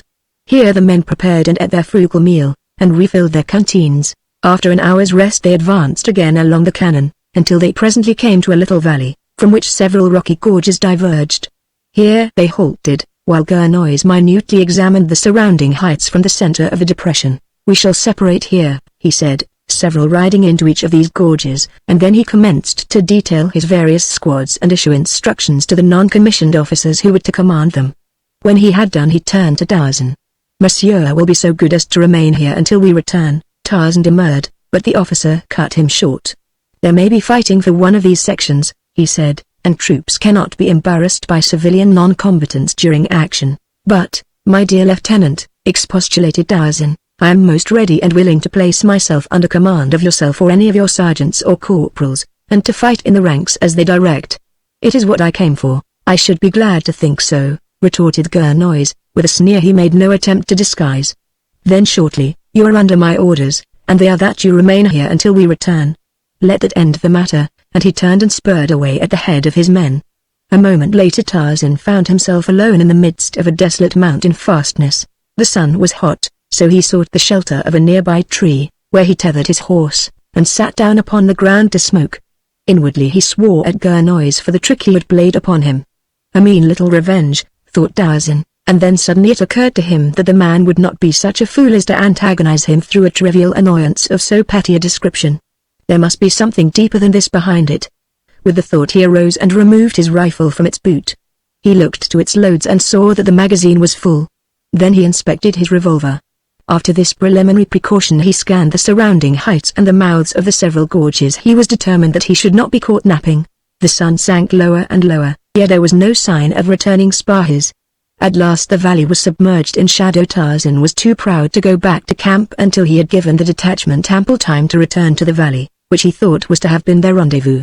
With the closing in of night he felt safer from attack, for he was at home in the dark. He knew that none might approach him so cautiously as to elude those alert and sensitive ears of his. Then there were his eyes, too, for he could see well at night, and his nose, if they came toward him from upwind, would apprise him of the approach of an enemy while they were still a great way off. So he felt that he was in little danger, and thus lulled to a sense of security he fell asleep, with his back against the tree. He must have slept for several hours, for when he was suddenly awakened by the frightened snorting and plunging of his horse the moon was shining full upon the little valley, and there, not 10 paces before him, stood the grim cause of the terror of his mount, superb, majestic, his graceful tail extended and quivering, and his 2 eyes of fire riveted full upon his prey, stood Numa Elidra, the black lion. A little thrill of joy tingled through Tarzan's nerves. It was like meeting an old friend after years of separation. For a moment he sat rigid to enjoy the magnificent spectacle of this lord of the wilderness. But now Numa was crouching for the spring. Very slowly Tarzan raised his gun to his shoulder. He had never killed a large animal with a gun in all his life. Heretofore he had depended upon his spear, his poisoned arrows, his rope, his knife, or his bare hands. Instinctively he wished that he had his arrows and his knife. He would have felt surer with them. Numa was lying quite flat upon the ground now, presenting only his head. Tarzan would have preferred to fire a little from one side, for he knew what terrific damage the lion could do if he lived 2 minutes, or even a minute after he was hit. The horse stood trembling in terror at Tarzan's back. The ape-man took a cautious step to one side. Numa but followed him with his eyes. Another step he took, and then another. Numa had not moved. Now he could aim at a point between the eye and the ear. His finger tightened upon the trigger, and as he fired Numa sprang. At the same instant the terrified horse made a last frantic effort to escape. The tether parted, and he went careening down the cannon toward the desert. No ordinary man could have escaped those frightful claws when Numa sprang from so short a distance. But Tarzan was no ordinary man. From earliest childhood his muscles had been trained by the fierce exigencies of his existence to act with the rapidity of thought. As quick as was Edgar, Tarzan of the Apes was quicker, and so the great beast crashed against a tree where he had expected to feel the soft flesh of man, while Tarzan, a couple of paces to the right, pumped another bullet into him that brought him clawing and roaring to his side. Twice more Tarzan fired in quick succession, and then Edgar lay still and roared no more. It was no longer Monsieur Jean Tarzan, it was Tarzan of the Apes that put a savage foot upon the body of his savage kill, and, raising his face to the full moon, lifted his mighty voice in the weird and terrible challenge of his kind. Able ape had made his kill. And the wild things in the wild mountains stopped in their hunting, and trembled at this new and awful voice, while down in the desert the children of the wilderness came out of their goatskin tents and looked toward the mountains, wondering what new and savage scourge had come to devastate their flocks. A half-mile from the valley in which Tarzan stood, a score of white-robed figures, bearing long, wicked-looking guns, halted at the sound, and looked at one another with questioning eyes. But presently, as it was not repeated, they took up their silent, stealthy way toward the valley. Tarzan was now confident that Gurnois had no intention of returning for him, but he could not fathom the object that had prompted the officer to desert him, yet leave him free to return to camp. His horse gone, he decided that it would be foolish to remain longer in the mountains, so he set out toward the desert. He had scarcely entered the confines of the canon when the first of the white-robed figures emerged into the valley upon the opposite side. For a moment they scanned the little depression from behind sheltering boulders, but when they had satisfied themselves that it was empty they advanced across it. Beneath the tree at one side they came upon the body of Edgar. With muttered exclamations they crowded about it. Then, a moment later, they hurried down the canon which Tarzan was threading a brief distance in advance of them. They moved cautiously and in silence, taking advantage of shelter, as men do who are stalking man. Chapter 10. Through the Valley of the Shadow. As Tarzan walked down the wild canon beneath the brilliant African moon, the call of the jungle was strong upon him. The solitude and a savage freedom filled his heart with life and buoyancy. Again he was Tarzan of the Apes, every sense alert against the chance of surprise by some jungle enemy, yet treading lightly and with head erect, in proud consciousness of his might. The nocturnal sounds of the mountains were new to him, yet they fell upon his ears like the soft voice of a half-forgotten love. Many he intuitively sensed. There was one that was familiar indeed, the distant coughing of Sheeta, the leopard, but there was a strange note in the final wail which made him doubt. It was a panther he heard. Presently a new sound, a soft, stealthy sound obtruded itself among the others. No human ears other than the ape-man's would have detected it. At first he did not translate it, but finally he realized that it came from the bare feet of a number of human beings. They were behind him, and they were coming toward him quietly. He was being stalked. In a flash he knew why he had been left in that little valley by Gurnois, but there had been a hitch in the arrangements. The men had come too late. Closer and closer came the footsteps. Tarzan halted and faced them, his rifle ready in his hand. Now he caught a fleeting glimpse of a white burnoose. He called aloud in French, asking what they would of him. His reply was the flash of a long gun, and with the sound of the shot Tarzan of the Apes plunged forward upon his face. The Arabs did not rush out immediately. Instead, they waited to be sure that their victim did not rise. Then they came rapidly from their concealment, and bent over him. It was soon apparent that he was not dead. One of the men put the muzzle of his gun to the back of Tarzan's head to finish him, but another waved him aside. "If we bring him alive, the reward is to be greater," explained the latter. So they bound his hands and feet, and, picking him up, placed him on the shoulders of 4 of their number. Then the march was resumed toward the desert. When they had come out of the mountains they turned toward the south, and about daylight came to the spot where their horses stood in care of 2 of their number. From here on their progress was more rapid. Tarzan, who had regained consciousness, was tied to a spare horse, which they evidently had brought for the purpose. His wound was but a slight scratch, which had furrowed the flesh across his temple. It had stopped bleeding, but the dried and clotted blood smeared his face and clothing. He had said no word since he had fallen into the hands of these Arabs, nor had they addressed him other than to issue a few brief commands to him when the horses had been reached. For 6 hours they rode rapidly across the burning desert, avoiding the oases near which their way led. About noon they came to a dwar of about 20 tents. Here they halted, and as one of the Arabs was releasing the alpha grass ropes which bound him to his mount, they were surrounded by a mob of men, women, and children. Many of the tribe, and more especially the women, appeared to take delight in heaping insults upon the prisoner, and some had even gone so far as to throw stones at him and strike him with sticks, when an old sheikh appeared and drove them away. Ali Ben Ahmed tells me, he said, that this man sat alone in the mountains and slew Edgar. What the business of the stranger who sent us after him may be, I know not, and what he may do with this man when we turn him over to him, I care not, but the prisoner is a brave man, and while he is in our hands he shall be treated with the respect that be due one who hunts the Lord with the large head alone and by night and slays him. Tarzan had heard of the respect in which Arabs held the lion killer, and he was not sorry that chance had played into his hands thus favorably to relieve him of the petty tortures of the tribe. Shortly after this he was taken to a goatskin tent upon the upper side of the dwar.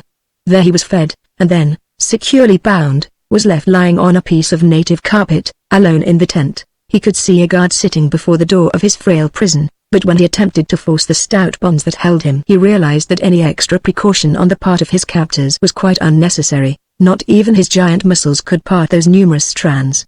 Just before dusk several men approached the tent where he lay, and entered it. All were in Arab dress, but presently one of the number advanced to Tarzan's side, and as he let the folds of cloth that had hidden the lower half of his face fall away, the ape-man saw the malevolent features of Nicholas Rokoff. There was a nasty smile on the bearded lips.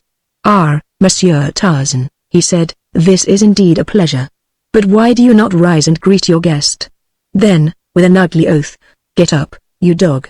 And, drawing back his booted foot, he kicked Tarzan heavily in the side. "And here is another, and another, and another," he continued, as he kicked Tarzan about the face and side. "One for each of the injuries you have done me." The ape-man made no reply. He did not even deign to look upon the Russian again after the first glance of recognition. Finally the sheikh, who had been standing a mute and frowning witness of the cowardly attack, intervened. "Stop," he commanded. "Kill him if you will, but I will see no brave man subjected to such indignities in my presence.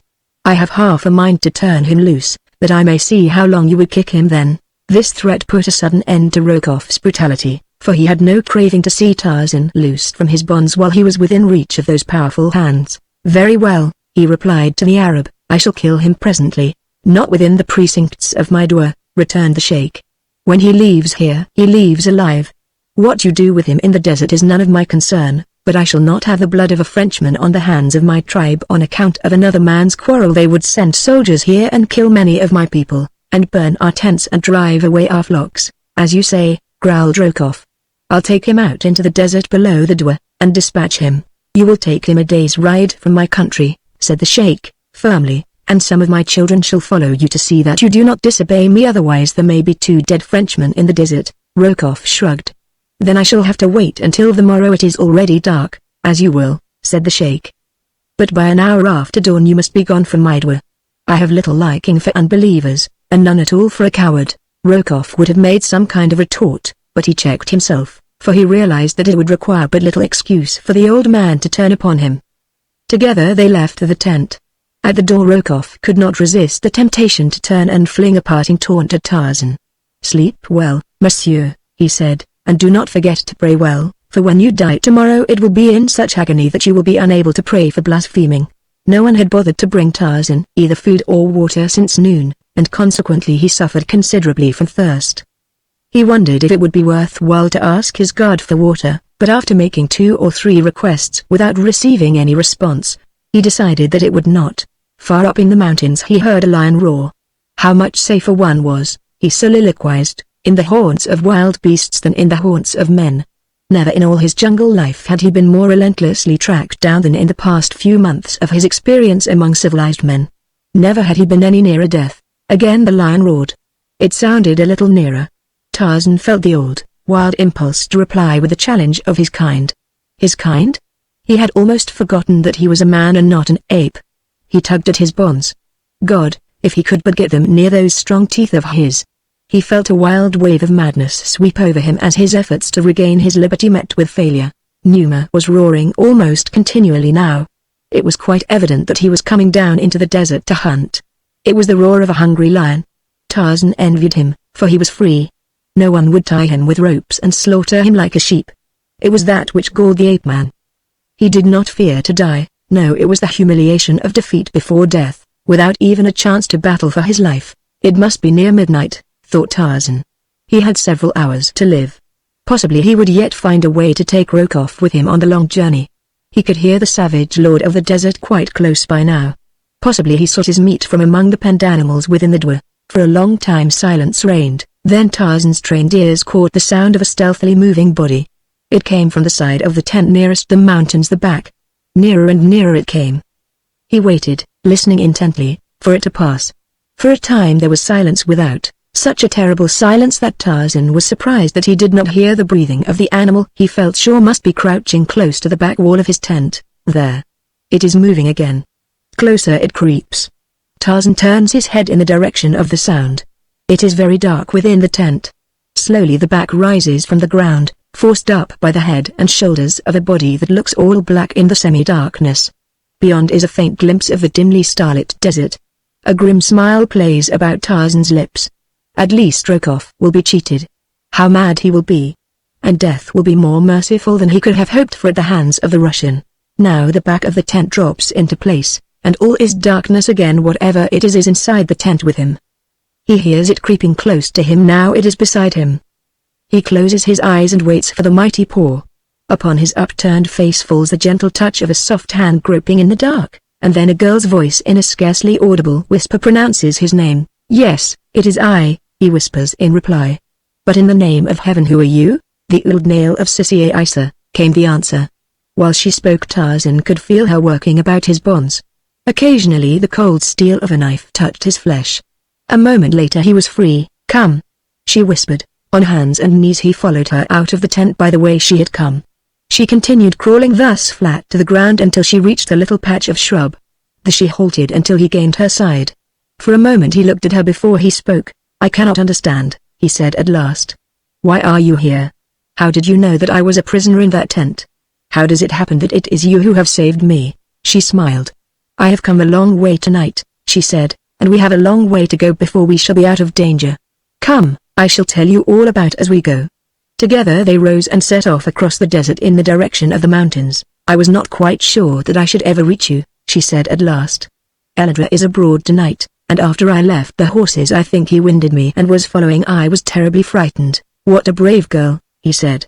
"And you ran all that risk for a stranger, an alien, an unbeliever?" She drew herself up very proudly. "I am the daughter of the Sheikh Kaber Ben Saden," she answered. "I should be no fit daughter of his if I would not risk my life to save that of the man who saved mine while he yet thought that I was but a common old nail." "Nevertheless," he insisted, "you are a very brave girl. But how did you know that I was a prisoner back there?" "Achmedin Taib, who is my cousin on my father's side, was visiting some friends who belonged to the tribe that captured you. He was at the dwar when you were brought in. When he reached home he was telling us about the big Frenchman who had been captured by Ali Ben Ahmed for another Frenchman who wished to kill him. From the description I knew that it must be you. My father was away. I tried to persuade some of the men to come and save you, but they would not do it, saying, 'Let the unbelievers kill one another if they wish. It is none of our affair, and if we go and interfere with Ali Ben Ahmed's plans we shall only stir up a fight with our own people.' So when it was dark I came alone, riding one horse and leading another for you. They are tethered not far from here. By morning we shall be within my father's dwar. He should be there himself by now. Then let them come and try to take Kaber Ben Saden's friend." For a few moments they walked on in silence. "We should be near the horses," she said. "It is strange that I do not see them here." Then a moment later she stopped, with a little cry of consternation. "They are gone," she exclaimed. "It is here that I tethered them." Tarzan stooped to examine the ground. He found that a large shrub had been torn up by the roots. Then he found something else. There was a wry smile on his face as he rose and turned toward the girl. "Edgar has been here. From the signs, though, I rather think that his prey escaped him. With a little start they would be safe enough from him in the open. There was nothing to do but continue on foot. The way led them across a low spur of the mountains, but the girl knew the trail as well as she did her mother's face. They walked in easy, swinging strides, Tarzan keeping a hand's breadth behind the girl's shoulder, that she might set the pace, and thus be less fatigued. As they walked they talked, occasionally stopping to listen for sounds of pursuit. It was now a beautiful, moonlit night. The air was crisp and invigorating. Behind them lay the interminable vista of the desert, dotted here and there with an occasional oasis. The date palms of the little fertile spot they had just left, and the circle of goatskin tents, stood out in sharp relief against the yellow sand, a phantom paradise upon a phantom sea. Before them rose the grim and silent mountains. Tarzan's blood leapt in his veins. This was life. He looked down upon the girl beside him, a daughter of the desert walking across the face of a dead world with a son of the jungle. He smiled at the thought. He wished that he had had a sister, and that she had been like this girl. What a bully chum she would have been. They had entered the mountains now, and were progressing more slowly, for the trail was steeper and very rocky. For a few minutes they had been silent.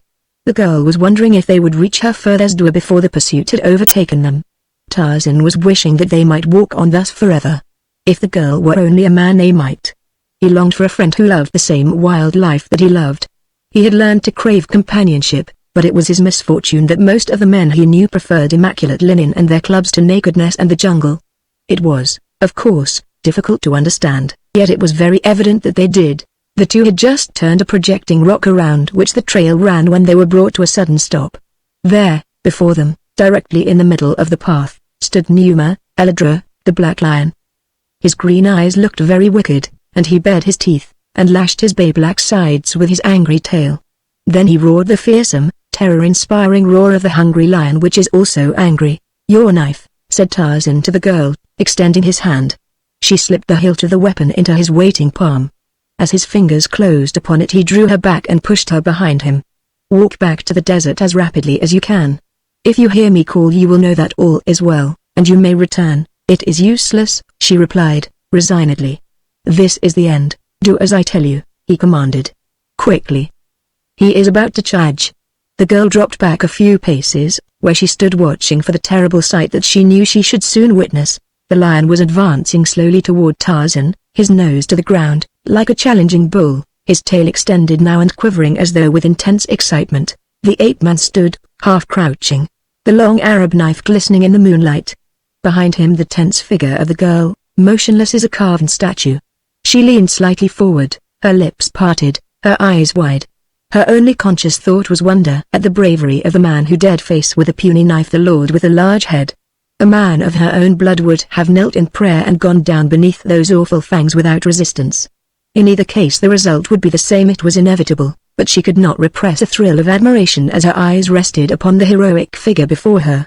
Not a tremor in the whole giant frame, his attitude as menacing and defiant as that of Edgar himself. The lion was quite close to him now, but a few paces intervened. He crouched, and then, with a deafening roar, he sprang. Chapter 11. John Caldwell, London. As Numa Edgar launched himself with widespread paws and bared fangs, he looked to find this puny man as easy prey as the score who had gone down beneath him in the past. To him man was a clumsy, slow-moving, defenseless creature. He had little respect for him. But this time he found that he was pitted against a creature as agile and as quick as himself.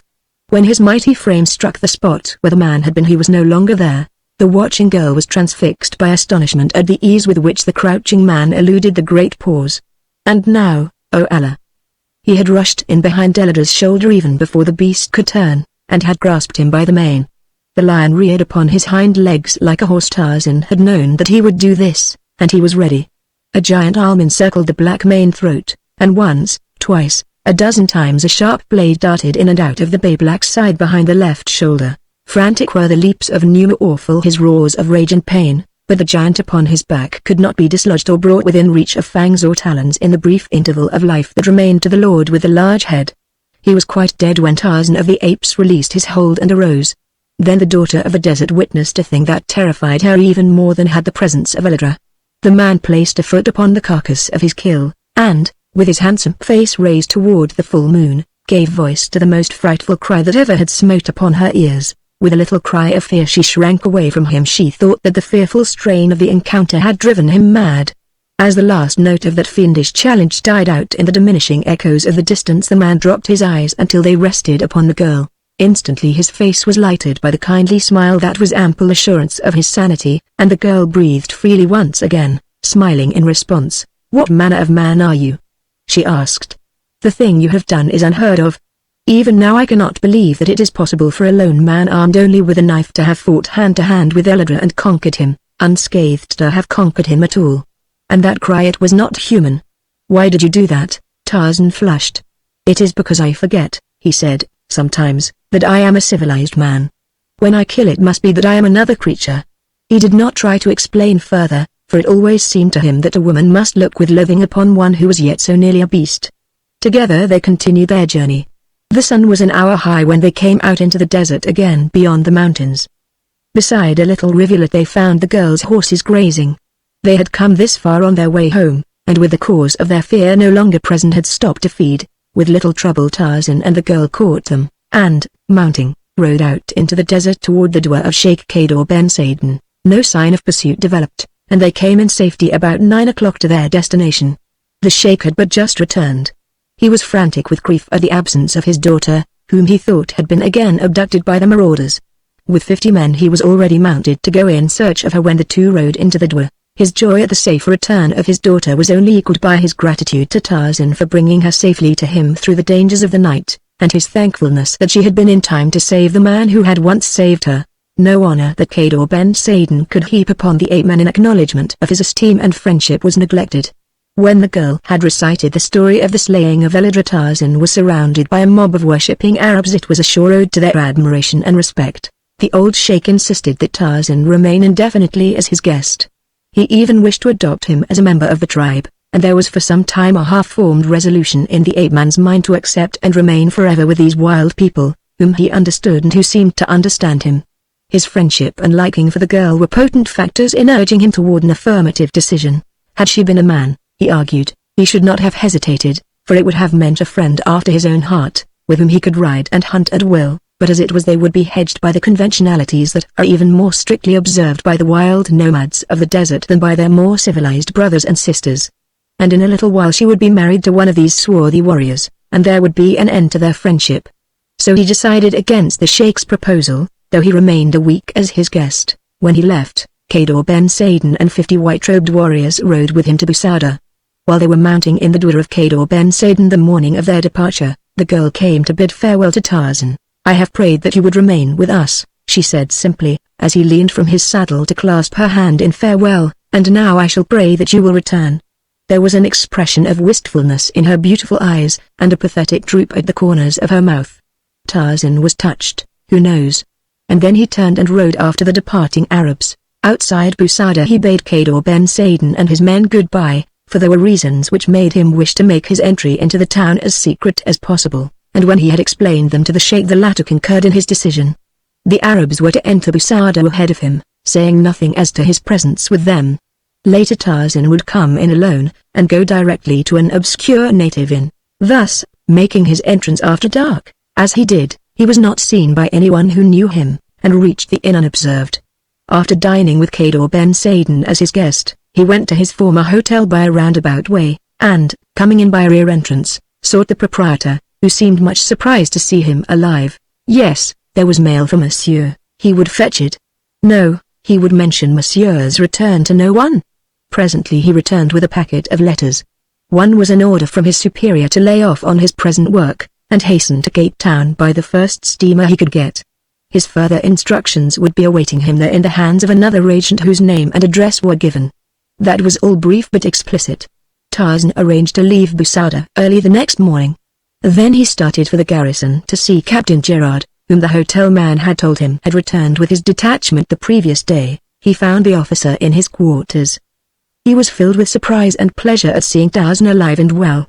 "When Lieutenant Gurnois returned and reported that he had not found you at the spot that you had chosen to remain while the detachment was scouting, I was filled with alarm. We searched the mountain for days. Then came word that you had been killed and eaten by a lion. As proof your gun was brought to us. Your horse had returned to camp the second day after your disappearance. We could not doubt." Lieutenant Gurnois was grief-stricken. He took all the blame upon himself. It was he who insisted on carrying on the search himself. It was he who found the Arab with your gun. He will be delighted to know that you are safe, doubtless, said Tarzan, with a grim smile. He is down in the town now, or I should send for him, continued Captain Gerard. I shall tell him as soon as he returns. Tarzan let the officer think that he had been lost, wandering finally into the door of Kador Ben Saden, who had escorted him back to Busada. As soon as possible he bade the good officer adieu, and hastened back into the town. At the native inn he had learned through Kador Ben Saden a piece of interesting information. It told of a black-bearded white man who went always disguised as an Arab. For a time he had nursed a broken wrist. More recently he had been away from Busada, but now he was back, and Tarzan knew his place of concealment. It was for there he headed, through narrow, stinking alleys, black as Erebus, he groped, and then up a rickety stairway, at the end of which was a closed door and a tiny, unglazed window. The window was high under the low eaves of the mud building. Tarzan could just reach the sill. He raised himself slowly until his eyes tracked it. The room within was lighted, and at a table sat Rokoff and Gurnois. Gurnois was speaking. Rokoff, you are a devil. He was saying. You have hounded me until I have lost the last shred of my honor. You have driven me to murder, for the blood of that man Tarzan is on my hands. If it were not that that other devil's spawn, Pulvich, still knew my secret, I should kill you here tonight with my bare hands. Rokoff laughed. You would not do that, my dear lieutenant, he said. The moment I am reported dead by assassination that dear Alexis will forward to the Minister of War full proof of the affair you so ardently long to conceal, and, further, will charge you with my murder. Come, be sensible. I am your best friend. Have I not protected your honor as though it were my own? Gurnois sneered, and spat out an oath. Just one more little payment, continued Rokoff, and the papers I wish, and you have my word of honor that I shall never ask another cent from you, or further information, and a good reason why, growled Gurnois. What you ask will take my last cent, and the only valuable military secret I hold. You ought to be paying me for the information, instead of taking both it and money, too. I'm paying you by keeping a still tongue in my head, retorted Rokoff. But let's have done. Will you, or will you not? I give you 3 minutes to decide. If you are not agreeable I shall send a note to your commandant tonight that will end in the degradation that Dreyfus suffered, the only difference being that he did not deserve it. For a moment Gurnois sat with bowed head. At length he arose. He drew 2 pieces of paper from his blouse. Here, he said hopelessly. I had them ready, for I knew that there could be but one outcome. He held them toward the Russian. Rokoff's cruel face lighted in malignant gloating. He seized the bits of paper. You have done well, Gurnois, he said. I shall not trouble you again unless you happen to accumulate some more money or information, and he grinned. You never shall again, you dog, hissed Gurnois. The next time I shall kill you. I came near doing it tonight. For an hour I sat with these 2 pieces of paper on my table before me ere I came here. Beside them lay my loaded revolver. I was trying to decide which I should bring. Next time the choice shall be easier, for I already have decided. You had a close call tonight, Rokoff. Do not tempt fate a second time. Then Gurnois rose to leave. Tarzan barely had time to drop to the landing and shrink back into the shadows on the far side of the door. Even then he scarcely hoped to elude detection. The landing was very small, and though he flattened himself against the wall at its far edge he was scarcely more than a foot from the doorway. Almost immediately it opened, and Gurnois stepped out. Rokoff was behind him. Neither spoke. Gurnois had taken perhaps 3 steps down the stairway when he halted and half-turned, as though to retrace his steps. Tarzan knew that discovery would be inevitable. Rokoff still stood on the threshold a foot from him, but he was looking in the opposite direction, toward Gurnois. Then the officer evidently reconsidered his decision, and resumed his downward course. Tarzan could hear Rokoff's sigh of relief. A moment later the Russian went back into the room and closed the door. Tarzan waited until Gurnois had had time to get well out of hearing, then he pushed open the door and stepped into the room. He was on top of Rokoff before the man could rise from the chair where he sat scanning the paper Gurnois had given him. As his eyes turned and fell upon the ape-man's face his own went livid. You! He gasped. I, replied Tarzan. What do you want? Whispered Rokoff, for the look in the ape-man's eyes frightened him. Have you come to kill me? You do not dare. They would guillotine you. You do not dare kill me. I dare kill you, Rokoff, replied Tarzan, for no one knows that you are here or that I am here, and Pulvich would tell them that it was Gurnois. I heard you tell Gurnois so. But that would not influence me. broke off. I would not care who knew that I had killed you.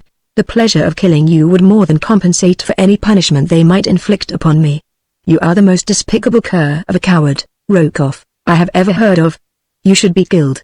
I should love to kill you, and Tarzan approached closer to the man. Rokoff's nerves were keyed to the breaking point. With a shriek he sprang toward an adjoining room, but the ape-man was upon his back while his leap was yet but half completed. Iron fingers sought his throat. The great coward squealed like a stuck pig, until Tarzan had shut off his wind. Then the ape-man dragged him to his feet, still choking him. The Russian struggled futilely. He was like a babe in the mighty grasp of Tarzan of the apes. Tarzan sat him in a chair, and long before there was danger of the man's dying he released his hold upon his throat. When the Russian's coughing spell had abated, Tarzan spoke to him again. I have given you a taste of the suffering of death, he said. But I shall not kill this time. I am sparing you solely for the sake of a very good woman whose great misfortune it was to have been born of the same woman who gave birth to you. But I shall spare you only this once on her account. Should I ever learn that you have again annoyed her or her husband, should you ever annoy me again, should I hear that you have returned to France or to any French possession, I shall make it my sole business to hunt you down and complete the choking I commenced tonight. Then he turned to the table, on which the 2 pieces of paper still lay. As he picked them up, Rokoff gasped in horror. Tarzan examined both the check and the other. He was amazed at the information the latter contained. Rokoff had partially read it, but Tarzan knew that no one could remember the salient facts and figures it held, which made it of real value to an enemy of France. These will interest the Chief of Staff, he said, as he slipped them into his pocket. Rokoff groaned. He did not dare curse aloud. The next morning Tarzan rode north on his way to Buera and Algiers. As he had ridden past the hotel, Lieutenant Gurnois was standing on the veranda. As his eyes discovered Tarzan, he went white as chalk. The ape-man would have been glad had the meeting not occurred, but he could not avoid it. He saluted the officer as he rode past. Mechanically Gurnois returned the salute, but those terrible, wide eyes followed the horseman, expressionless except for horror. It was as though a dead man looked upon a ghost. At Sidi Aissa, Tarzan met a French officer with whom he had become acquainted on the occasion of his recent sojourn in the town. You left Busada early? Questioned the officer. Then you have not heard about poor Gurnois? He was the last man I saw as I rode away, replied Tarzan. What about him? He is dead. He shot himself about 8 o'clock this morning. 2 days later Tarzan reached Algiers. There he found that he would have a 2 days wait before he could catch a ship bound for Cape Town.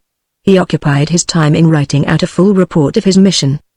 The secret papers he had taken from Rokoff he did not enclose, for he did not dare trust them out of his own possession until he had been authorized to turn them over to another agent, or himself return to Paris with them. As Tarzan boarded his ship after what seemed a most tedious wait to him, 2 men watched him from an upper deck. Both were fashionably dressed and smooth-shaven. The taller of the 2 had sandy hair, but his eyebrows were very black. Later in the day they chanced to meet Tarzan on deck, but as one hurriedly called his companion's attention to something at sea, their faces were turned from Tarzan as he passed, so that he did not notice their features. In fact, he had paid no attention to them at all. Following the instructions of his chief, Tarzan had booked his passage under an assumed name, John Caldwell, London. He did not understand the necessity of this, and it caused him considerable speculation. He wondered what role he was to play in Cape Town. Well, he thought, thank heaven that I am rid of Rokoff. He was commencing to annoy me. I wonder if I am really becoming so civilized that presently I shall develop a set of nerves. He would give them to me if anyone could, for he does not fight fair. One never knows through what new agency he is going to strike. It is as though Numa, the lion, had induced Tantor, the elephant, and Hister, the snake, to join him in attempting to kill me. I would then never have known what minute, or by whom, I was to be attacked next. But the brutes are more chivalrous than man, they do not stoop to cowardly intrigue. At dinner that night Tarzan sat next to a young woman whose place was at the captain's left. The officer introduced them, Miss Strong. Where had he heard the name before? It was very familiar. And then the girl's mother gave him the clue, for when she addressed her daughter she called her Hazel, Hazel Strong. What memories the name inspired! It had been a letter to this girl, penned by the fair hand of Jane Porter, that had carried to him the first message from the woman he loved. How vividly he recalled the night he had stolen it from the desk in the cabin of his long-dead father, where Jane Porter had sat writing it late into the night, while he crouched in the darkness without.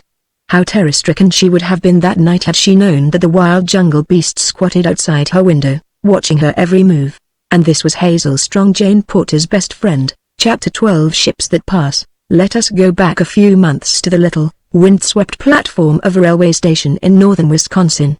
The smoke of forest fires hangs low over the surrounding landscape, its acrid fumes smarting the eyes of a little party of 6 who stand waiting the coming of the train that is to bear them away toward the south. Professor Archimedes Q. Porter, his hands clasped beneath the tails of his long coat, paces back and forth under the ever-watchful eye of his faithful secretary, Mr. Samuel T. Philander. Twice within the past few minutes he has started absent-mindedly across the tracks in the direction of a nearby swamp, only to be rescued and dragged back by the tireless Mr. Philander. Jane Porter, the professor's daughter, is in strained and lifeless conversation with William Cecil Clayton and Tarzan of the Apes. Within the little waiting room, but a bare moment before, a confession of love and a renunciation had taken place that had blighted the lives and happiness of 2 of the party, but William Cecil Clayton, Lord Greystoke, was not one of them. Behind Miss Porter hovered the motherly Esmeralda. She, too, was happy, for was she not returning to her beloved Maryland? Already she could see dimly through the fog of smoke the murky headlight of the oncoming engine. The men began to gather up the hand baggage. Suddenly Clayton exclaimed, "By Jove! I've left my ulster in the waiting room," and hastened off to fetch it. "Goodbye, Jane," said Tarzan, extending his hand. "God bless you, goodbye," replied the girl faintly. "Try to forget me. No, not that. I could not bear to think that you had forgotten me." "There is no danger of that, dear," he answered. "I wish to heaven that I might forget. It would be so much easier than to go through life always remembering what might have been. You will be happy, though, I am sure you shall. You must be. You may tell the others of my decision to drive my car on to New York. I don't feel equal to bidding Clayton goodbye. I want always to remember him kindly, but I fear that I am too much of a wild beast yet to be trusted too long with a man who stands between me and the one person in all the world I want." As Clayton stooped to pick up his coat in the waiting room, his eyes fell on a telegraph blank lying face down upon the floor. He stooped to pick it up, thinking it might be a message of importance which someone had dropped. He glanced at it hastily, and then suddenly he forgot his coat, the approaching train, everything but that terrible little piece of yellow paper in his hand. He read it twice before he could fully grasp the terrific weight of meaning that it brought to him. When he had picked it up he had been an English nobleman, the proud and wealthy possessor of vast estates. A moment later he had read it, and he knew that he was an untitled and penniless beggar. It was Darnett's cablegram to Tarzan, and it read, "Fingerprints prove you Greystoke. Congratulations, Darnett." He staggered as though he had received a mortal blow. Just then he heard the others calling to him to hurry. The train was coming to a stop at the little platform. Like a man dazed he gathered up his ulster. He would tell them about the cablegram when they were all on board the train. Then he ran out upon the platform just as the engine whistled twice in the final warning that precedes the first rumbling jerk of coupling pins. The others were on board, leaning out from the platform of a Pullman, crying to him to hurry. Quite 5 minutes elapsed before they were settled in their seats, nor was it until then that Clayton discovered that Tarzan was not with them. "Where is Tarzan?" he asked Jane Porter. "In another car?" "No," she replied. "At the last minute he determined to drive his machine back to New York. He is anxious to see more of America than is possible from a car window. He is returning to France, you know." Clayton did not reply. He was trying to find the right words to explain to Jane Porter the calamity that had befallen him and her. He wondered just what the effect of his knowledge would be on her. Would she still wish to marry him to be plain Mrs. Clayton? Suddenly the awful sacrifice which one of them must make loomed large before his imagination. Then came the question, will Tarzan claim his own? The ape-man had known the contents of the message before he calmly denied knowledge of his parentage. He had admitted that Keller, the ape, was his mother. Could it have been for love of Jane Porter? There was no other explanation which seemed reasonable. Then, having ignored the evidence of the message, was it not reasonable to assume that he meant never to claim his birthright? If this were so, what right had he, William Cecil Clayton, to thwart the wishes, to balk the self-sacrifice of this strange man? If Tarzan of the Apes could do this thing to save Jane Porter from unhappiness, why should he, to whose care she was entrusting her whole future, do aught to jeopardize her interests? And so he reasoned until the first generous impulse to proclaim the truth and relinquish his titles and his estates to their rightful owner was forgotten beneath the mass of sophistries which self-interest had advanced. But during the balance of the trip, and for many days thereafter, he was moody and distraught. Occasionally the thought obtruded itself that possibly at some later day Tarzan would regret his magnanimity, and claim his rights. Several days after they reached Baltimore, Clayton broached the subject of an early marriage to Jane. "What do you mean by early?" she asked. "Within the next few days. I must return to England at once." "I want you to return with me, dear. I can't get ready so soon as that," replied Jane. "It will take a whole month, at least." She was glad, for she hoped that whatever called him to England might still further delay the wedding. She had made a bad bargain, but she intended carrying her part loyally to the bitter end if she could manage to secure a temporary reprieve, though she felt that she was warranted in doing so. His reply disconcerted her. "Very well, Jane," he said. "I am disappointed, but I shall let my trip to England wait a month, then we can go back together." But when the month was drawing to a close she found still another excuse upon which to hang a postponement, until at last, discouraged and doubting, Clayton was forced to go back to England alone. The several letters that passed between them brought Clayton no nearer to a consummation of his hopes than he had been before, and so it was that he wrote directly to Professor Porter, and enlisted his services. The old man had always favored the match. He liked Clayton, and, being of an old Southern family, he put rather an exaggerated value on the advantages of a title, which meant little or nothing to his daughter. Clayton urged that the professor accept his invitation to be his guest in London, an invitation which included the professor's entire little family, Mr. Philander, Esmeralda, and all.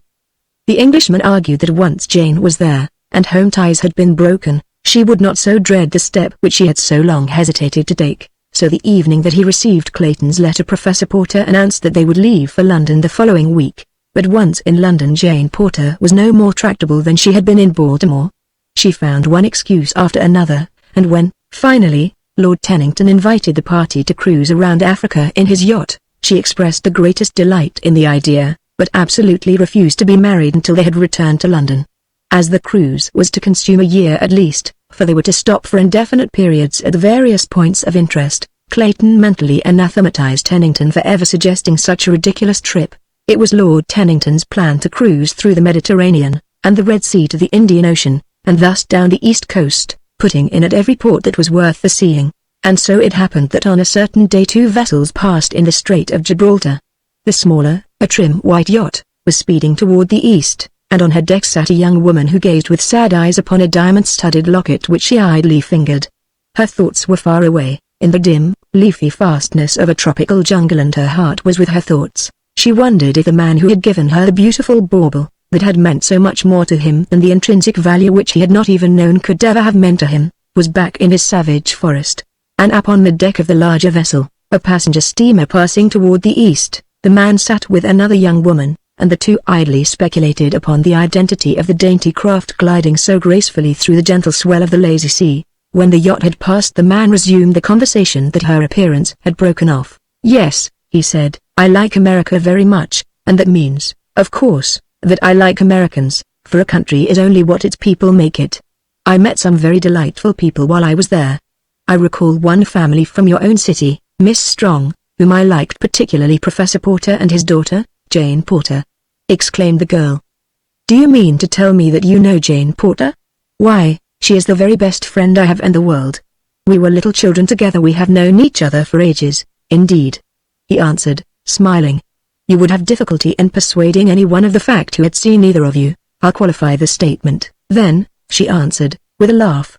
"We have known each other for 2 ages, hers and mine. But seriously, we are as dear to each other as sisters, and now that I am going to lose her I am almost heartbroken." "Going to lose her?" exclaimed Tarzan. "Why, what do you mean?" "Oh, yes, I understand. You mean that now that she is married and living in England, you will seldom if ever see her." "Yes," replied she, "and the saddest part of it all is that she is not marrying the man she loves. Oh, it is terrible. Marrying from a sense of duty. I think it is perfectly wicked, and I told her so.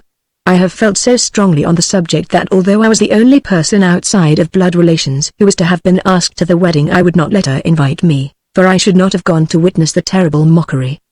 But Jane Porter is peculiarly positive. She has convinced herself that she is doing the only honorable thing that she can do, and nothing in the world will ever prevent her from marrying Lord Greystoke except Greystoke himself, or death." "I am sorry for her," said Tarzan. "And I am sorry for the man she loves," said the girl, "for he loves her. I never met him, but from what Jane tells me he must be a very wonderful person. It seems that he was born in an African jungle, and brought up by fierce, anthropoid apes. He had never seen a white man or woman until Professor Porter and his party were marooned on the coast right at the threshold of his tiny cabin. He saved them from all manner of terrible beasts, and accomplished the most wonderful feats imaginable, and then to cap the climax he fell in love with Jane and she with him, though she never really knew it for sure until she had promised herself to Lord Greystoke. Most remarkable, murmured Tarzan, cudgelling his brain for some pretext upon which to turn the subject.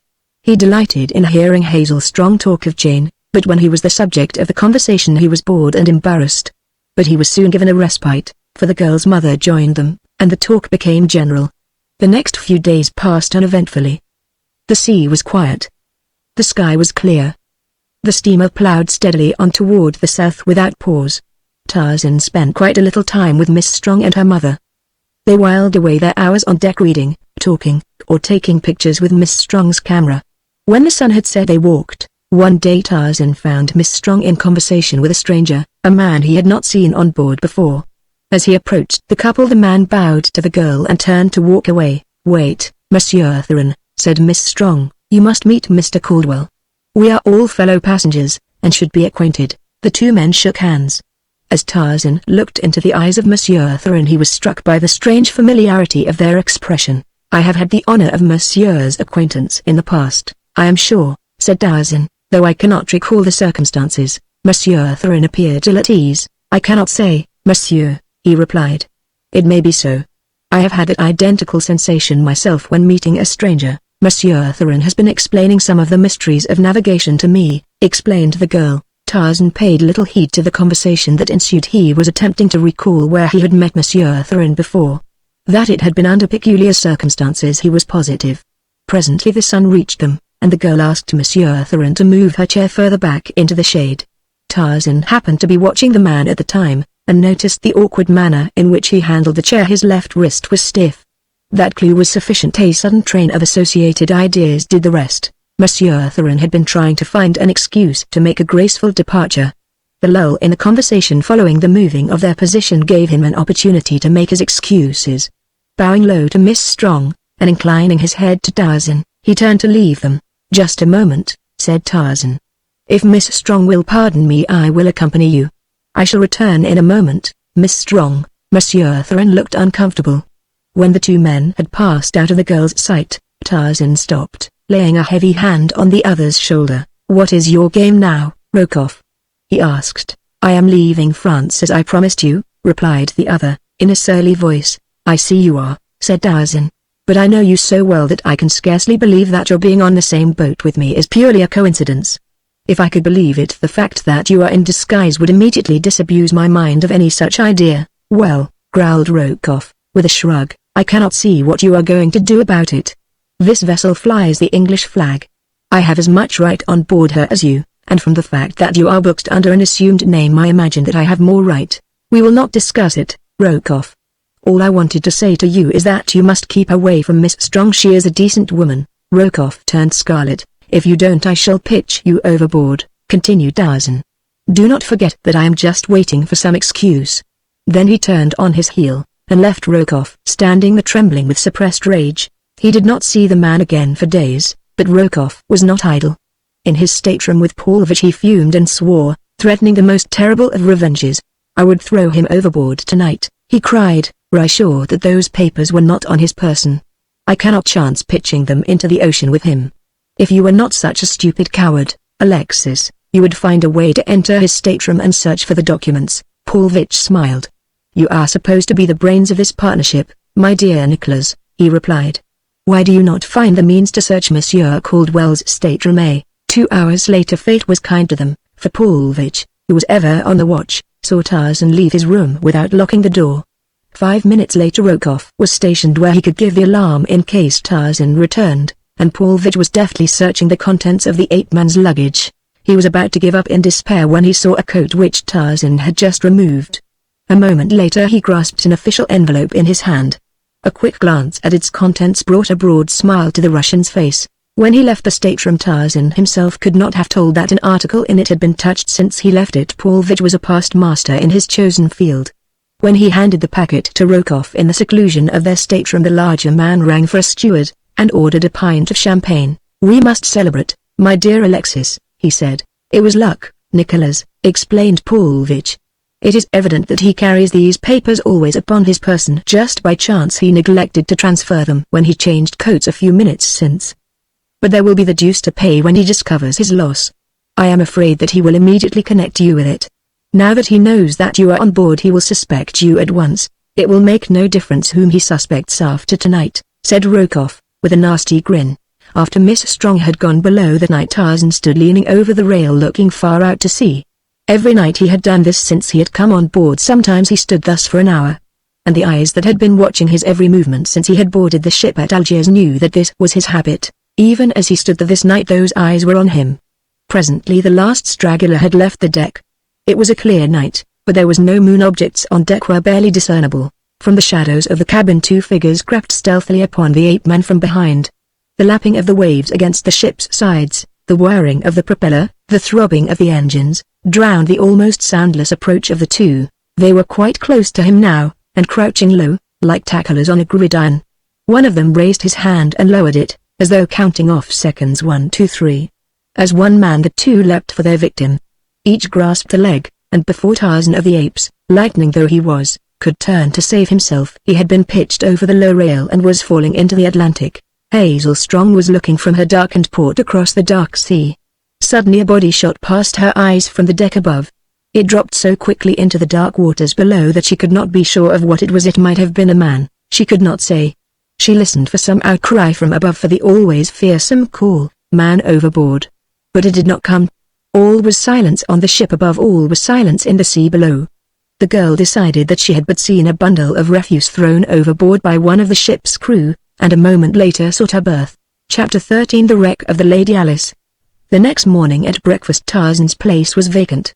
Miss Strong was mildly curious, for Mr. Caldwell had always made it a point to wait that he might breakfast with her and her mother. As she was sitting on deck later, Monsieur Tarzan paused to exchange a half-dozen pleasant words with her. He seemed in most excellent spirits. His manner was the extreme of affability. As he passed on, Miss Strong thought what a very delightful man was Monsieur Tarzan. The day dragged heavily. She missed the quiet companionship of Mr. Caldwell. There had been something about him that had made the girl like him from the first. He had talked so entertainingly of the places he had seen, the peoples and their customs, the wild beasts, and he had always had a droll way of drawing striking comparisons between savage animals and civilized men that showed a considerable knowledge of the former, and a keen, though somewhat cynical, estimate of the latter. When Monsieur Tarzan stopped again to chat with her in the afternoon, she welcomed the break in the day's monotony. But she had begun to become seriously concerned in Mr. Caldwell's continued absence. Somehow she constantly associated it with the start she had had the night before, when the dark object fell past her port into the sea. Presently she broached the subject to Monsieur Tarzan. Had he seen Mr. Caldwell today? He had not. Why? He was not at breakfast as usual. "Nor have I seen him once since yesterday," explained the girl. Monsieur Tarzan was extremely solicitous. "I did not have the pleasure of intimate acquaintance with Mr. Caldwell," he said. "He seemed a most estimable gentleman, however. Can it be that he is indisposed, and has remained in his stateroom?" "It would not be strange." "No," replied the girl, "it would not be strange, of course, but for some inexplicable reason I have one of those foolish feminine presentiments that all is not right with Mr. Caldwell. It is the strangest feeling. It is as though I knew that he was not on board the ship." Monsieur Tarzan laughed pleasantly. "Mercy, my dear Miss Strong," he said, "where in the world could he be then? We have not been within sight of land for days." "Of course, it is ridiculous of me," she admitted. And then, "But I am not going to worry about it any longer. I am going to find out where Mr. Caldwell is," and she motioned to a passing steward. "That may be more difficult than you imagine, my dear girl," thought Monsieur Tarzan, but aloud he said, "By all means, find Mr. Caldwell, please," she said to the steward, "and tell him that his friends are much worried by his continued absence." "You are very fond of Mr. Caldwell," suggested Monsieur Tarzan. "I think he is splendid," replied the girl. "And Mamma is perfectly infatuated with him. He is the sort of man with whom one has a feeling of perfect security. No one could help but have confidence in Mr. Caldwell." A moment later the steward returned to say that Mr. Caldwell was not in his stateroom. "I cannot find him, Miss Strong," and he hesitated. "I have learned that his berth was not occupied last night. I think that I had better report the matter to the captain." "Most assuredly," exclaimed Miss Strong. "I shall go with you to the captain myself. It is terrible. I know that something awful has happened. My presentiments were not false, after all." It was a very frightened young woman and an excited steward who presented themselves before the captain a few moments later. He listened to their stories in silence, a look of concern marking his expression as the steward assured him that he had sought for the missing passenger in every part of the ship that a passenger might be expected to frequent. "And are you sure, Miss Strong, that you saw a body fall overboard last night?" he asked. "There is not the slightest doubt about that," she answered. "I cannot say that it was a human body. There was no outcry. It might have been only what I thought it was, a bundle of refuse. But if Mr. Caldwell is not found on board, I shall always be positive that it was he whom I saw fall past my port." The captain ordered an immediate and thorough search of the entire ship from stem to stern. No nook or cranny was to be overlooked. Miss Strong remained in his cabin, waiting the outcome of the quest. The captain asked her many questions, but she could tell him nothing about the missing man other than what she had herself seen during their brief acquaintance on shipboard. For the first time she suddenly realized how very little indeed Mr. Caldwell had told her about himself or his past life. That he had been born in Africa and educated in Paris was about all she knew, and this meager information had been the result of her surprise that an Englishman should speak English with such a marked French accent. "Did he ever speak of any enemies?" asked the captain. "Never." "Was he acquainted with any of the other passengers?" "Only as he had been with me through the circumstance of casual meeting as fellow shipmates." "Oh, was he, in your opinion, Miss Strong, a man who drank to excess?" "I do not know that he drank at all. He certainly had not been drinking up to half an hour before I saw that body fall overboard," she answered, "for I was with him on deck up to that time." "It is very strange," said the captain. "He did not look to me like a man who was subject to fainting spells, or anything of that sort. And even had he been, it is scarcely credible that he should have fallen completely over the rail. Had he been taken with an attack while leaning upon it, he would rather have fallen inside, upon the deck. If he is not on board, Miss Strong, he was thrown overboard, and the fact that you heard no outcry would lead to the assumption that he was dead before he left the ship's deck, murdered." The girl shuddered. It was a full hour later that the first officer returned to report the outcome of the search.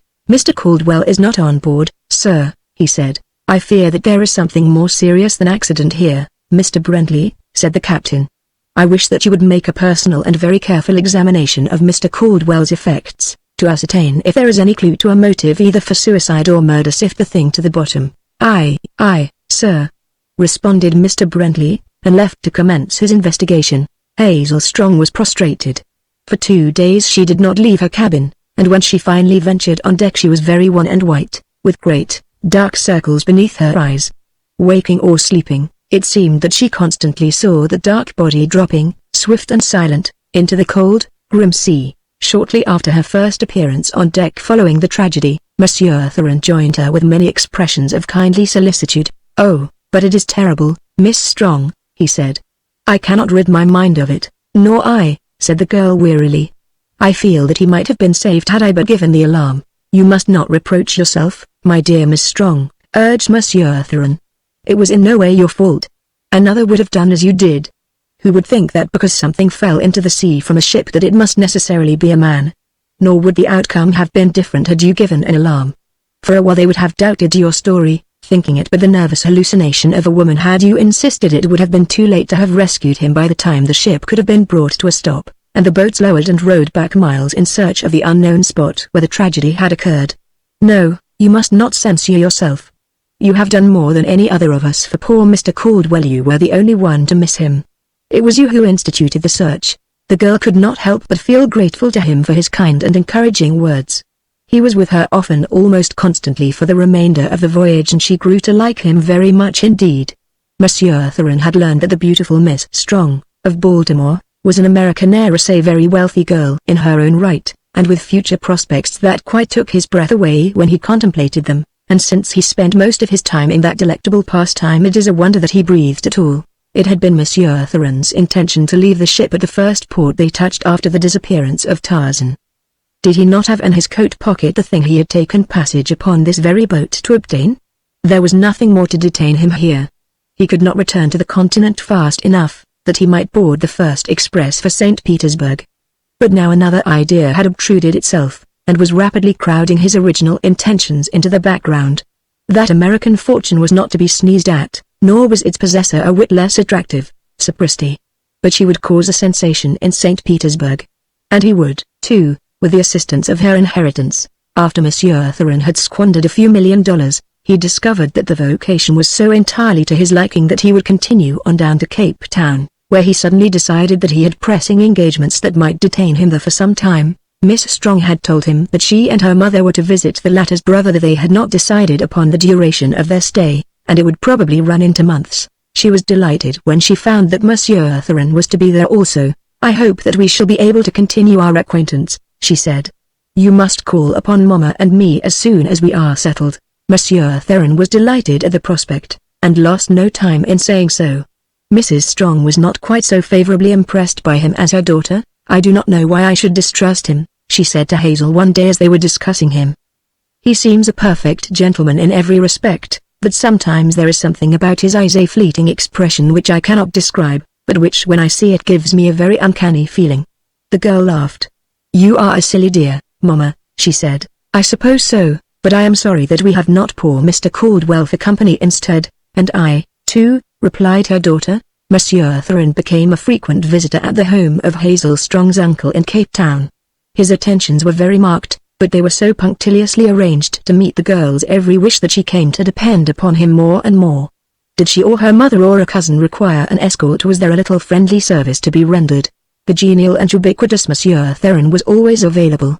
Her uncle and his family grew to like him for his unfailing courtesy and willingness to be of service. Monsieur Tarzan was becoming indispensable. At length, feeling the moment propitious, he proposed. Miss Strong was startled. She did not know what to say. "I had never thought that you cared for me in any such way," she told him. "I have looked upon you always as a very dear friend. I shall not give you my answer now. Forget that you have asked me to be your wife. Let us go on as we have been, then I can consider you from an entirely different angle for a time. It may be that I shall discover that my feeling for you is more than friendship. I certainly have not thought for a moment that I loved you." This arrangement was perfectly satisfactory to Monsieur Tarzan. He deeply regretted that he had been hasty, but he had loved her for so long a time, and so devotedly, that he thought that everyone must know it. "From the first time I saw you, Hazel," he said, "I have loved you. I am willing to wait, for I am certain that so great and pure a love as mine will be rewarded. All that I care to know is that you do not love another." "Will you tell me?" "I have never been in love in my life," she replied, and he was quite satisfied. On the way home that night he purchased a steam yacht, and built a $1,000,000 villa on the Black Sea. The next day Hazel Strong enjoyed one of the happiest surprises of her life. She ran face to face upon Jane Porter as she was coming out of a jeweler's shop. "Why, Jane Porter!" she exclaimed. "Where in the world did you drop from? Why, I can't believe my own eyes." "Well, of all things!" cried the equally astonished Jane. "And here I have been wasting whole reams of perfectly good imagination picturing you in Baltimore, the very idea." And she threw her arms about her friend once more, and kissed her a dozen times. By the time mutual explanations had been made, Hazel knew that Lord Tennington's yacht had put in at Cape Town for at least a week's stay, and at the end of that time was to continue on her voyage, this time up the west coast and so back to England. "Where," concluded Jane, "I am to be married." "Then you are not married yet?" asked Hazel. "Not yet," replied Jane, and then, quite irrelevantly, "I wish England were a million miles from here." Visits were exchanged between the yacht and Hazel's relatives. Dinners were arranged, and trips into the surrounding country to entertain the visitors. Monsieur Tarzan was a welcome guest at every function. He gave a dinner himself to the men of the party, and managed to ingratiate himself in the goodwill of Lord Tennington by many little acts of hospitality. Monsieur Tarzan had heard dropped a hint of something which might result from this unexpected visit of Lord Tennington's yacht, and he wanted to be counted in on it. Once when he was alone with the Englishman he took occasion to make it quite plain that his engagement to Miss Strong was to be announced immediately upon their return to America. "But not a word of it, my dear Tennington, not a word of it." "Certainly, I quite understand, my dear fellow," Tennington had replied. "But you are to be congratulated, ripping girl, don't you know really?" The next day it came. Mrs. Strong, Hazel, and Monsieur Tarzan were Lord Tennington's guests aboard his yacht. Mrs. Strong had been telling them how much she had enjoyed her visit at Cape Town, and that she regretted that a letter just received from her attorneys in Baltimore had necessitated her cutting her visit shorter than they had intended. "When do you sail?" asked Tennington. "The first of the week, I think," she replied. "Indeed?" exclaimed Monsieur Tarzan. "I am very fortunate. I, too, have found that I must return at once, and now I shall have the honor of accompanying and serving you." "That is nice of you, Monsieur Tarzan," replied Mrs. Strong. "I am sure that we shall be glad to place ourselves under your protection." But in the bottom of her heart was the wish that they might escape him. Why, she could not have told. "By Jove!" ejaculated Lord Tennington, a moment later. "Bully idea, by Jove, yes, Tennington, of course," ventured Clayton. "It must be a bully idea if you had it. But what the deuce is it? Going to steam to China via the South Pole?" "Oh, I say now, Clayton," returned Tennington, "you needn't be so rough on a fellow just because you didn't happen to suggest this trip yourself. You've acted a regular bounder ever since we sailed." "No, sir," he continued, "it's a bully idea, and you'll all say so. It's to take Mrs. Strong and Miss Strong, and Tarzan, too, if he'll come, as far as England with us on the yacht." "Now, isn't that a corker?" "Forgive me, Tenny, old boy," cried Clayton. "It certainly is a corking idea. I never should have suspected you of it. You're quite sure it's original, are you? And we'll sail the first of the week, or any other time that suits your convenience, Mrs. Strong," concluded the big-hearted Englishman, as though the thing were all arranged except the sailing date. "Mercy, Lord Tennington, you haven't even given us an opportunity to thank you, much less decide whether we shall be able to accept your generous invitation," said Mrs. Strong. "Why, of course you'll come," responded Tennington. "We'll make as good time as any passenger boat, and you'll be fully as comfortable, and, anyway, we all want you, and won't take no for an answer." And so it was settled that they should sail the following Monday. 2 days out the girls were sitting in Hazel's cabin, looking at some prints she had had finished in Cape Town. They represented all the pictures she had taken since she had left America, and the girls were both engrossed in them, Jane asking many questions, and Hazel keeping up a perfect torrent of comment and explanation of the various scenes and people. "And here," she said suddenly, "here's a man you know. Poor fellow, I have so often intended asking you about him, but I never have been able to think of it when we were together." She was holding the little print so that Jane did not see the face of the man it portrayed. "His name was John Caldwell," continued Hazel. "Do you recall him? He said that he met you in America." "He is an Englishman. I do not recollect the name," replied Jane. "Let me see the picture."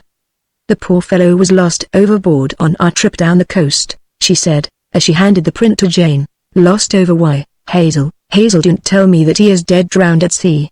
"Hazel, why don't you say that you are joking?" And before the astonished Miss Strong could catch her, Jane Porter had slipped to the floor in a swoon. After Hazel had restored her chum to consciousness, she sat looking at her for a long time before either spoke. "I did not know, Jane," said Hazel, in a constrained voice, "that you knew Mr. Caldwell so intimately that his death could prove such a shock to you." "John Caldwell?" questioned Miss Porter. "You do not mean to tell me that you do not know who this man was, Hazel?" "Why, yes, Jane, I know perfectly well who he was. His name was John Caldwell. He was from London." "Oh, Hazel, I wish I could believe it," moaned the girl. "I wish I could believe it, but those features are burned so deep into my memory and my heart that I should recognize them anywhere in the world from among 1,000 others, who might appear identical to anyone but me." "What do you mean, Jane?" cried Hazel, now thoroughly alarmed. "Who do you think it is?" "I don't think, Hazel. I know that is a picture of Tarzan of the Apes, Jane. I cannot be mistaken." "Oh, Hazel, are you sure that he is dead? Can there be no mistake?" "I'm afraid not, dear," answered Hazel sadly. "I wish I could think that you are mistaken, but now 101 little pieces of corroborative evidence occur to me that meant nothing to me while I thought that he was John Caldwell, of London. He said that he had been born in Africa, and educated in France." "Yes, that would be true," murmured Jane Porter dully. "The first officer, who searched his luggage, found nothing to identify John Caldwell, of London. Practically all his belongings had been made, or purchased, in Paris. Everything that bore an initial was marked either with a T alone, or with J. C. T. We thought that he was traveling incognito under his first 2 names, the J. C. standing for John Caldwell. Tarzan of the Apes took the name Jean C. Tarzan," said Jane, in the same lifeless monotone. "And he is dead. Oh, Hazel, it is horrible. He died all alone in this terrible ocean. It is unbelievable that that brave heart should have ceased to beat, that those mighty muscles are quiet and cold forever. That he who is the personification of life and health and manly strength should be the prey of slimy, crawling things, that." But she could go no further, and with a little moan she buried her head in her arms, and sank sobbing to the floor. For days Miss Porter was ill, and would see no one except Hazel and the faithful Esmeralda. When at last she came on deck, all were struck by the sad change that had taken place in her. She was no longer the alert, vivacious American beauty who had charmed and delighted all who came in contact with her. Instead, she was a very quiet and sad little girl with an expression of hopeless wistfulness that none but Hazel Strong could interpret. The entire party strove their utmost to cheer and amuse her, but all to no avail. Occasionally the jolly Lord Tennington would wring a wan smile from her, but for the most part she sat with wide eyes looking out across the sea. With Jane Porter's illness, one misfortune after another seemed to attack the yacht. First an engine broke down, and they drifted for 2 days while temporary repairs were being made. Then a squall struck them unaware, that carried overboard nearly everything above deck that was portable. Later 2 of the seamen fell to fighting in the forecastle, with the result that one of them was badly wounded with a knife, and the other had to be put to irons. Then, to cap the climax, the mate fell overboard at night, and was drowned before help could reach him. The yacht cruised about the spot for 10 hours, but no sign of the man was seen after he disappeared from the deck into the sea. Every member of the crew and guests was gloomy and depressed after these series of misfortunes. All were apprehensive of worse to come, and this was especially true of the seamen who recalled all sorts of terrible omens and warnings that had occurred during the early part of the voyage, and which they could now clearly translate into the precursors of some grim and terrible tragedy to come. Nor did the croakers have long to wait. The second night after the drowning of the mate, the little yacht was suddenly racked from stem to stern. About 1 o'clock in the morning there was a terrific impact that threw the slumbering guests and crew from berth and bunk. A mighty shudder ran through the frail craft. She lay far over to starboard. The engines stopped. For a moment she hung there with her decks at an angle of 45 degrees, then, with a sullen, rending sound, she slipped back into the sea and righted. Instantly the men rushed upon deck, followed closely by the women. Though the night was cloudy, there was little wind or sea, nor was it so dark but that just off the port bow a black mass could be discerned floating low in the water. A derelict, was the terse explanation of the officer of the watch. Presently the engineer hurried on deck in search of the captain. "That patch we put on the cylinder head's blown out, sir," he reported, "and she's making water fast for'ard on the port bow." An instant later a seaman rushed up from below. "My God!" he cried. "Her whole bleeding bottom's ripped out. She can't float 20 minutes. "Shut up!" roared Tennington. "Ladies, go below and get some of your things together. It may not be so bad as that, but we may have to take to the boats. It will be safer to be prepared. Go at once, please. And, Captain Gerald, send some competent man below, please, to ascertain the exact extent of the damage. In the meantime I might suggest that you have the boats provisioned." The calm, low voice of the owner did much to reassure an entire party, and a moment later all were occupied with the duties he had suggested. By the time the ladies had returned to the deck the rapid provisioning of the boats had been about completed, and a moment later the officer who had gone below had returned to report. But his opinion was scarcely needed to assure a huddled group of men and women that the end of the Lady Alice was at hand. "Well, sir?" said the captain, as his officer hesitated. "I dislike to frighten the ladies, sir," he said, "but she can't float a dozen minutes, in my opinion. There's a hole in her you could drive a bally cow through, sir." For 5 minutes the Lady Alice had been settling rapidly by the bow. Already her stern loomed high in the air, and foothold on the deck was of the most precarious nature.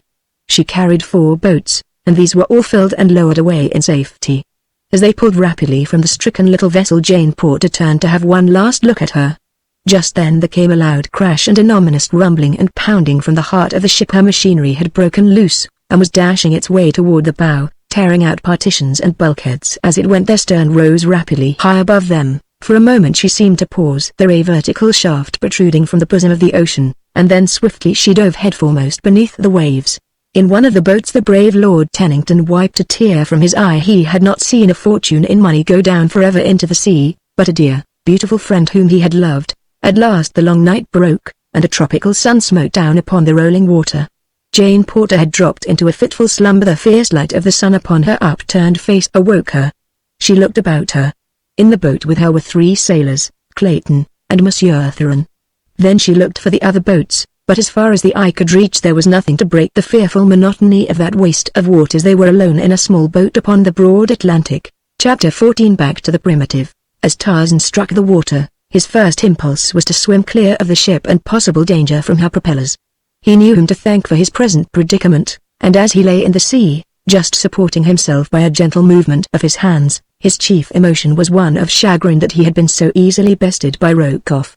He lay thus for some time, watching the receding and rapidly diminishing lights of the steamer without it ever once occurring to him to call for help. He never had called for help in his life, and so it is not strange that he did not think of it now. Always had he depended upon his own prowess and resourcefulness, nor had there ever been since the days of Cal any to answer an appeal for succor. When it did occur to him it was too late. There was, thought Tarzan, a possible 1 chance in 100,000 that he might be picked up, and an even smaller chance that he would reach land, so he determined that to combine what slight chances there were, he would swim slowly in the direction of the coast. The ship might have been closer in than he had known. His strokes were long and easy. It would be many hours before those giant muscles would commence to feel fatigue. As he swam, guided toward the east by the stars, he noticed that he felt the weight of his shoes, and so he removed them. His trousers went next, and he would have removed his coat at the same time but for the precious papers in its pocket. To assure himself that he still had them he slipped his hand in to feel, but to his consternation they were gone. Now he knew that something more than revenge had prompted Rokoff to pitch him overboard. The Russian had managed to obtain possession of the papers Tarzan had wrested from him at Busada. The ape-man swore softly, and let his coat and shirt sink into the Atlantic. Before many hours he had divested himself of his remaining garments, and was swimming easily and unencumbered toward the east. The first faint evidence of dawn was paling the stars ahead of him when the dim outlines of a low-lying black mass loomed up directly in his track. A few strong strokes brought him to its side. It was the bottom of a wave-washed derelict. Tarzan clambered upon it. He would rest there until daylight at least. He had no intention to remain there inactive, a prey to hunger and thirst. If he must die he preferred dying in action while making some semblance of an attempt to save himself.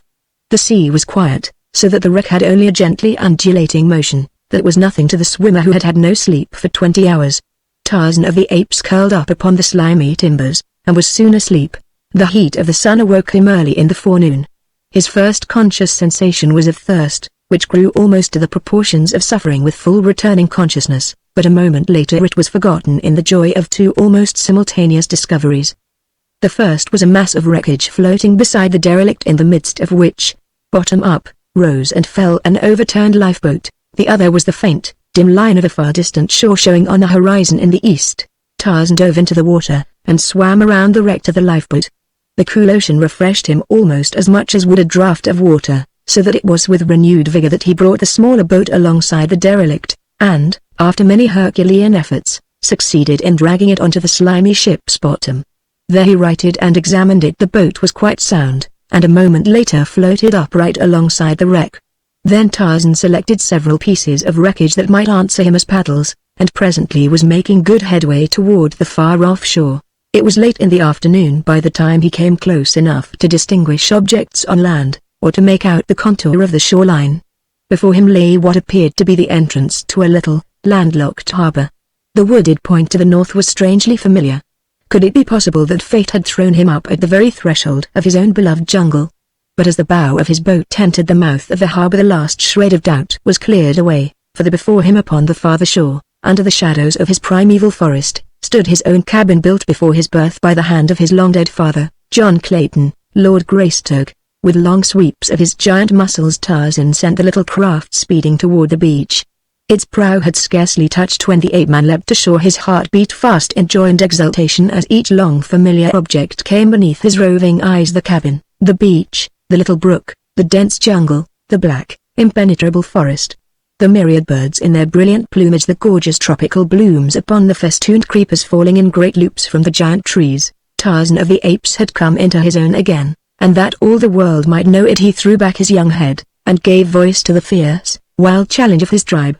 For a moment silence reigned upon the jungle, and then, low and weird, came an answering challenge. It was the deep roar of Numa, the lion, and from a great distance, faintly, the fearsome answering bellow of a bull ape. Tarzan went to the brook first, and slaked his thirst. Then he approached his cabin. The door was still closed and latched as he and Darnat had left it. He raised the latch and entered.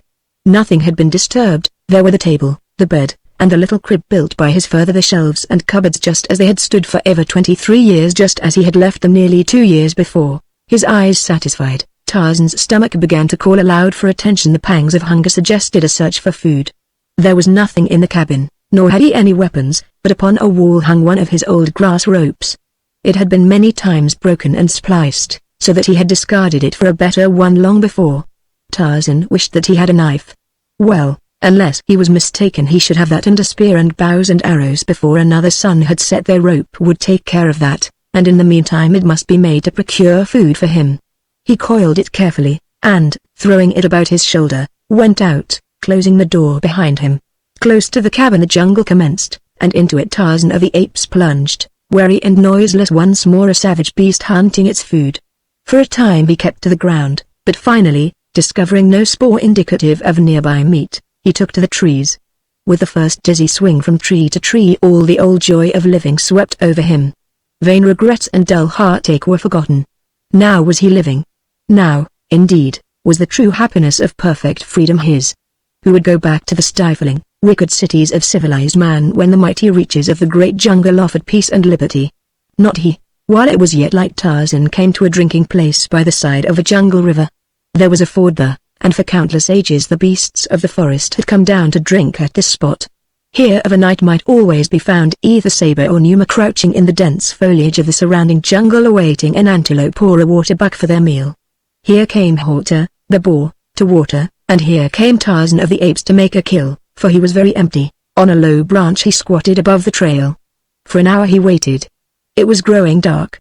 A little to one side of the ford in the densest thicket he heard the faint sound of padded feet, and the brushing of a huge body against tall grasses and tangled creepers. None other than Tarzan might have heard it, but the ape-man heard and translated. It was Numa, the lion, on the same errand as himself. Tarzan smiled. Presently he heard an animal approaching warily along the trail toward the drinking place. A moment more and it came in view. It was Horta, the boar. Here was delicious meat and Tarzan's mouth watered. The grasses where Numa lay were very still now, ominously still. Horta passed beneath Tarzan a few more steps and he would be within the radius of Numa's spring. Tarzan could imagine how old Numa's eyes were shining, how he was already sucking in his breath for the awful roar which would freeze his prey for the brief instant between the moment of the spring and the sinking of terrible fangs into splintering bones. But as Numa gathered himself, a slender rope flew through the air from the low branches of a nearby tree. A noose settled about Horta's neck.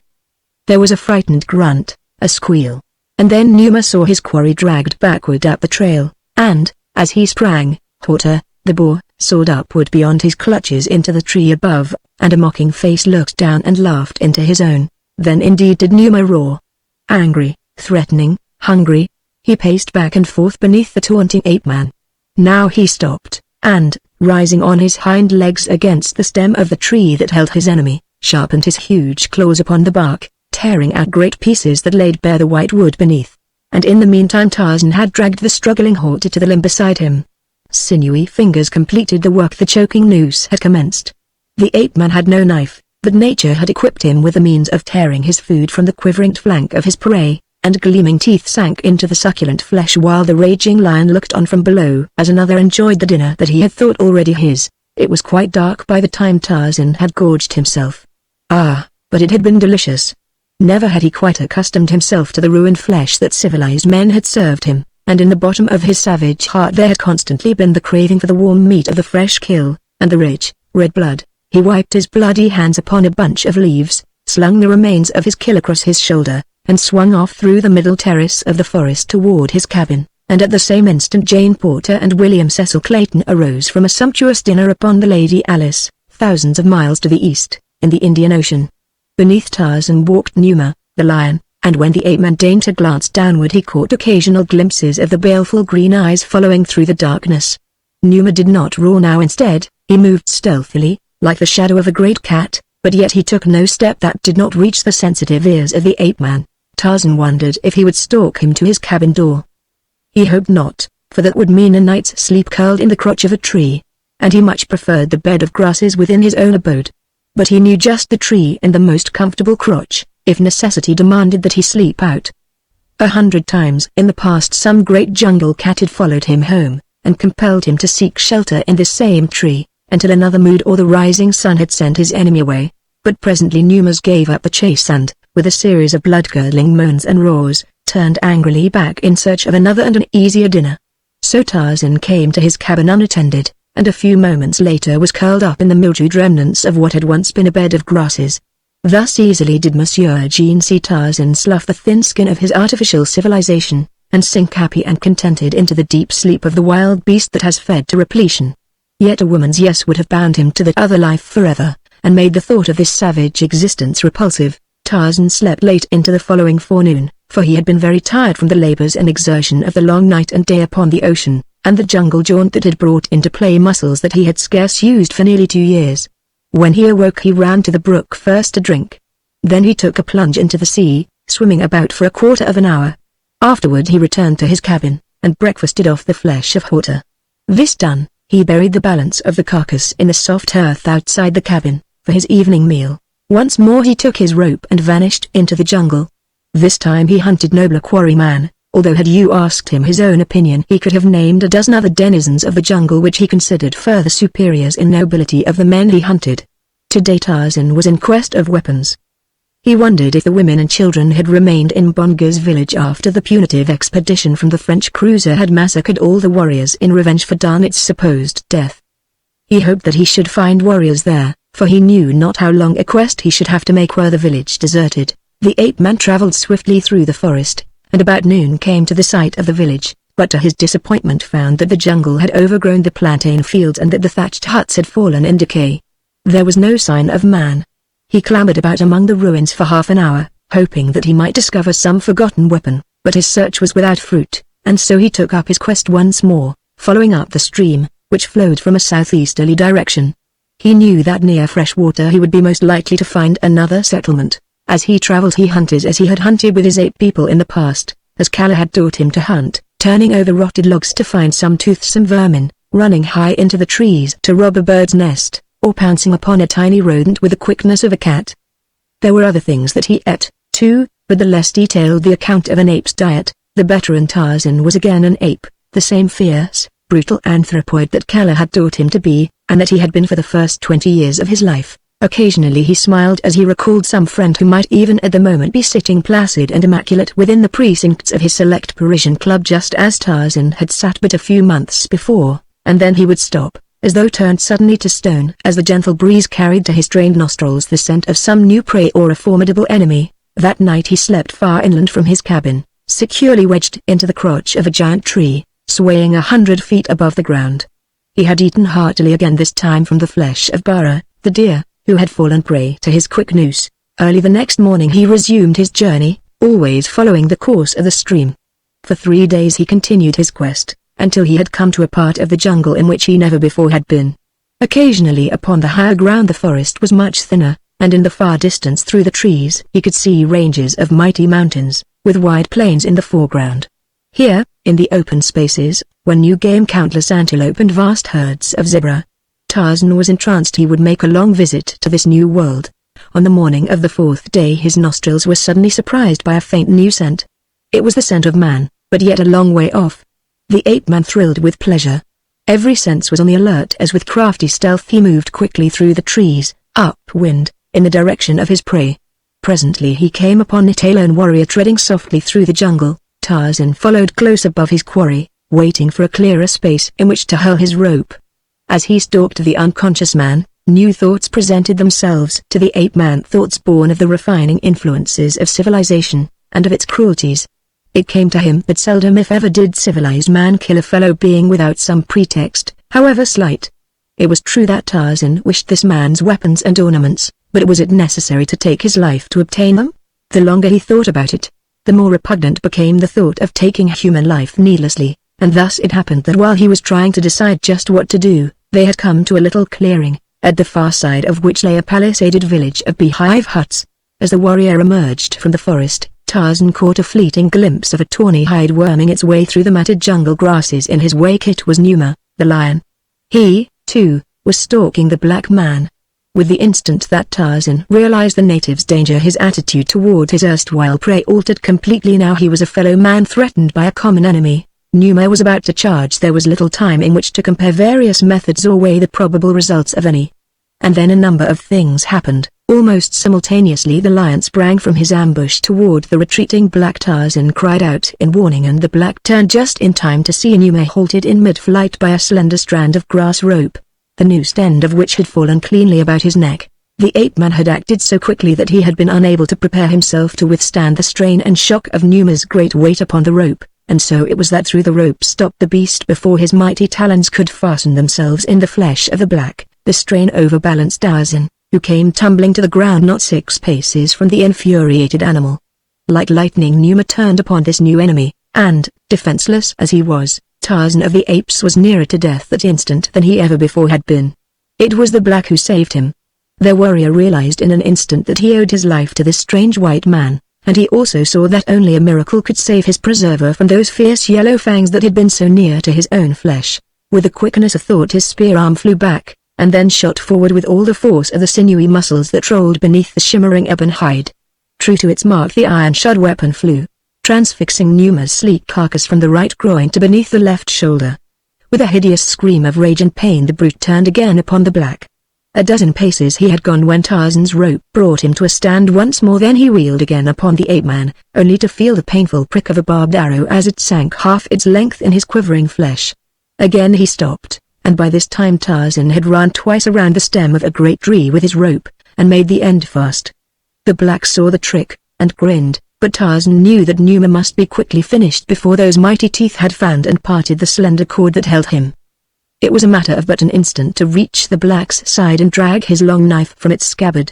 Then he signed the warrior to continue to shoot arrows into the great beast while he attempted to close in upon him with a knife, so as one tantalized upon one side, the other sneaked cautiously in upon the other. Numa was furious. He raised his voice in a perfect frenzy of shrieks, growls, and hideous moans, the while he reared upon his hind legs in futile attempt to reach first one and then the other of his tormentors. But at length the agile ape-man saw his chance, and rushed in upon the beast's left side behind the mighty shoulder. A giant arm encircled the tawny throat, and a long blade sank once, true as a die, into the fierce heart. Then Tarzan arose, and the black man and the white looked into each other's eyes across the body of their kill, and the black made the sign of peace and friendship, and Tarzan of the Apes answered in kind. Chapter 15. From Ape to Savage. The noise of their battle with Numa had drawn an excited horde of savages from the nearby village, and a moment after the lion's death the two men were surrounded by lithe, ebon warriors, gesticulating and jabbering 1,000 questions that drowned each ventured reply. And then the women came, and the children eager, curious, and, at sight of Tarzan, more questioning than ever. The ape-man's new friend finally succeeded in making himself heard, and when he had done talking the men and women of the village vied with one another in doing honor to the strange creature who had saved their fellow and battled single-handed with fierce Numa. At last they led him back to their village, where they brought him gifts of fowl, and goats, and cooked food.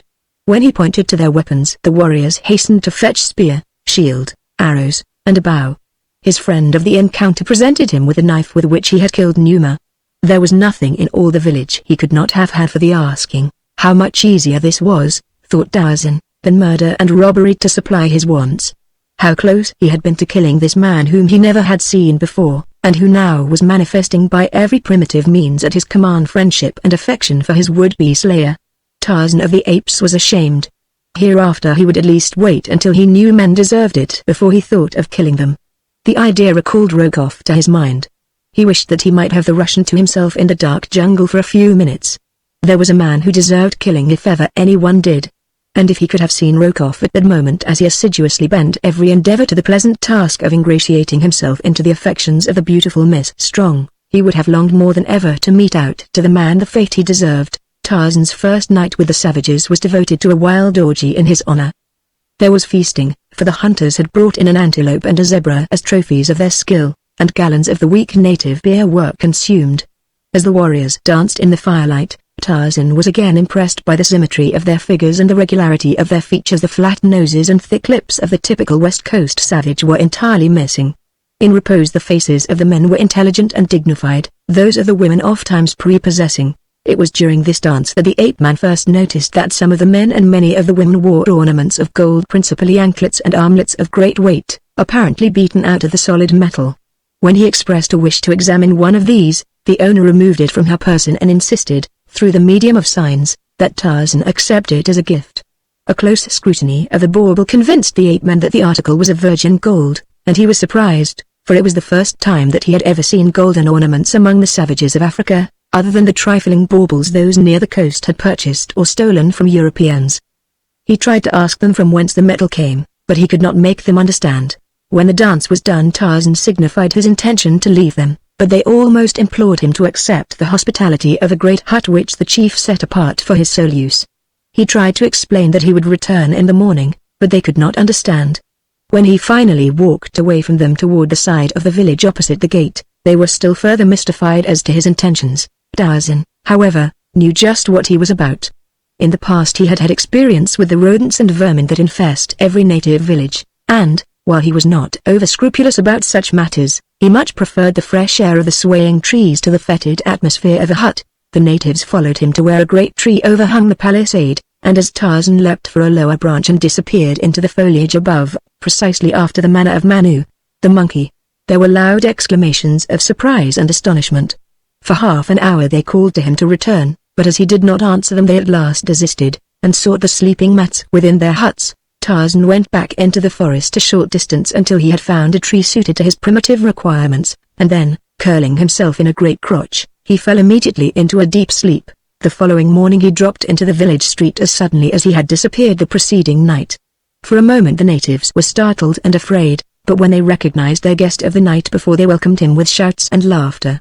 That day he accompanied a party of warriors to the nearby plains on a great hunt, and so dexterous did they find this white man with their own crude weapons that another bond of respect and admiration was thereby wrought. For weeks Tarzan lived with his savage friends, hunting buffalo, antelope, and zebra for meat, and elephant for ivory. Quickly he learned their simple speech, their native customs, and the ethics of their wild, primitive tribal life. He found that they were not cannibals, that they looked with loathing and contempt upon men who ate men.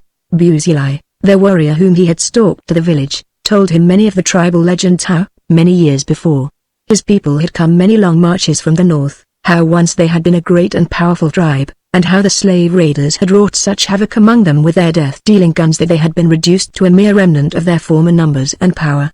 "They hunted us down as one hunts a fierce beast," said Busuli. "There was no mercy in them. When it was not slaves they sought, it was ivory, but usually it was both. Our men were killed and our women driven away like sheep. We fought against them for many years, but our arrows and spears could not prevail against the sticks which spit fire and lead and death to many times the distance that our mightiest warrior could place an arrow. At last, when my father was a young man, the Arabs came again, but our warriors saw them a long way off, and Chowambi, who was chief then, told his people to gather up their belongings and come away with him, that he would lead them far to the south until they found a spot to which the Arab raiders did not come, and they did as he bid, carrying all their belongings, including many tusks of ivory. For months they wandered, suffering untold hardships and privations, for much of the way was through dense jungle, and across mighty mountains, but finally they came to this spot, and although they sent parties farther on to search for an even better location, none has ever been found." "And the raiders have never found you here?" asked Tarzan. "About a year ago a small party of Arabs and Maniuma stumbled upon us, but we drove them off, killing many.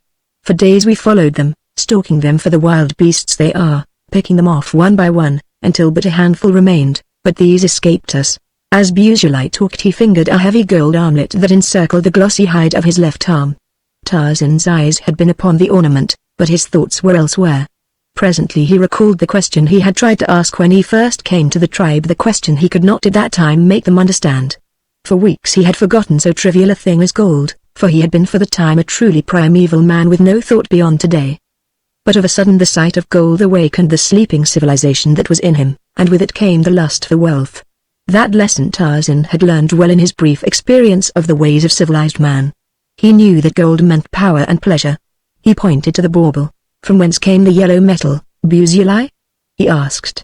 The black pointed toward the southeast. "A moon's march away, maybe more," he replied. "Have you been there?" asked Tarzan. "No, but some of our people were there years ago, when my father was yet a young man. One of the parties that searched further for a location for the tribe when first they settled here came upon a strange people who wore many ornaments of yellow metal. Their spears were tipped with it, as were their arrows, and they cooked in vessels made all of solid metal like my armlet. They lived in a great village in huts that were built of stone and surrounded by a great wall. They were very fierce, rushing out and falling upon our warriors before ever they learned that their errand was a peaceful one. Our men were few in number, but they held their own at the top of a little rocky hill, until the fierce people went back at sunset into their wicked city. Then our warriors came down from their hill, and, after taking many ornaments of yellow metal from the bodies of those they had slain, they marched back out of the valley, nor have any of us ever returned. They are wicked people, neither white like you nor black like me, but covered with hair as is Bolgani, the gorilla. Yes, they are very bad people indeed, and Chow Ambi was glad to get out of their country. And are none of those alive who were with Chow Ambi, and saw these strange people in their wonderful city? Asked Tarzan. Waziri, our chief, was there, replied Buzuli. He was a very young man then, but he accompanied Chow Ambi, who was his father, so that night Tarzan asked Waziri about it, and Waziri, who was now an old man, said that it was a long march, but that the way was not difficult to follow. He remembered it well. For 10 days we followed this river which runs beside our village. Up toward its source we traveled until on the 10th day we came to a little spring far up upon the side of a lofty mountain range. In this little spring our river is born. The next day we crossed over the top of the mountain, and upon the other side we came to a tiny rivulet which we followed down into a great forest. For many days we traveled along the winding banks of the rivulet that had now become a river, until we came to a greater river, into which it emptied, and which ran down the center of a mighty valley. Then we followed this large river toward its source, hoping to come to more open land. After 20 days of marching from the time we had crossed the mountains and passed out of our own country we came again to another range of mountains. Up their side we followed the great river, that had now dwindled to a tiny rivulet, until we came to a little cave near the mountain top. In this cave was the mother of the river. I remember that we camped there that night, and that it was very cold, for the mountains were high. The next day we decided to ascend to the top of the mountains, and see what the country upon the other side looked like, and if it seemed no better than that which we had so far traversed we would return to our village and tell them that they had already found the best place in all the world to live. And so we clambered up the face of the rocky cliffs until we reached the summit, and there from a flat mountain top we saw, not far beneath us, a shallow valley, very narrow, and upon the far side of it was a great village of stone, much of which had fallen and crumbled into decay. The balance of Waziri's story was practically the same as that which Buzuli had told. I should like to go there and see this strange city, said Tarzan, and get some of their yellow metal from its fierce inhabitants. It is a long march, replied Waziri, and I am an old man, but if you will wait until the rainy season is over and the rivers have gone down I will take some of my warriors and go with you. And Tarzan had to be contented with that arrangement, though he would have liked it well enough to have set off the next morning. He was as impatient as a child. Really Tarzan of the Apes was but a child, or a primeval man, which is the same thing in a way. The next day but one a small party of hunters returned to the village from the south to report a large herd of elephants some miles away. By climbing trees they had had a fairly good view of the herd, which they described as numbering several large tuskers, a great many cows and calves, and full-grown bulls whose ivory would be worth having.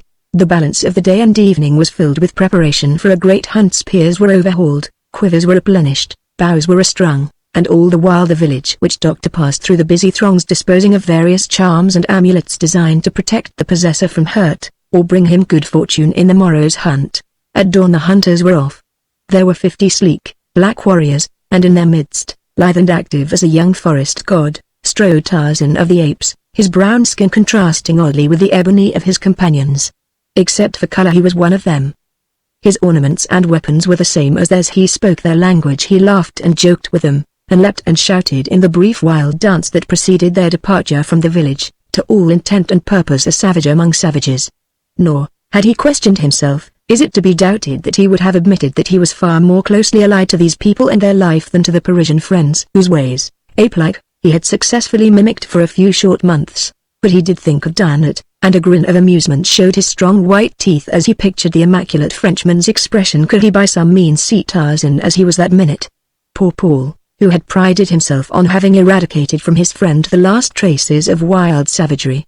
How quickly have I fallen, thought Tarzan, but in his heart he did not consider it a fall. Rather, he pitied the poor creatures of Paris, penned up like prisoners in their silly clothes, and watched by policemen all their poor lives, that they might do nothing that was not entirely artificial and tiresome. A 2 hours' march brought them close to the vicinity in which the elephants had been seen the previous day. From there on they moved very quietly indeed, searching for the spoor of the great beasts. At length they found the well-marked trail along which the herd had passed not many hours before. In single file they followed it for about half an hour. It was Tarzan who first raised his hand in signal that the quarry was at hand. His sensitive nose had warned him that the elephants were not far ahead of them. The blacks were skeptical when he told them how he knew. "Come with me," said Tarzan, "and we shall see." With the agility of a squirrel he sprang into a tree and ran nimbly to the top. One of the blacks followed more slowly and carefully. When he had reached a lofty limb beside the ape man, a latter pointed to the south, and there, some few hundred yards away, the blacks saw a number of huge black backs swaying back and forth above the top of the lofty jungle grasses. He pointed the direction to the watchers below, indicating with his fingers the number of beasts he could count. Immediately the hunters started toward the elephants.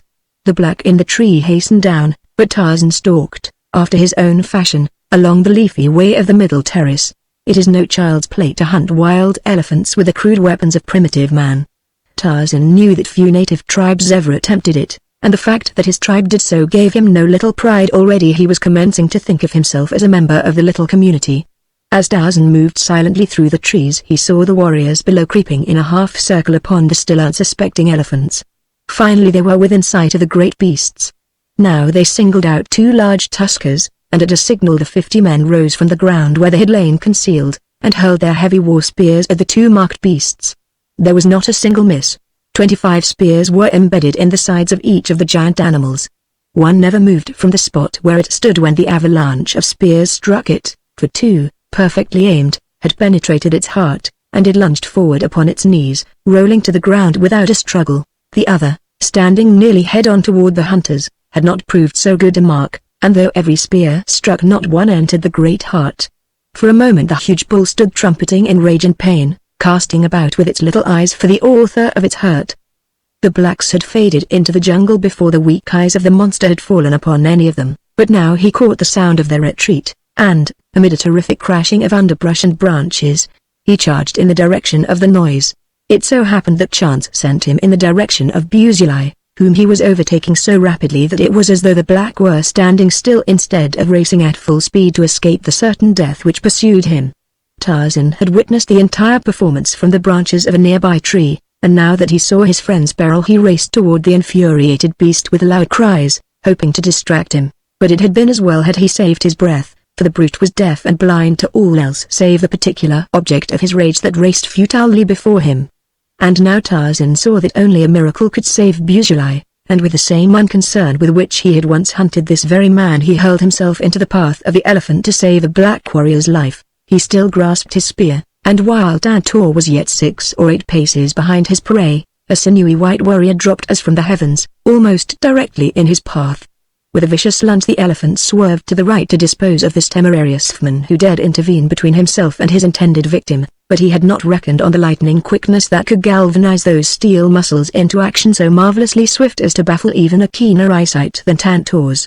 And so it happened that before the elephant realized that his new enemy had leapt from his path, Tarzan had driven his iron-shod spear from behind the massive shoulder straight into the fierce heart, and the colossal pachyderm had toppled to his death at the feet of the ape-man.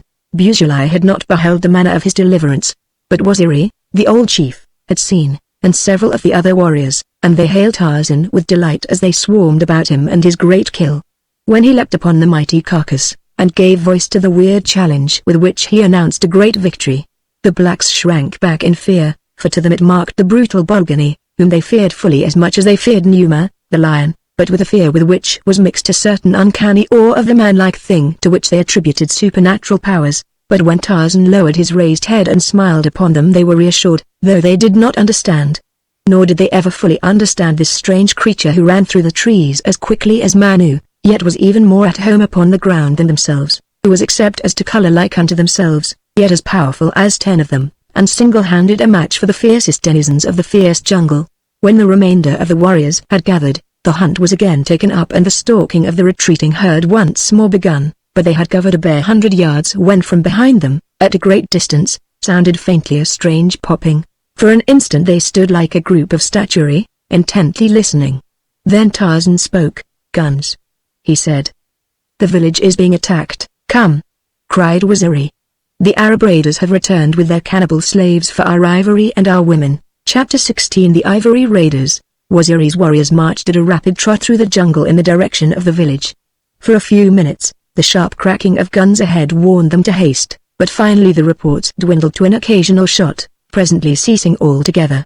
Nor was this less ominous than the rattle of musketry, for it suggested but a single solution to the little band of rescuers that the illy garrisoned village had already succumbed to the onslaught of a superior force. The returning hunters had covered a little more than 3 miles of the 5 that had separated them from the village when they met the first of the fugitives who had escaped the bullets and clutches of the foe. There were a dozen women, youths, and girls in the party, and so excited were they that they could scarce make themselves understood as they tried to relate to Waziri the calamity that had befallen his people. "They are as many as the leaves of the forest," cried one of the women, in attempting to explain the enemy's force. "There are many Arabs and countless Maniuma, and they all have guns. They crept close to the village before we knew that they were about, and then, with many shouts, they rushed in upon us, shooting down men, and women, and children. Those of us who could fled in all directions into the jungle, but more were killed. I do not know whether they took any prisoners or not. They seemed only bent upon killing us all. The Maniuma called us many names, saying that they would eat us all before they left our country, that this was our punishment for killing their friends last year. I did not hear much, for I ran away quickly." The march toward the village was now resumed, more slowly and with greater stealth, for Waziri knew that it was too late to rescue. Their only mission could be one of revenge. Inside the next mile 100 more fugitives were met.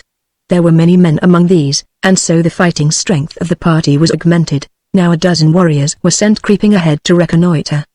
Waziri remained with the main body, which advanced in a thin line that spread in a great crescent through the forest. By the chief's side walked Tarzan. Presently one of the scouts returned. He had come within sight of the village. "They are all within the palisade," he whispered. "Good," said Waziri. "We shall rush in upon them and slay them all," and he made ready to send word along the line that they were to halt at the edge of the clearing until they saw him rush toward the village. Then all were to follow. "Wait," cautioned Tarzan. "If there are even 50 guns within the palisade we shall be repulsed and slaughtered. Let me go alone through the trees, so that I may look down upon them from above, and see just how many there be, and what chance we might have were we to charge. It were foolish to lose a single man needlessly if there be no hope of success. I have an idea that we can accomplish more by cunning than by force. Will you wait, Waziri?" "Yes," said the old chief. "Go." So Tarzan sprang into the trees and disappeared in the direction of the village. He moved more cautiously than was his wont, for he knew that men with guns could reach him quite as easily in the treetops as on the ground. And when Tarzan of the Apes elected to adopt stealth, no creature in all the jungle could move so silently or so completely efface himself from the sight of an enemy. In 5 minutes he had wormed his way to the great tree that overhung the palisade at one end of the village, and from his point of vantage looked down upon the savage horde beneath. He counted 50 Arabs and estimated that there were 5 times as many Maniuma. The latter were gorging themselves upon food and, under the very noses of their white masters, preparing the gruesome feast which is the piece de resistance that follows a victory in which the bodies of their slain enemies fall into their horrid hands. The ape-man saw that to charge that wild horde, armed as they were with guns, and barricaded behind the locked gates of the village, would be a futile task, and so he returned to Waziri and advised him to wait, that he, Tarzan, had a better plan. But a moment before one of the fugitives had related to Waziri the story of the atrocious murder of the old chief's wife, and so crazed with rage was the old man that he cast discretion to the winds. Calling his warriors about him, he commanded them to charge, and, with brandishing spears and savage yells, the little force of scarcely more than 100 dashed madly toward the village gates. Before the clearing had been half crossed the Arabs opened up a withering fire from behind the palisade. With the first volley Waziri fell. The speed of the chargers slackened. Another volley brought down a half-dozen more. A few reached the barred gates, only to be shot in their tracks, without the ghost of a chance to gain the inside of the palisade, and then the whole attack crumpled, and the remaining warriors scampered back into the forest. As they ran the raiders opened the gates, rushing after them, to complete the day's work with the utter extermination of the tribe. Tarzan had been among the last to turn back toward the forest, and now, as he ran slowly, he turned from time to time to speed a well-aimed arrow into the body of a pursuer. Once within the jungle, he found a little knot of determined blacks waiting to give battle to the oncoming horde, but Tarzan cried to them to scatter, keeping out of harm's way until they could gather in force after dark. "Do as I tell you," he urged, "and I will lead you to victory over these enemies of yours. Scatter through the forest, picking up as many stragglers as you can find, and at night, if you think that you have been followed, come by roundabout ways to the spot where we killed the elephants today. Then I will explain my plan, and you will find that it is good. You cannot hope to pit your puny strength and simple weapons against the numbers and the guns of the Arabs and the Maniuma. They finally assented. When you scatter, explained Tarzan, in conclusion, your foes will have to scatter to follow you, and so it may happen that if you are watchful you can drop many a Maniuma with your arrows from behind some great trees. They had barely time to hasten away farther into the forest before the first of the raiders had crossed the clearing and entered it in pursuit of them. Tarzan ran a short distance along the ground before he took to the trees. Then he raced quickly to the upper terrace, doubling on his tracks and making his way rapidly back toward the village. Here he found that every Arab and Maniuma had joined in the pursuit, leaving the village deserted except for the chained prisoners and a single guard. The sentry stood at the open gate, looking in the direction of the forest, so that he did not see the agile giant that dropped to the ground at the far end of the village street. With drawn bow the ape-man crept stealthily toward his unsuspecting victim.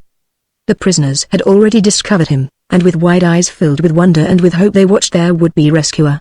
Now he halted not 10 paces from the unconscious Maniuma. The shaft was drawn back its full length at the height of the keen grey eye that sighted along its polished surface. There was a sudden wang as the brown fingers released their hold, and without a sound the raider sank forward upon his face, a wooden shaft transfixing his heart and protruding a foot from his black chest. Then Tarzan turned his attention to the 50 women and youths chained neck to neck on a long slave chain. There was no releasing of the ancient padlocks in the time that was left him, so the ape-man called to them to follow him as they were, and, snatching the gun and cartridge belt from the dead sentry, he led the now happy band out through the village gate and into the forest upon the far side of the clearing. It was a slow and arduous march, for the slave chain was new to these people, and there were many delays as one of their number would stumble and fall, dragging others down with her. Then, too, Tarzan had been forced to make a wide detour to avoid any possibility of meeting with returning raiders. He was partially guided by occasional shots which indicated that the Arab horde was still in touch with the villagers, but he knew that if they would but follow his advice there would be but few casualties other than on the side of the marauders. Toward dusk the firing ceased entirely, and Tarzan knew that the Arabs had all returned to the village. He could scarce repress a smile of triumph as he thought of their rage on discovering that their guard had been killed and their prisoners taken away. Tarzan had wished that he might have taken some of the great store of ivory the village contained, solely for the purpose of still further augmenting the wrath of his enemies, but he knew that that was not necessary for its salvation, since he already had a plan mapped out which would effectually prevent the Arabs leaving the country with a single tusk. And it would have been cruel to have needlessly burdened these poor, overwrought women with the extra weight of the heavy ivory. It was after midnight when Tarzan, with his slow-moving caravan, approached the spot where the elephants lay. Long before they reached it they had been guided by the huge fire the natives had built in the center of a hastily improvised boma, partially for warmth and partially to keep off chance lions. When they had come close to the encampment Tarzan called aloud to let them know that friends were coming. It was a joyous reception the little party received when the blacks within the boma saw the long file of fettered friends and relatives enter the firelight. These had all been given up as lost forever, as had Tarzan as well, so that the happy blacks would have remained awake all night to feast on elephant meat and celebrate the return of their fellows, had not Tarzan insisted that they take what sleep they could, against the work of the coming day. At that, sleep was no easy matter, for the women who had lost their men or their children in the day's massacre and battle made night hideous with their continued wailing and howling. Finally, however, Tarzan succeeded in silencing them, on the plea that their noise would attract the Arabs to their hiding place, when all would be slaughtered. When dawn came Tarzan explained his plan of battle to the warriors, and without demur one and all agreed that it was the safest and surest way in which to rid themselves of their unwelcome visitors and be revenged for the murder of their fellows. First the women and children, with a guard of some 20 old warriors and youths, were started southward, to be entirely out of the zone of danger. They had instructions to erect temporary shelter and construct a protecting boma of thorn bush, for the plan of campaign which Tarzan had chosen was one which might stretch out over many days, or even weeks, during which time the warriors would not return to the new camp. 2 hours after daylight a thin circle of black warriors surrounded the village.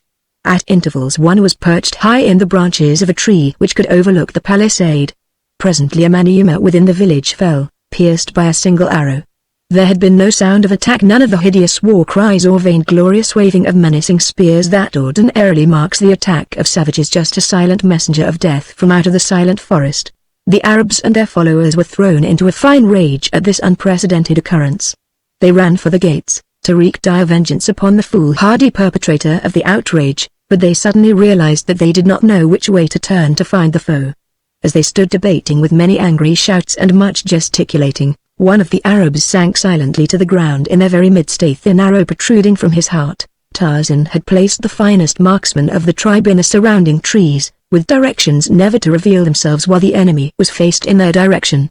As a black released his messenger of death, he would slink behind the sheltering stem of the tree he had selected, nor would he again aim until a watchful eye told him that none was looking toward his tree. 3 times the Arabs started across the clearing in the direction from which they thought the arrows came, but each time another arrow would come from behind to take its toll from among their number. Then they would turn and charge in a new direction. Finally they set out upon a determined search of the forest, but the blacks melted before them, so that they saw no sign of an enemy.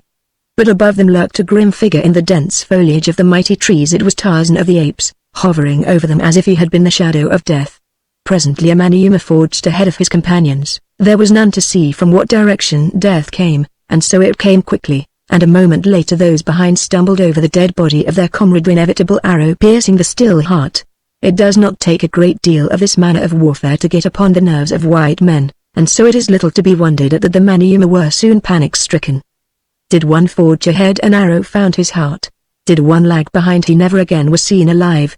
Did one stumble to one side, even for a bare moment from the sight of his fellows, he did not return, and always when they came upon the bodies of their dead they found those terrible arrows driven with the accuracy of superhuman power straight through the victim's heart. But worse than all else was the hideous fact that not once during the morning had they seen or heard the slightest sign of an enemy other than the pitiless arrows. When finally they returned to the village it was no better. Every now and then, at varying intervals that were maddening in the terrible suspense they caused, a man would plunge forward dead. The blacks besought their masters to leave this terrible place, but the Arabs feared to take up the march through the grim and hostile forest beset by this new and terrible enemy while laden with the great store of ivory they had found within the village. But, worse yet, they hated to leave the ivory behind. Finally the entire expedition took refuge within the thatched huts. Here, at least, they would be free from the arrows. Tarzan, from the tree above the village, had marked the hut into which the chief Arabs had gone, and, balancing himself upon an overhanging limb, he drove his heavy spear with all the force of his giant muscles through the thatched roof. A howl of pain told him that it had found a mark. With this parting salute to convince them that there was no safety for them anywhere within the country, Tarzan returned to the forest, collected his warriors, and withdrew a mile to the south to rest and eat. He kept sentries in several trees that commanded a view of the trail toward the village, but there was no pursuit. An inspection of his force showed not a single casualty, not even a minor wound, while rough estimates of the enemy's loss convinced the blacks that no fewer than 20 had fallen before their arrows. They were wild with elation, and were for finishing the day in one glorious rush upon the village, during which they would slaughter the last of their foemen. They were even picturing the various tortures they would inflict, and gloating over the suffering of the Magneon, for whom they entertained a peculiar hatred, when Tarzan put his foot down flatly upon the plan. "You are crazy," he cried. "I have shown you the only way to fight these people. Already you have killed 20 of them without the loss of a single warrior, whereas, yesterday, following your own tactics, which you would now renew, you lost at least a dozen, and killed not a single Arab or Magneon. You will fight just as I tell you to fight, or I shall leave you and go back to my own country." They were frightened when he threatened this, and promised to obey him scrupulously if he would but promise not to desert them. "Very well," he said. "We shall return to the elephant boma for the night. I have a plan to give the Arabs a little taste of what they may expect if they remain in our country, but I shall need no help. Come. If they suffer no more for the balance of the day they will feel reassured, and the relapse into fear will be even more nerve-wracking than as though we continued to frighten them all afternoon." So they marched back to their camp of the previous night, and, lighting great fires, ate and recounted the adventures of the day until long after dark. Tarzan slept until midnight, then he arose and crept into the Cimmerian blackness of the forest. An hour later he came to the edge of the clearing before the village. There was a campfire burning within the palisade. The ape-man crept across the clearing until he stood before the barred gates. Through the interstices he saw a lone sentry sitting before the fire. Quietly Tarzan went to the tree at the end of the village street. He climbed softly to his place, and fitted an arrow to his bow. For several minutes he tried to sight fairly upon the sentry, but the waving branches and flickering firelight convinced him that the danger of a miss was too great. He must touch the heart full in the center to bring the quiet and sudden death his plan required. He had brought, besides, his bow, arrows, and rope, the gun he had taken the previous day from the other sentry he had killed. Caching all these in a convenient crotch of the tree, He dropped lightly to the ground within the palisade, armed only with his long knife. The sentry's back was toward him. Like a cat, Tarzan crept upon the dozing man. He was within 2 paces of him now. Another instant and the knife would slide silently into the fellow's heart. Tarzan crouched for a spring, for that is ever the quickest and surest attack of the jungle beast when the man, warned, by some subtle sense, sprang to his feet and faced the ape-man. Chapter 17. The White Chief of the Waziri. When the eyes of the black Maniuma savage fell upon the strange apparition that confronted him with menacing knife, they went wide in horror. He forgot the gun within his hands. He even forgot to cry out. His one thought was to escape this fearsome-looking white savage, this giant of a man upon whose massive rolling muscles and mighty chest the flickering firelight played. But before he could turn, Tarzan was upon him, and then the sentry thought to scream for aid, but it was too late. A great hand was upon his windpipe, and he was being borne to the earth. He battled furiously but futilely with the grim tenacity of a bulldog. Those awful fingers were clinging to his throat. Swiftly and surely life was being choked from him. His eyes bulged, his tongue protruded, his face turned to a ghastly purplish hue. There was a convulsive tremor of the stiffening muscles, and the Maniuma sentry lay quite still. The ape-man threw the body across one of his broad shoulders and, gathering up the fellow's gun, trotted silently up the sleeping village street toward the tree that gave him such easy ingress to the palisaded village.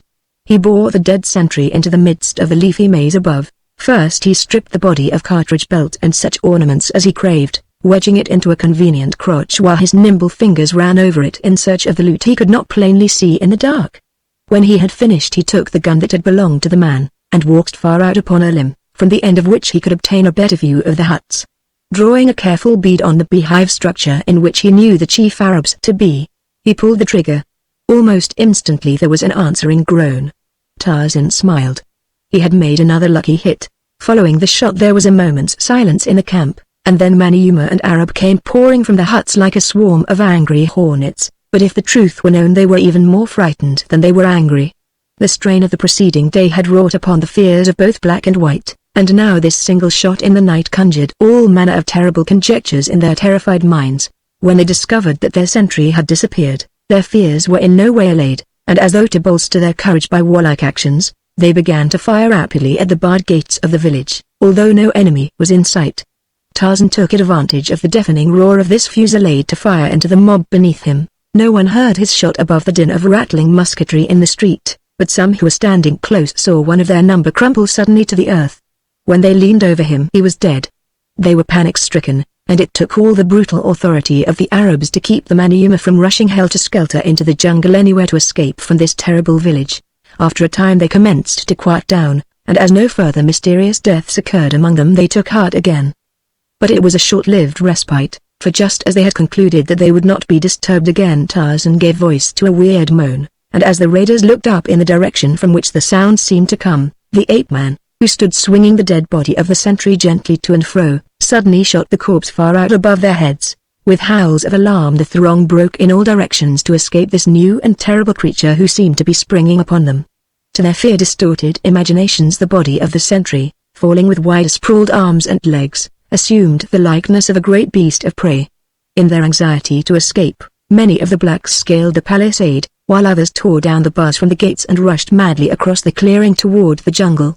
For a time no one turned back toward the thing that had frightened them, but Tarzan knew that they would in a moment, and when they discovered that it was but the dead body of their sentry, while they would doubtless be still further terrified, he had a rather definite idea as to what they would do, and so he faded silently away toward the south, taking the moonlit upper terrace back toward the camp of the Waziri. Presently one of the Arabs turned and saw that the thing that had leapt from the tree upon them lay still and quiet where it had fallen in the center of the village street. Cautiously he crept back toward it until he saw that it was but a man.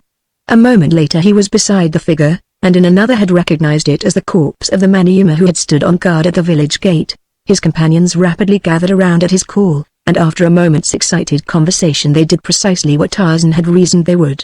Raising their guns to their shoulders, they poured volley after volley into the tree from which the corpse had been thrown. Had Tarzan remained there he would have been riddled by 100 bullets. When the Arabs and Maniuma discovered that the only marks of violence upon the body of their dead comrade were giant fingerprints upon his swollen throat, they were again thrown into deeper apprehension and despair. That they were not even safe within a palisaded village at night came as a distinct shock to them.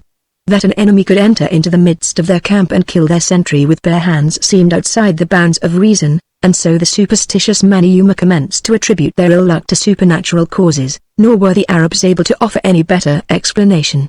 With at least 50 of their number flying through the black jungle, and without the slightest knowledge of when their uncanny foemen might resume the cold-blooded slaughter they had commenced, it was a desperate band of cutthroats that waited sleeplessly for the dawn.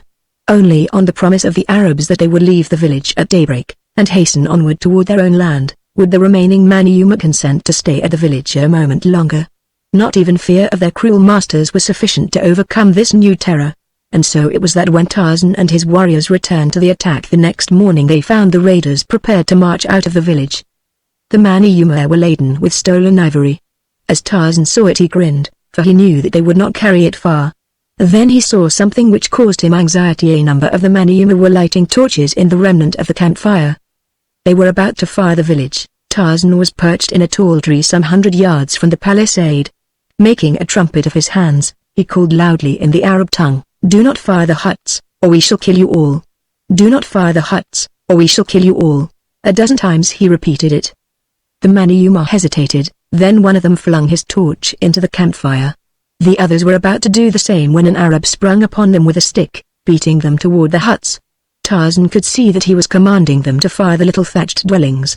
Then he stood erect upon the swaying branch 100 feet above the ground, and, raising one of the Arab guns to his shoulder, took careful aim and fired.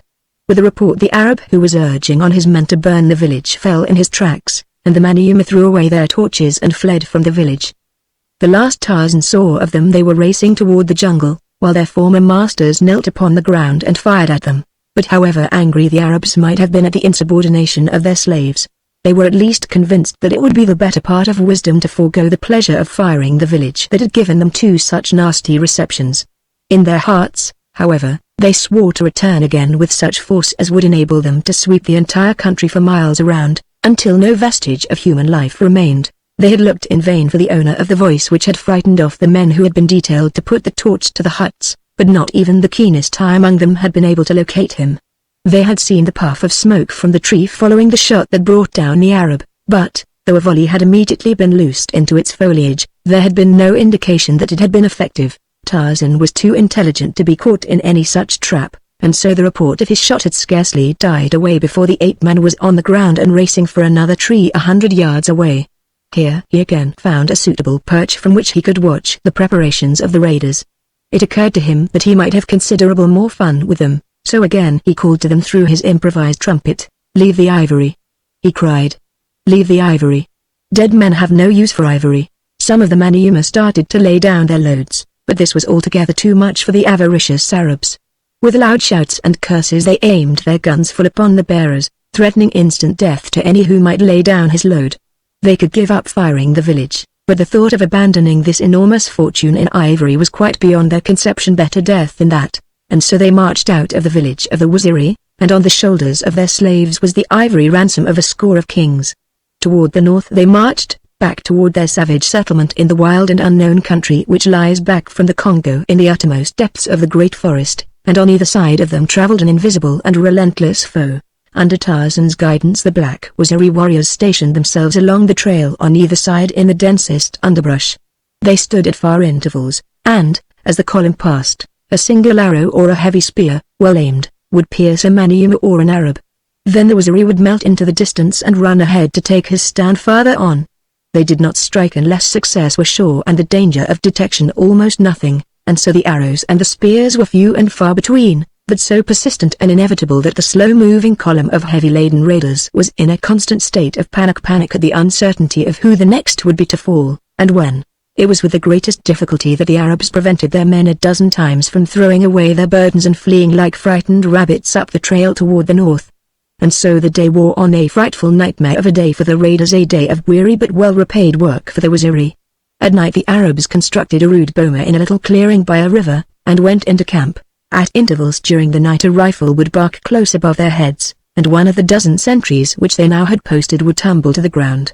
Such a condition was insupportable, for they saw that by means of these hideous tactics they would be completely wiped out, one by one, without inflicting a single death upon their enemy. But yet, with the persistent avariciousness of the white man, the Arabs clung to their loot, and when morning came forced the demoralized Magneon to take up their burdens of death and stagger on into the jungle. For 3 days the withering column kept up its frightful march. Each hour was marked by its deadly arrow or cruel spear. The nights were made hideous by the barking of the invisible gun that made sentry duty equivalent to a death sentence. On the morning of the 4th day the Arabs were compelled to shoot 2 of their blacks before they could compel the balance to take up the hated ivory, and as they did so a voice rang out, clear and strong, from the jungle, "Today you die, oh, Mani-Yuma, unless you lay down the ivory. Fall upon your cruel masters and kill them. You have guns, why do you not use them? Kill the Arabs, and we will not harm you. We will take you back to our village and feed you, and lead you out of our country in safety and in peace. Lay down the ivory, and fall upon your masters, we will help you. Else you die." As the voice died down the raiders stood as though turned to stone. The Arabs eyed their Mani-Yuma slaves. The slaves looked first at one of their fellows, and then at another. They were but waiting for someone to take the initiative. There were some 30 Arabs left, and about 150 blacks. All were armed, even those who were acting as porters had their rifles slung across their backs. The Arabs drew together. The Sheikh ordered the Mani-Yuma to take up the march, and as he spoke he cocked his rifle and raised it. But at the same instant one of the blacks threw down his load, and, snatching his rifle from his back, fired point blank at the group of Arabs. In an instant the camp was a cursing, howling mass of demons, fighting with guns and knives and pistols. The Arabs stood together, and defended their lives valiantly, but with the rain of lead that poured upon them from their own slaves, and the shower of arrows and spears which now leapt from the surrounding jungle aimed solely at them, there was little question from the first what the outcome would be. In 10 minutes from the time the first porter had thrown down his load the last of the Arabs lay dead. When the firing had ceased Tarzan spoke again to the Mani-Yuma. "Take up our ivory, and return it to our village, from whence you stole it. We shall not harm you." For a moment the Mani-Yuma hesitated. They had no stomach to retrace that difficult 3 days' trail. They talked together in low whispers, and one turned toward the jungle, calling aloud to the voice that had spoken to them from out of the foliage. "How do we know that when you have us in your village you will not kill us all?" he asked. "You do not know," replied Tarzan, "other than that we have promised not to harm you if you will return our ivory to us.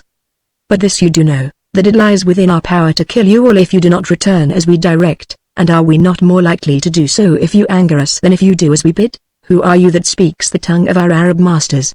cried the Mani-Yuma spokesman. "Let us see you, and then we shall give you our answer." Tarzan stepped out of the jungle a dozen paces from them. "Look," he said.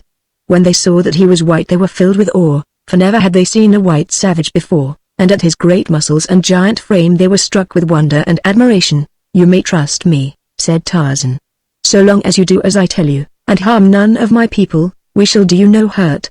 Will you take up our ivory and return in peace to our village, or shall we follow along your trail toward the north as we have followed for the past 3 days?" The recollection of the horrid days that had just passed was the thing that finally decided the Mani-Yuma, and so, after a short conference, they took up their burdens and set off to retrace their steps toward the village of the Waziri.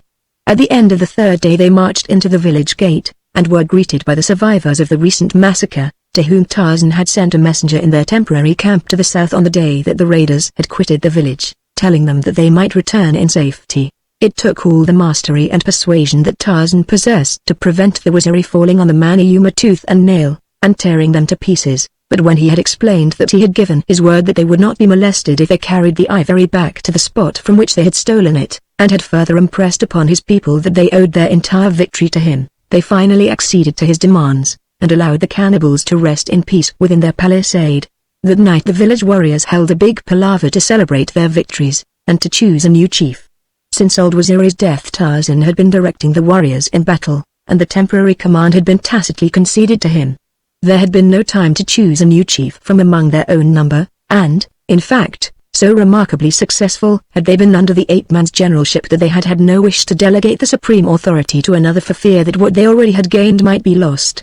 They had so recently seen the results of running counter to this savage white man's advice in the disastrous charge ordered by Waziri, in which he himself had died, that it had not been difficult for them to accept Tarzan's authority as final. The principal warriors sat in a circle about a small fire to discuss the relative merits of whomever might be suggested as old Waziri's successor. It was Buzuli who spoke first. "Since Waziri is dead, leaving no son, there is but one among us whom we know from experience is fitted to make us a good king. There is only one who has proved that he can successfully lead us against the guns of the white man, and bring us easy victory without the loss of a single life. There is only one, and that is the white man who has led us for the past few days." And Busuli sprang to his feet, and with uplifted spear and half-bent, crouching body commenced to dance slowly about Tarzan, chanting in time to his steps. "Waziri, king of the Waziri. Waziri, killer of Arabs. Waziri, king of the Waziri." One by one the other warriors signified their acceptance of Tarzan as their king by joining in the solemn dance. The women came and squatted about the rim of the circle, beating upon tom-toms, clapping their hands in time to the steps of the dancers, and joining in the chant of the warriors. In the center of the circle sat Tarzan of the Apes Waziri, king of the Waziri, for, like his predecessor, he was to take the name of his tribe as his own. Faster and faster grew the pace of the dancers, louder and louder their wild and savage shouts. The women rose and fell in unison, shrieking now at the tops of their voices. The spears were brandishing fiercely, and as the dancers stooped down and beat their shields upon the hard-tramped earth of the village street, the whole sight was as terribly primeval and savage as though it were being staged in the dim dawn of humanity, countless ages in the past. As the excitement waxed, the ape-man sprang to his feet and joined in the wild ceremony. In the center of the circle of glittering black bodies he leapt and roared and shook his heavy spear in the same mad abandon that enthralled his fellow savages. The last remnant of his civilization was forgotten. He was a primitive man to the fullest now, reveling in the freedom of the fierce, wild life he loved, gloating in his kingship among these wild blacks. Ah, if Olga Ducoud had but seen him, then could she have recognized the well-dressed, quiet young man whose well-bred face and irreproachable manners had so captivated her but a few short months ago? And Jane Porter? Would she have still loved this savage warrior chieftain, dancing naked among his naked savage subjects? And darn it! Could Darnett have believed that this was the same man he had introduced into half a dozen of the most select clubs of Paris? What would his fellow peers in the House of Lords have said had one pointed to this dancing giant, with his barbaric headdress and his metal ornaments, and said, "There, my lords, is John Clayton, Lord Greystoke"? And so Tarzan of the Apes came into a real kingship among men. Slowly but surely was he following the evolution of his ancestors, for had he not started at the very bottom? Chapter 18 The Lottery of Death. Jane Porter had been the first of those in the lifeboat to awaken the morning after the wreck of the Lady Alice. The other members of the party were asleep upon the thwarts or huddled in cramped positions in the bottom of the boat. When the girl realized that they had become separated from the other boats, she was filled with alarm. The sense of utter loneliness and helplessness which the vast expanse of deserted ocean aroused in her was so depressing that, from the first, contemplation of the future held not the slightest ray of promise for her. She was confident that they were lost beyond possibility of succor. Presently Clayton awoke. It was several minutes before he could gather his senses sufficiently to realize where he was, or recall the disaster of the previous night. Finally his bewildered eyes fell upon the girl. "Jane," he cried. "Thank God that we are together." "Look," said the girl dully, indicating the horizon with an apathetic gesture. "We are all alone." Clayton scanned the water in every direction. "Where can they be?" he cried. "They cannot have gone down, for there has been no sea, and they were afloat after the yacht sank. I saw them all." He awoke the other members of the party, and explained their plight. "It is just as well that the boats are scattered, sir," said one of the sailors. "They are all provisioned, so that they do not need each other on that score, and should a storm blow up they could be of no service to one another even if they were together, but scattered about the ocean there is a much better chance that one at least will be picked up, and then a search will be at once started for the others. Were we together there would be but one chance of rescue, where now there may be four." They saw the wisdom of his philosophy, and were cheered by it, but their joy was short-lived, for when it was decided that they should row steadily toward the east and the continent, it was discovered that the sailors who had been at the only two oars with which the boat had been provided had fallen asleep at their work, and allowed both to slip into the sea, nor were they in sight anywhere upon the water. During the angry words and recriminations which followed the sailors nearly came to blows, but Clayton succeeded in quieting them, though a moment later Monsieur Theron almost precipitated another row by making a nasty remark about the stupidity of all Englishmen, and especially English sailors. Come, mates," spoke up one of the men, Tompkins, who had taken no part in the altercation. "Shootin' off our bloomin' mugs won't get us nothin'. As Spider said afore, we'll all bloody well be picked up, anyway," says he, "so what's the use o' squabblin'? Let's eat," says I. "That's not a bad idea," said Monsieur Theron, and then, turning to the third sailor, "Wilson," he said, "pass one of those tins aft, my good man." "Fetch it yourself," retorted Wilson sullenly. I ain't a tucking no orders from no foreigner. You ain't captain knows this ship yet. The result was that Clayton himself had to get the tin, and then another angry altercation ensued when one of the sailors accused Clayton and Monsieur Theron of conspiring to control the provisions so that they could have the lion's share. Someone should take command of this boat, spoke up Jane Porter, thoroughly disgusted with the disgraceful wrangling that had marked the very opening of a forced companionship that might last for many days. It is terrible enough to be alone in a frail boat on the Atlantic, without having the added misery and danger of constant bickering and brawling among the members of our party. You men should elect a leader, and then abide by his decisions in all matters. There is greater need for strict discipline here than there is upon a well-ordered ship. She had hoped before she voiced her sentiments that it would not be necessary for her to enter into the transaction at all, for she believed that Clayton was amply able to cope with every emergency, but she had to admit that so far at least he had shown no greater promise of successfully handling the situation than any of the others, though he had at least refrained from adding in any way to the unpleasantness, even going so far as to give up the tin to the sailors when they objected to its being opened by him. The girl's words temporarily quieted the men, and finally it was decided that the 2 kegs of water and the 4 tins of food should be divided into 2 parts, one half going forward to the 3 sailors to do with as they saw best, and the balance aft to the 3 passengers. Thus was the little company divided into 2 camps, and when the provisions had been apportioned each immediately set to work to open and distribute food and water. The sailors were the first to get one of the tins of food open, and their curses of rage and disappointment caused Clayton to ask what the trouble might be. "Trouble?" shrieked Spider. "Trouble? It's worse than trouble, it's death. This tin is full of coal oil."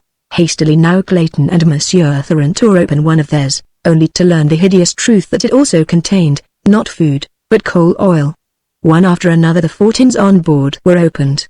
And as the contents of each became known, howls of anger announced the grim truth: there was not an ounce of food upon the boat. "Well, thank God it wasn't the water," cried Tompkins. "It's easier to get along without food than it is without water. We can eat our shoes if worst comes to worst. But we couldn't drink 'em." As he spoke Wilson had been boring a hole in one of the water kegs, and as Spider held a tin cup he tilted the keg to pour a draught of the precious fluid. A thin stream of blackish, dry particles filtered slowly through the tiny aperture into the bottom of the cup. With a groan Wilson dropped the keg, and sat staring at the dry stuff in the cup, speechless with horror. "The kegs are filled with gunpowder," said Spider, in a low tone, turning to those aft. And so it proved when the last had been opened. "Coal oil and gunpowder!" cried Monsieur Theron. "Sapristi! What a diet for shipwrecked mariners!" With the full knowledge that there was neither food nor water on board, the pangs of hunger and thirst became immediately aggravated, and so on the first day of their tragic adventure real suffering commenced in grim earnest, and the full horrors of shipwreck were upon them. As the days passed conditions became horrible. Aching eyes scanned the horizon day and night until the weak and weary watchers would sink exhausted to the bottom of the boat, and their rest in dream-disturbed slumber a moment's respite from the horrors of the waking reality. The sailors, goaded by the remorseless pangs of hunger, had eaten their leather belts, their shoes, the sweatbands from their caps, although both Clayton and Monsieur Theron had done their best to convince them that these would only add to the suffering they were enduring. Weak and hopeless, the entire party lay beneath the pitiless tropic sun, with parched lips and swollen tongues, waiting for the death they were beginning to crave. The intense suffering of the first few days had become deadened for the 3 passengers who had eaten nothing, but the agony of the sailors was pitiful, as their weak and impoverished stomachs attempted to cope with the bits of leather with which they had filled them. Tompkins was the first to succumb. Just a week from the day the Lady Alice went down the sailor died horribly in frightful convulsions. For hours his contorted and hideous features lay grinning back at those in the stern of the little boat, until Jane Porter could endure sight no longer. "Can you not drop his body overboard, William?" she asked. Clayton rose and staggered toward the corpse. The 2 remaining sailors eyed him with a strange, baleful light in their sunken orbs. Futilely the Englishman tried to lift the corpse over the side of the boat, but his strength was not equal to the task. "Lend me a hand here, please," he said to Wilson, who lay nearest him. "What do you want to throw him over for?" questioned the sailor, in a querulous voice. "We've got to before we're too weak to do it," replied Clayton. "He'd be awful by tomorrow, after a day under that broiling sun." "Better leave well enough alone," grumbled Wilson. "We may need him before tomorrow." Slowly the meaning of the man's words percolated into Clayton's understanding. At last he realized the fellow's reason for objecting to the disposal of the dead man. "God!" whispered Clayton, in a horrified tone. "You don't mean, we're not?" growled Wilson. Ain't we gotta live? He's dead," he added, jerking his thumb in the direction of the corpse. "He won't care. Come here, Tarzan," said Clayton, turning toward the Russian. "We'll have something worse than death aboard us if we don't get rid of this body before dark." Wilson staggered up menacingly to prevent the contemplated act, but when his comrade, Spider, took sides with Clayton and Monsieur Tarzan, he gave up, and sat eyeing the corpse hungrily as the three men, by combining their efforts, succeeded in rolling it overboard. All the balance of the day Wilson sat glaring at Clayton, in his eyes the gleam of insanity. Toward evening, as the sun was sinking into the sea, he commenced to chuckle and mumble to himself, but his eyes never left Clayton. After it became quite dark, Clayton could still feel those terrible eyes upon him. He dared not sleep, and yet so exhausted was he that it was a constant fight to retain consciousness. After what seemed an eternity of suffering, his head dropped upon a thwart, and he slept. How long he was unconscious he did not know. He was awakened by a shuffling noise quite close to him. The moon had risen, and as he opened his startled eyes he saw Wilson creeping stealthily toward him. His mouth open and his swollen tongue hanging out. The slight noise had awakened Jane Porter at the same time, and as she saw the hideous tableau she gave a shrill cry of alarm, and at the same instant the sailor lurched forward and fell upon Clayton. Like a wild beast his teeth sought the throat of his intended prey, but Clayton, weak though he was, still found sufficient strength to hold the maniac's mouth from him. At Jane Porter's scream Monsieur Tarzan and Spider awoke. On seeing the cause of her alarm, both men crawled to Clayton's rescue, and between the three of them were able to subdue Wilson and hurl him to the bottom of the boat. For a few minutes he lay there chattering and laughing, and then, with an awful scream, and before any of his companions could prevent, he staggered to his feet and leapt overboard. The reaction from the terrific strain of excitement left the weak survivors trembling and prostrated. Spider broke down and wept, Jane Porter prayed, Clayton swore softly to himself, Monsieur Tarzan sat with his head in his hands, thinking.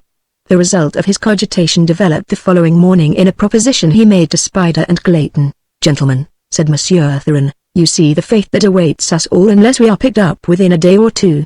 That there is little hope of that is evidenced by the fact that during all the days we have drifted we have seen no sail, nor the faintest smudge of smoke upon the horizon. There might be a chance if we had food, but without food there is none. There remains for us, then, but one of two alternatives, and we must choose at once. Either we must all die together within a few days, or one must be sacrificed that the others may live. Do you quite clearly grasp my meaning?" Jane Porter, who had overheard, was horrified. If the proposition had come from the poor, ignorant sailor, she might possibly have not been so surprised, but that it should come from one who posed as a man of culture and refinement, from a gentleman, she could scarcely credit. "It is better that we die together, then," said Clayton. "That is for the majority to decide," replied Monsieur Tarzan. "As only one of us three will be the object of sacrifice, we shall decide. Miss Porter is not interested, since she will be in no danger. How shall we know who is to be first?" asked Spider. "It may be fairly fixed by lot," replied Monsieur Tarzan. "I have a number of franc pieces in my pocket. We can choose a certain date from among them. The one to draw this date first from beneath a piece of cloth will be the first." "I shall have nothing to do with any such diabolical plan," muttered Clayton. "Even yet land may be sighted or a ship appear in time. You will do as the majority decide, or you will be the first without the formality of drawing lots," said Monsieur Tarzan threateningly. "Come, let us vote on the plan. I for one am in favor of it. How about you, Spider?" "And I," replied the sailor. "It is the will of the majority," announced Monsieur Tarzan, "and now let us lose no time in drawing lots. It is as fair for one as for another. That three may live, one of us must die perhaps a few hours sooner than otherwise." Then he began his preparation for the lottery of death, while Jane Porter sat wide-eyed and horrified at thought of the thing that she was about to witness. Monsieur Tarzan spread his coat upon the bottom of the boat, and then from a handful of money he selected 6 franc pieces. The other two men bent close above him as he inspected them. Finally he handed them all to Clayton. "Look at them carefully," he said. "The oldest date is 1875, and there is only one of that year." Clayton and the sailor inspected each coin. To them there seemed not the slightest difference that could be detected other than the dates.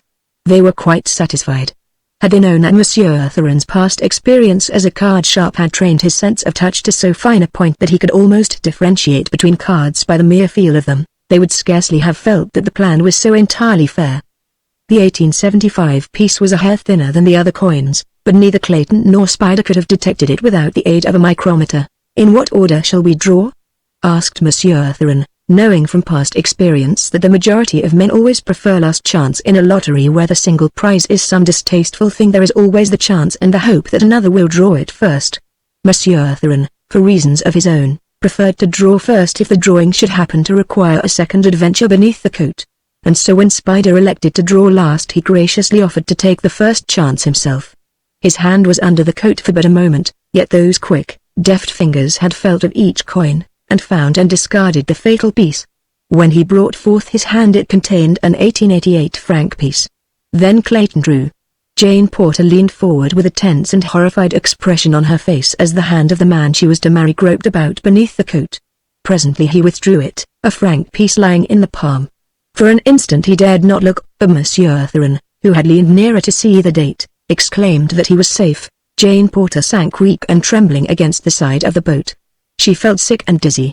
And now, if Spider should not draw the 1875 piece, she must endure the whole horrid thing again. The sailor already had his hand beneath the coat. Great beads of sweat were standing upon his brow. He trembled as though with a fit of ague. Aloud he cursed himself for having taken the last draw, for now his chances for escape were but 3-1, whereas Monsieur Theron's had been 5-1, and Clayton's 4-1.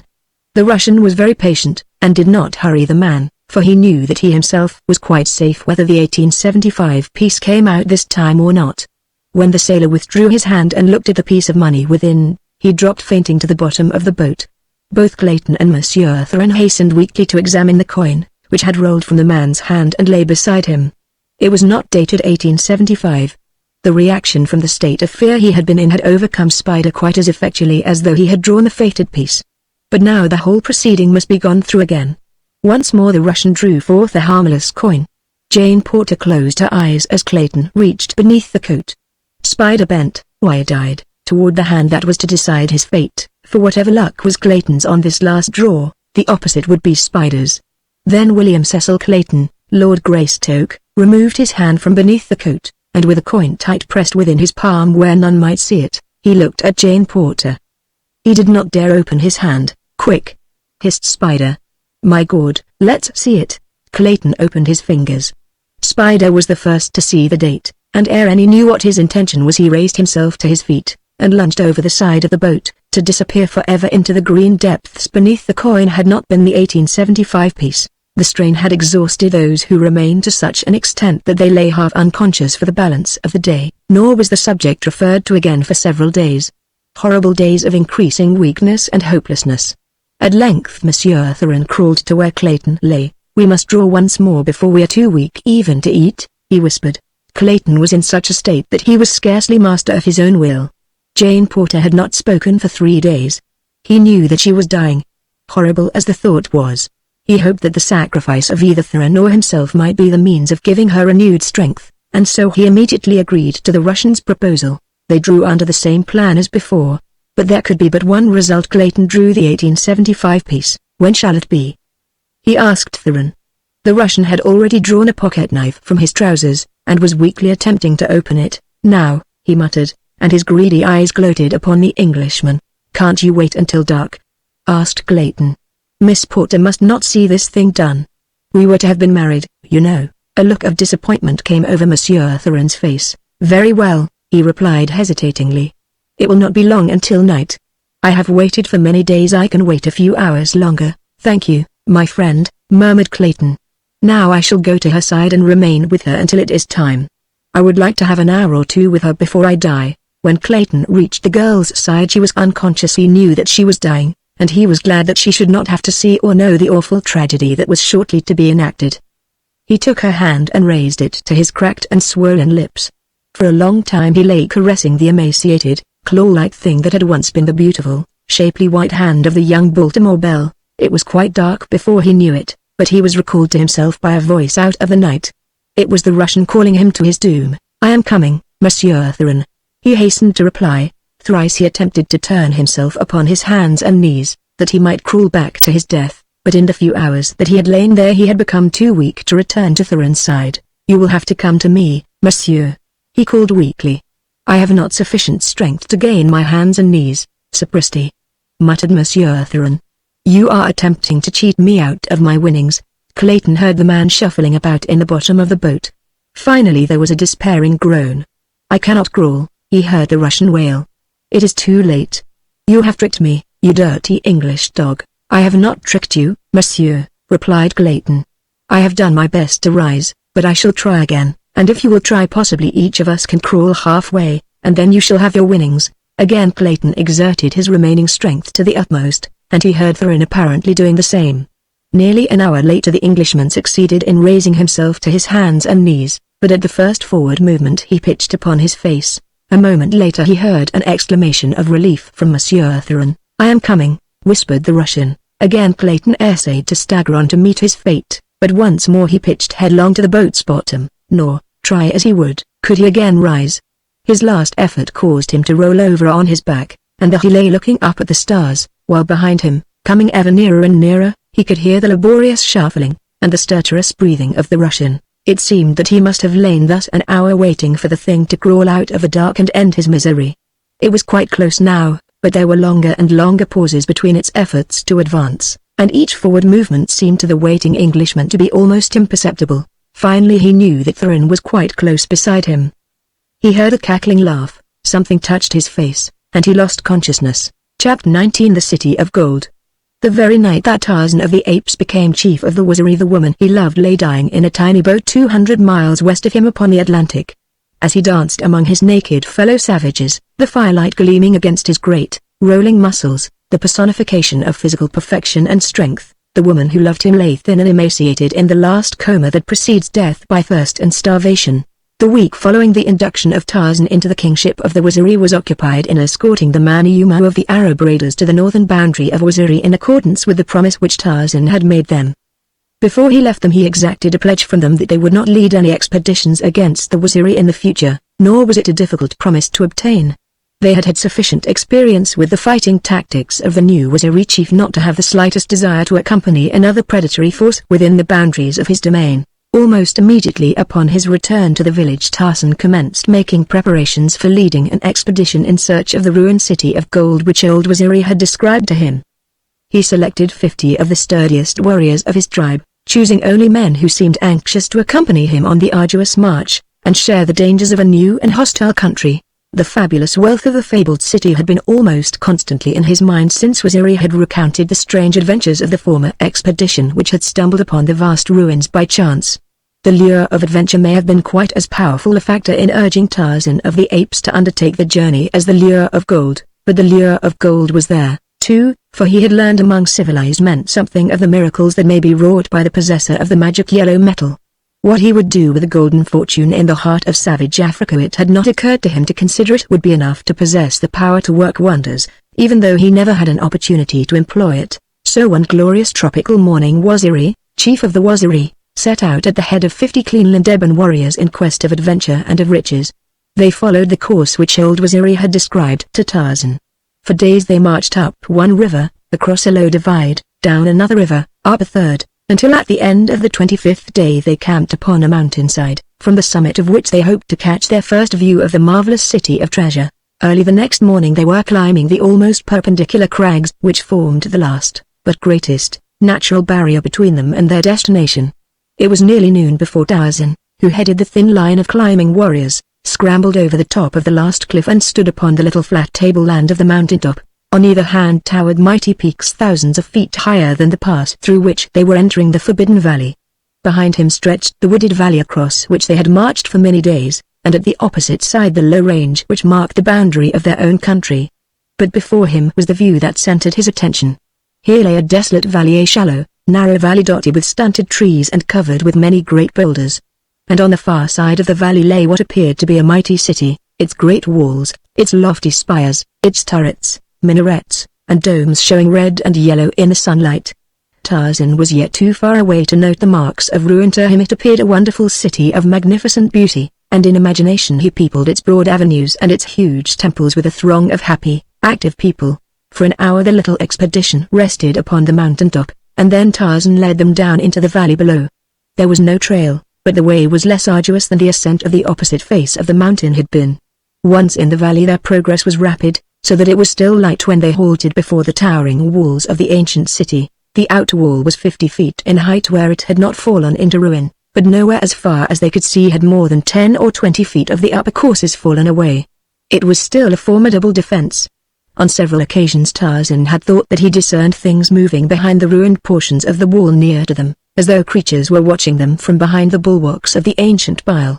And often he felt the sensation of unseen eyes upon him, but not once could he be sure that it was more than imagination. That night they camped outside the city. Once, at midnight, they were awakened by a shrill scream from beyond the great wall. It was very high at first, descending gradually until it ended in a series of dismal moans. It had a strange effect upon the blacks, almost paralyzing them with terror while it lasted, and it was an hour before the camp settled down to sleep once more. In the morning the effects of it were still visible in the fearful, sidelong glances that their wizardry continually cast at the massive and forbidding structure which loomed above them. It required considerable encouragement and urging on Tarzan's part to prevent the blacks from abandoning the venture on the spot and hastening back across the valley toward the cliffs they had scaled the day before. But at length, by dint of commands, and threats that he would enter the city alone, they agreed to accompany him. For 15 minutes they marched along the face of the wall before they discovered a means of ingress. Then they came to a narrow cleft about 20 inches wide. Within, a flight of concrete steps, worn hollow by centuries of use, rose before them, to disappear at a sharp turning of the passage a few yards ahead. Into this narrow alley Tarzan made his way, turning his giant shoulders sideways that they might enter at all. Behind him trailed his black warriors. At the turn in the cleft the stairs ended, and the path was level, but it wound and twisted in a serpentine fashion, until suddenly at a sharp angle it debouched upon a narrow court, across which loomed an inner wall equally as high as the outer. This inner wall was set with little round towers alternating along its entire summit with pointed monoliths. In places these had fallen, and the wall was ruined, but it was in a much better state of preservation than the outer wall. Another narrow passage led through this wall, and at its end Tarzan and his warriors found themselves in a broad avenue, on the opposite side of which crumbling edifices of hewn granite loomed dark and forbidding. Upon the crumbling debris along the face of the buildings trees had grown, and vines wound in and out of the hollow, staring windows, but the building directly opposite them seemed less overgrown than the others, and in a much better state of preservation. It was a massive pile, surmounted by an enormous dome. At either side of its great entrance stood rows of tall pillars, each capped by a huge, grotesque bird carved from the solid rock of the monoliths. As the ape-man and his companions stood gazing in varying degrees of wonderment at this ancient city in the midst of savage Africa, several of them became aware of movement within the structure at which they were looking. Dim, shadowy shapes appeared to be moving about in the semi-darkness of the interior. There was nothing tangible that the eye could grasp, only an uncanny suggestion of life where it seemed that there should be no life, for living things seemed out of place in this weird, dead city of the long-dead past. Tarzan recalled something that he had read in the library at Paris of a lost race of white men that native legend described as living in the heart of Africa. He wondered if he were not looking upon the ruins of the civilization that this strange people had wrought amid the savage surroundings of their strange and savage home. Could it be possible that even now remnant of that lost race inhabited the ruined grandeur that had once been their progenitor? Again he became conscious of a stealthy movement within the great temple before him. "Come," he said, to his waziri.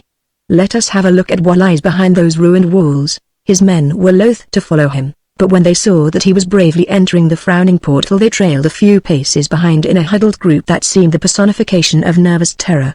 A single shriek such as they had heard the night before would have been sufficient to have sent them all racing madly for the narrow cleft that led through the great walls to the outer world.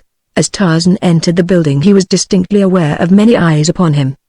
There was a rustling in the shadows of a nearby corridor, and he could have sworn that he saw a human hand withdrawn from an embrasure that opened above him into the dome-like rotunda in which he found himself. The floor of the chamber was of concrete, the walls of smooth granite, upon which strange figures of men and beasts were carved.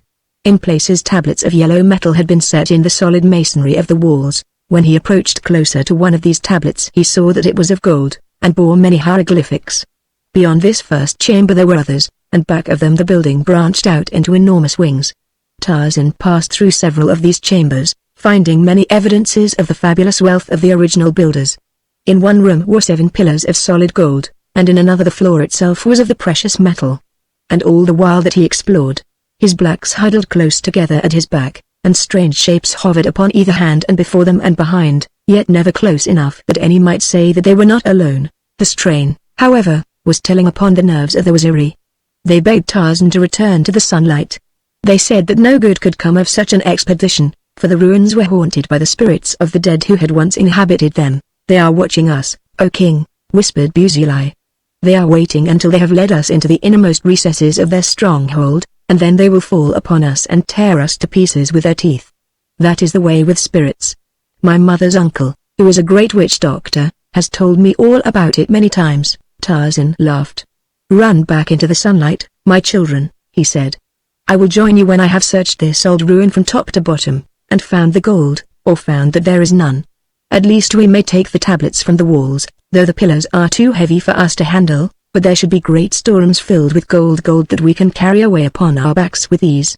Run on now, out into the fresh air where you may breathe easier." Some of the warriors started to obey their chief with alacrity, but Buzuli and several others hesitated to leave him, hesitated between love and loyalty for their king, and superstitious fear of the unknown. And then, quite unexpectedly, that occurred which decided the question without the necessity for further discussion.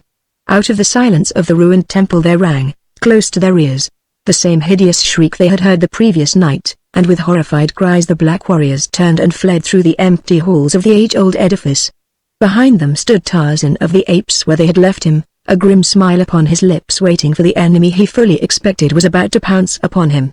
But again silence reigned, except for the faint suggestion of the sound of naked feet moving stealthily in nearby places. Then Tarzan wheeled and passed on into the depths of the temple. From room to room he went, until he came to one at which a rude, barred door still stood, and as he put his shoulder against it to push it in, again the shriek of warning rang out almost beside him. It was evident that he was being warned to refrain from desecrating this particular room. Or could it be that within lay the secret to the treasure stores? At any rate, the very fact that the strange, invisible guardians of this weird place had some reason for wishing him not to enter this particular chamber was sufficient to treble Tarzan's desire to do so, and though the shrieking was repeated continuously, he kept his shoulder to the door until it gave before his giant strength to swing open upon creaking wooden hinges. Within all was black as the tomb. There was no window to let in the faintest ray of light, and as the corridor upon which it opened was itself in semi-darkness, even the open door shed no relieving rays within. Feeling before him upon the floor with the butt of his spear, Tarzan entered the Stygian gloom. Suddenly the door behind him closed, and at the same time hands clutched him from every direction out of the darkness. The ape-man fought with all the savage fury of self-preservation backed by the Herculean strength that was his. But though he felt his blows land, and his teeth sink into soft flesh, there seemed always two new hands to take the place of those that he fought off. At last they dragged him down, and slowly, very slowly, they overcame him by the mere weight of their numbers. And then they bound him, his hands behind his back and his feet trussed up to meet them. He had heard no sound except the heavy breathing of his antagonists, and the noise of the battle. He knew not what manner of creatures had captured him, but that they were human seemed evident from the fact that they had bound him. Presently they lifted him from the floor, and half dragging, half pushing him, they brought him out of the black chamber through another doorway into an inner courtyard of the temple. Here he saw his captors. There must have been 100 of them, short, stocky men, with great beards that covered their faces and fell upon their hairy breasts. The thick, matted hair upon their heads grew low over their receding brows, and hung about their shoulders and their backs. Their crooked legs were short and heavy, their arms long and muscular. About their loins they wore the skins of leopards and lions, and great necklaces of the claws of these same animals depended upon their breasts. Massive circlets of virgin gold adorned their arms and legs. For weapons they carried heavy, knotted bludgeons, and in the belts that confined their single garments each had a long, wicked-looking knife.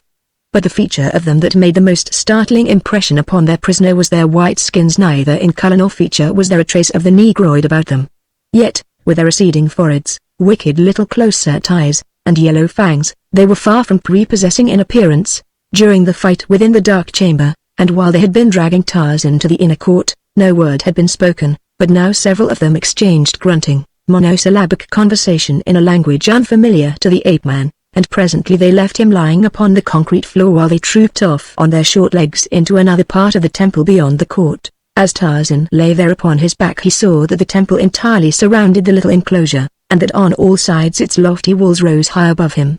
At the top a little patch of blue sky was visible, and, in one direction, through an embrasure, he could see foliage, but whether it was beyond or within the temple he did not know. About the court, from the ground to the top of the temple, were series of open galleries, and now and then the captive caught glimpses of bright eyes gleaming from beneath masses of tumbling hair, peering down upon him from above. The ape-man gently tested the strength of the bonds that held him, and while he could not be sure, it seemed that they were of insufficient strength to withstand the strain of his mighty muscles when the time came to make a break for freedom. But he did not dare to put them to the crucial test until darkness had fallen, or he felt that no spying eyes were upon him. He had lain within the court for several hours before the first rays of sunlight penetrated the vertical shaft. Almost simultaneously he heard the pattering of bare feet in the corridors about him, and a moment later saw the galleries above fill with crafty faces as a score or more entered the courtyard. For a moment every eye was bent upon the noonday sun, and then in unison the people in the galleries and those in the court below took up the refrain of a low, weird chant. Presently those about Tarzan began to dance to the cadence of their solemn song. They circled him slowly, resembling in their manner of dancing a number of clumsy, shuffling bears, but as yet they did not look at him, keeping their little eyes fixed upon the sun. For 10 minutes or more they kept up their monotonous chant and steps, and then suddenly, and in perfect unison, they turned toward their victim with upraised bludgeons and emitting fearful howls. The while they contorted their features into the most diabolical expressions, they rushed upon him. At the same instant a female figure dashed into the midst of the bloodthirsty horde, and, with a bludgeon similar to their own, except that it was wrought from gold, beat back the advancing men. Chapter 20. For a moment Tarzan thought that by some strange freak of fate a miracle had saved him, but when he realized the ease with which the girl had, single-handed, beaten off 20 gorilla-like males, and an instant later, as he saw them again take up their dance about him while she addressed them in a sing-song monotone, which bore every evidence of rote, he came to the conclusion that it was all but a part of the ceremony of which he was the central figure. After a moment or two the girl drew a knife from her girdle, and, leaning over Tarzan, cut the bonds from his legs. Then, as the men stopped their dance, and approached, she motioned to him to rise. Placing the rope that had been about his legs around his neck, she led him across the courtyard, the men following in twos. Through winding corridors she led, farther and farther into the remoter precincts of the temple, until they came to a great chamber in the center of which stood an altar. Then it was that Tarzan translated the strange ceremony that had preceded his introduction into this holy of holies. He had fallen into the hands of descendants of the ancient sun worshippers.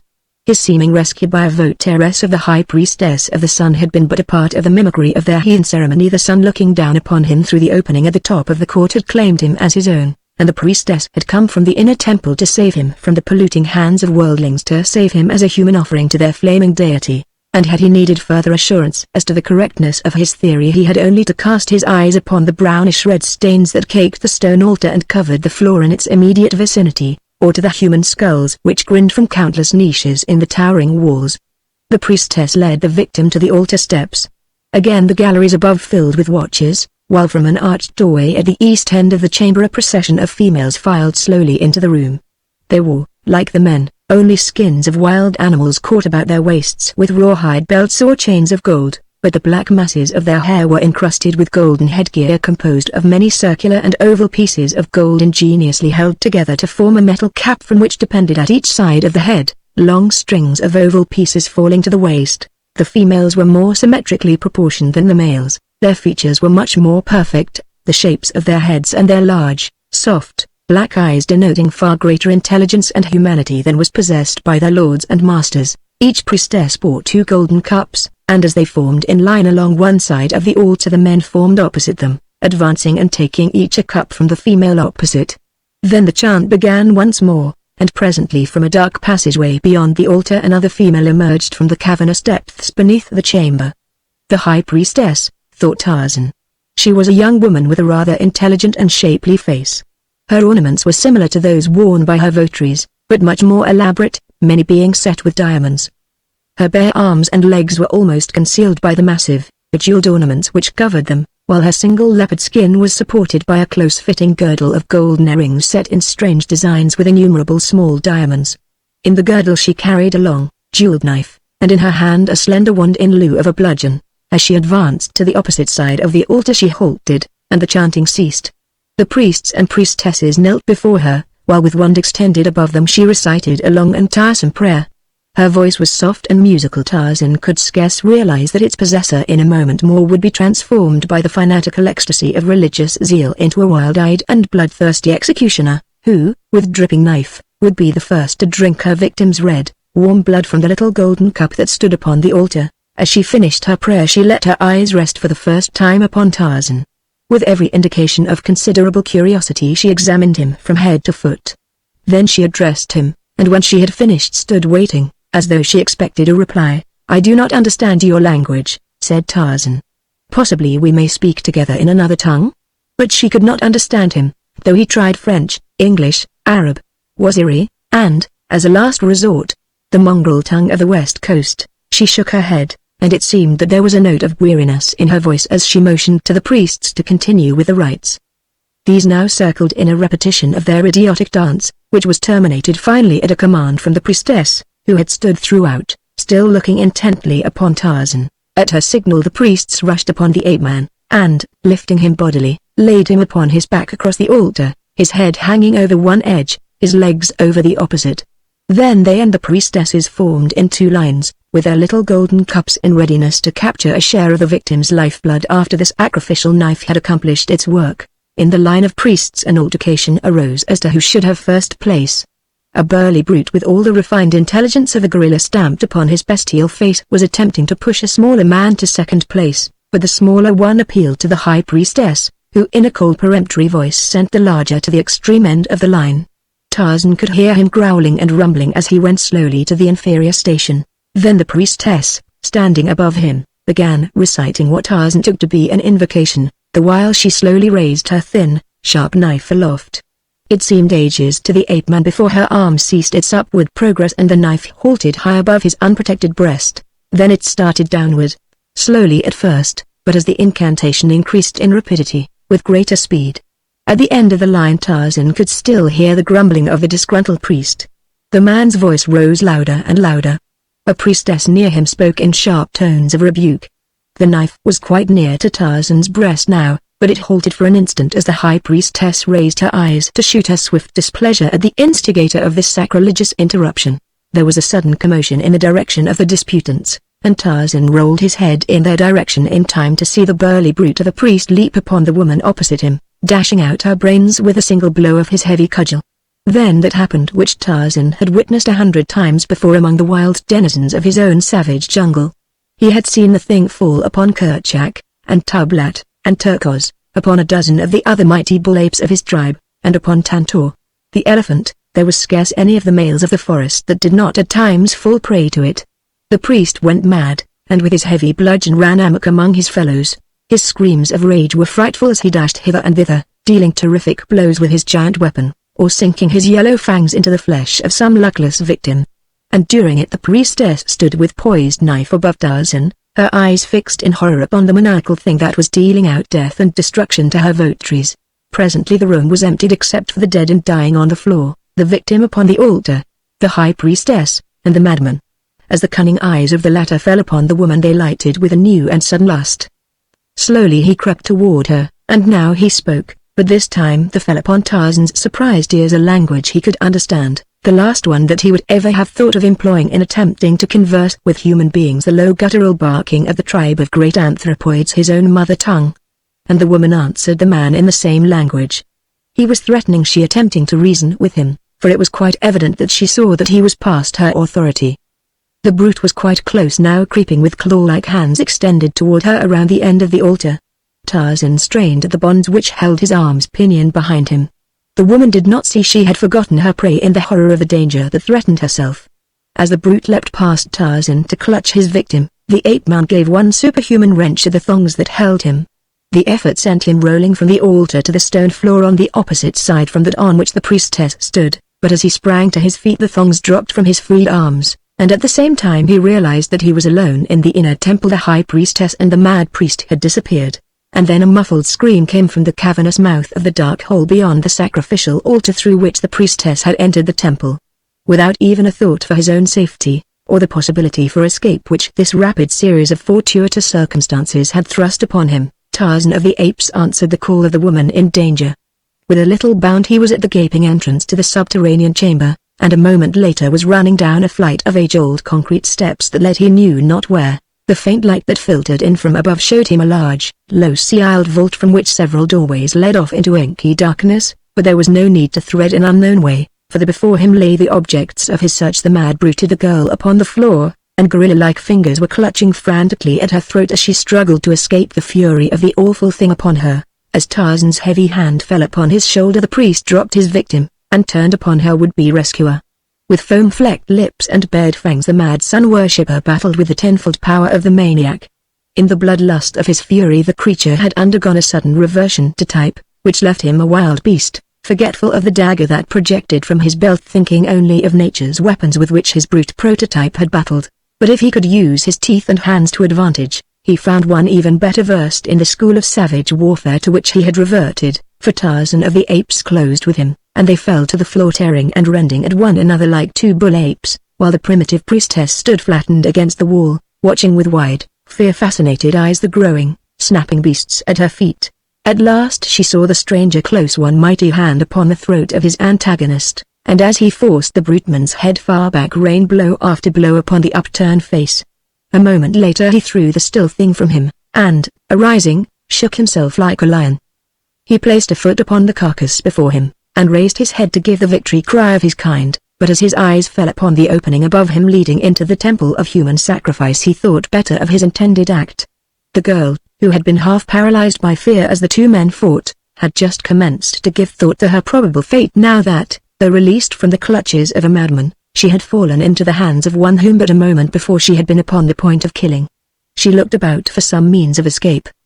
The black mouth of a diverging corridor was near at hand, but as she turned to dart into it, the ape-man's eyes fell upon her, and with a quick leap he was at her side, and a restraining hand was laid upon her arm. "Wait," said Tarzan of the Apes, in the language of the tribe of Kerchak. The girl looked at him in astonishment. "Who are you?" she whispered. "Who speaks the language of the first man?" "I am Tarzan of the Apes," he answered in the vernacular of the anthropoids. "What do you want of me?"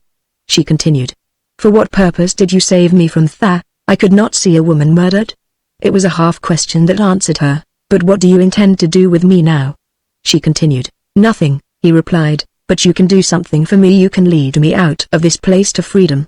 He made the suggestion without the slightest thought that she would accede. He felt quite sure that the sacrifice would go on from the point where it had been interrupted if the high priestess had her way, though he was equally positive that they would find Tarzan of the Apes unbound and with a long dagger in his hand, a much less tractable victim than Tarzan disarmed and bound.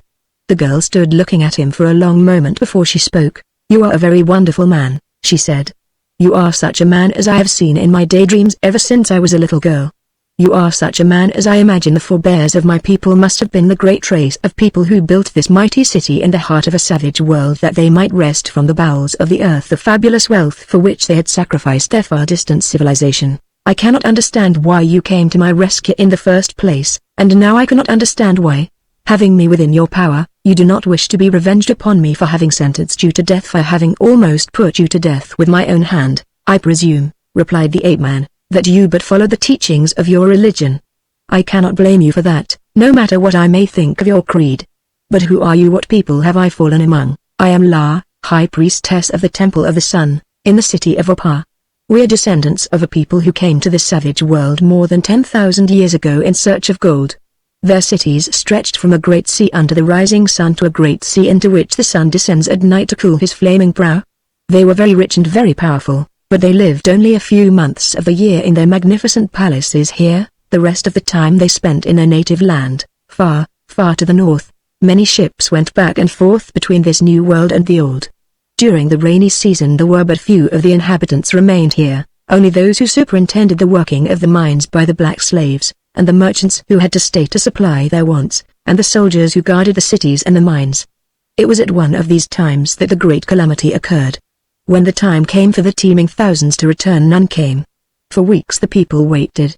Then they sent out a great galley to learn why no one came from the mother country, but though they sailed about for many months, they were unable to find any trace of the mighty land that had for countless ages borne their ancient civilization. It had sunk into the sea. From that day dated the downfall of my people. Disheartened and unhappy, they soon became a prey to the black hordes of the north and the black hordes of the south. One by one the cities were deserted or overcome. The last remnant was finally forced to take shelter within this mighty mountain fortress. Slowly we have dwindled in power, in civilization, in intellect, in numbers, until now we are no more than a small tribe of savage apes. In fact, the apes live with us, and have for many ages.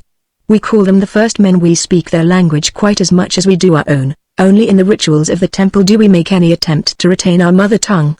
In time it will be forgotten, and we will speak only the language of the apes. In time we will no longer banish those of our people who mate with apes, and so in time we shall descend to the very beasts from which ages ago our progenitors may have sprung. But why are you more human than the others? Asked the man. For some reason the women have not reverted to savagery so rapidly as the men. It may be because only the lower types of men remained here at the time of the great catastrophe, while the temples were filled with the noblest daughters of the race. My strain has remained clearer than the rest because for countless ages my foremothers were high priestesses. The sacred office descends from mother to daughter. Our husbands are chosen for us from the noblest in the land. The most perfect man, mentally and physically, is selected to be the husband of the high priestess. From what I saw of the gentlemen above, said Tarzan, with a grin, there should be little trouble in choosing from among them. The girl looked at him quizzically for a moment. Do not be sacrilegious, she said. They are very holy men. They are priests. Then there are others who are better to look upon? He asked. The others are all more ugly than the priests, she replied. Tarzan shuddered at her fate, for even in the dim light of the vault he was impressed by her beauty. But how about myself? He asked suddenly. Are you going to lead me to liberty? You have been chosen by the flaming god as his own, she answered solemnly. Not even I have the power to save you should they find you again. But I do not intend that they shall find you. You risked your life to save mine. I may do no less for you. It will be no easy matter. It may require days, but in the end I think that I can lead you beyond the walls. Come, they will look here for me presently, and if they find us together we shall both be lost. They would kill me did they think that I had proved false to my god. You must not take the risk. Then, he said quickly, I will return to the temple, and if I can fight my way to freedom there will be no suspicion thrown upon you. But she would not have it so, and finally persuaded him to follow her, saying that they had already remained in the vault too long to prevent suspicion from falling upon her even if they returned to the temple. I will hide you, and then return alone, she said, telling them that I was long unconscious after you killed Tha, and that I do not know whether you escaped. And so she led him through winding corridors of gloom, until finally they came to a small chamber into which a little light filtered through a stone grating in the ceiling. This is the chamber of the dead, she said. None will think of searching here for you. They would not dare. I will return after it is dark. By that time I may have found a plan to effect your escape. She was gone, and Tarzan of the Apes was left alone in the chamber of the dead, beneath the long-dead city of Opar. Chapter 21 The Castaways. Clayton dreamed that he was drinking his fill of water, pure, delightful draughts of fresh water. With a start he gained consciousness to find himself wet through by torrents of rain that were falling upon his body and his upturned face. A heavy tropical shower was beating down upon them. He opened his mouth and drank. Presently he was so revived and strengthened that he was enabled to raise himself upon his hands. Across his legs lay Monsieur Theron. A few feet off Jane Porter was huddled in a pitiful little heap in the bottom of the boat. She was quite still. Clayton knew that she was dead. After infinite labor he released himself from Theron's pinioning body, and with renewed strength crawled toward the girl. He raised her head from the rough boards of the boat's bottom. There might be life in that poor, starved frame even yet. He could not quite abandon all hope, and so he seized a water-soaked rag and squeezed the precious drops between the swollen lips of the hideous thing that had but a few short days before glowed with the resplendent life of happy youth and glorious beauty. For some time there was no sign of returning animation, but at last his efforts were rewarded by a slight tremor of the half-closed lids. He chafed the thin hands, and forced a few more drops of water into the parched throat. The girl opened her eyes, looking up at him for a long time before she could recall her surroundings. Water? She whispered. Are we saved? It is raining, he explained. We may at least drink. Already it has revived us both, Monsieur Theron? She asked. He did not kill you. Is he dead? I do not know, replied Clayton. If he lives and this rain revives him. But he stopped there, remembering too late that he must not add further to the horrors which the girl already had endured, but she guessed what he would have said. Where is he? She asked. Clayton nodded his head toward the prostrate form of the Russian. For a time neither spoke. I will see if I can revive him, said Clayton at length. No, she whispered, extending a detaining hand toward him. Do not do that. He will kill you when the water has given him strength. If he is dying, let him die. Do not leave me alone in this boat with that beast. Clayton hesitated. His honor demanded that he attempt to revive Theron, and there was the possibility, too, that the Russian was beyond human aid. it was not dishonorable to hope so. As he sat fighting out his battle, he presently raised his eyes from the body of the man, and as they passed above the gunwale of the boat he staggered weakly to his feet with a little cry of joy. "Land, Jane!" he almost shouted through his cracked lips. "Thank God, land!" The girl looked, too, and there, not 100 yards away, she saw a yellow beach, and, beyond, the luxurious foliage of a tropical jungle. "Now you may revive him," said Jane Porter, for she, too, had been haunted with the pangs of conscience which had resulted from her decision to prevent Clayton from offering succor to their companion. It required the better part of half an hour before the Russian evinced sufficient symptoms of returning consciousness to open his eyes, and it was some time later before they could bring him to a realization of their good fortune. By this time the boat was scraping gently upon the sandy bottom. Between the refreshing water that he had drunk and the stimulus of renewed hope, Clayton found strength to stagger through the shallow water to the shore with a line made fast to the boat's bow. This he fastened to a small tree which grew at the top of a low bank, for the tide was at flood, and he feared that the boat might carry the Maule out to sea again with the ebb, since it was quite likely that it would be beyond his strength to get Jane Porter to the shore for several hours. Next he managed to stagger and crawl toward the nearby jungle, where he had seen evidences of profusion of tropical fruit. His former experience in the jungle of Tarzan of the Apes had taught him which of the many growing things were edible, and after nearly an hour of absence he returned to the beach with a little armful of food. The rain had ceased, and the hot sun was beating down so mercilessly upon her that Jane Porter insisted on making an immediate attempt to gain the land. Still further invigorated by the food Clayton had brought, the three were able to reach the half-shade of the small tree to which their boat was moored. Here, thoroughly exhausted, they threw themselves down to rest, sleeping until dark. For a month they lived upon the beach in comparative safety. As their strength returned, the two men constructed a rude shelter in the branches of a tree, high enough from the ground to ensure safety from the larger beasts of prey. By day they gathered fruits and trapped small rodents. At night they lay cowering within their frail shelter while savage denizens of the jungle made hideous the hours of darkness. They slept upon litters of jungle grasses, and for covering at night Jane Porter had only an old ulster that belonged to Clayton, the same garment that he had worn upon that memorable trip to the Wisconsin woods. Clayton had erected a frail partition of boughs to divide their arboreal shelter into two rooms, one for the girl and the other for Monsieur Tarzan and himself. From the first the Russian had exhibited every trait of his true character: selfishness, boorishness, arrogance, cowardice, and lust. Twice had he and Clayton come to blows because of Tarzan's attitude toward the girl. Clayton dared not leave her alone with him for an instant. The existence of the Englishman and his fiancée was one continual nightmare of horror, and yet they lived on in hope of ultimate rescue. Jane Porter's thoughts often reverted to her other experience on this savage shore. Ah, if the invincible forest god of that dead past were but with them now! No longer would there be aught to fear from prowling beasts, or from the bestial Russian. She could not well refrain from comparing the scant protection afforded her by Clayton with what she might have expected had Tarzan of the Apes been for a single instant confronted by the sinister and menacing attitude of Monsieur Tarzan. Once, when Clayton had gone to the little stream for water, and Tarzan had spoken coarsely to her, she voiced her thoughts. "It is well for you, Monsieur Tarzan," she said, "that the poor Monsieur Tarzan who was lost from the ship that brought you and Miss Strong to Cape Town is not here now." "You knew the pig?" asked Tarzan, with a sneer. "I knew the man," she replied. "The only real man, I think, that I have ever known." There was something in her tone of voice that led the Russian to attribute to her a deeper feeling for his enemy than friendship, and he grasped at the suggestion to be further revenged upon the man whom he supposed dead by besmirching his memory to the girl. "He was worse than a pig," he cried. "He was a poltroon and a coward. To save himself from the righteous wrath of the husband of a woman he had wronged, he perjured his soul in an attempt to place the blame entirely upon her. Not succeeding in this, he ran away from France to escape meeting the husband upon the field of honor. That is why he was on board the ship that bore Miss Strong and myself to Cape Town. I know whereof I speak, for the woman in the case is my sister. Something more I know that I have never told another. Your brave Monsieur Tarzan leapt overboard in an agony of fear because I recognized him, and insisted that he make reparation to me the following morning. We could have fought with knives in my stateroom." Jane Porter laughed. "You do not for a moment imagine that one who has known both Monsieur Tarzan and you could ever believe such an impossible tale? Then why did he travel under an assumed name?"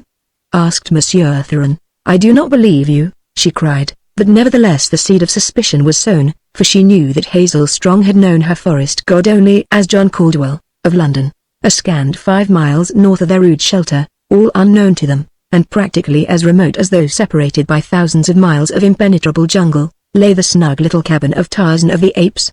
While farther up the coast, a few miles beyond the cabin, in crude but well-built shelters, lived the little party of 18 souls, the occupants of the 3 boats from the Lady Alice, from which Clayton's boat had become separated. Over a smooth sea they had rowed to the mainland in less than 3 days.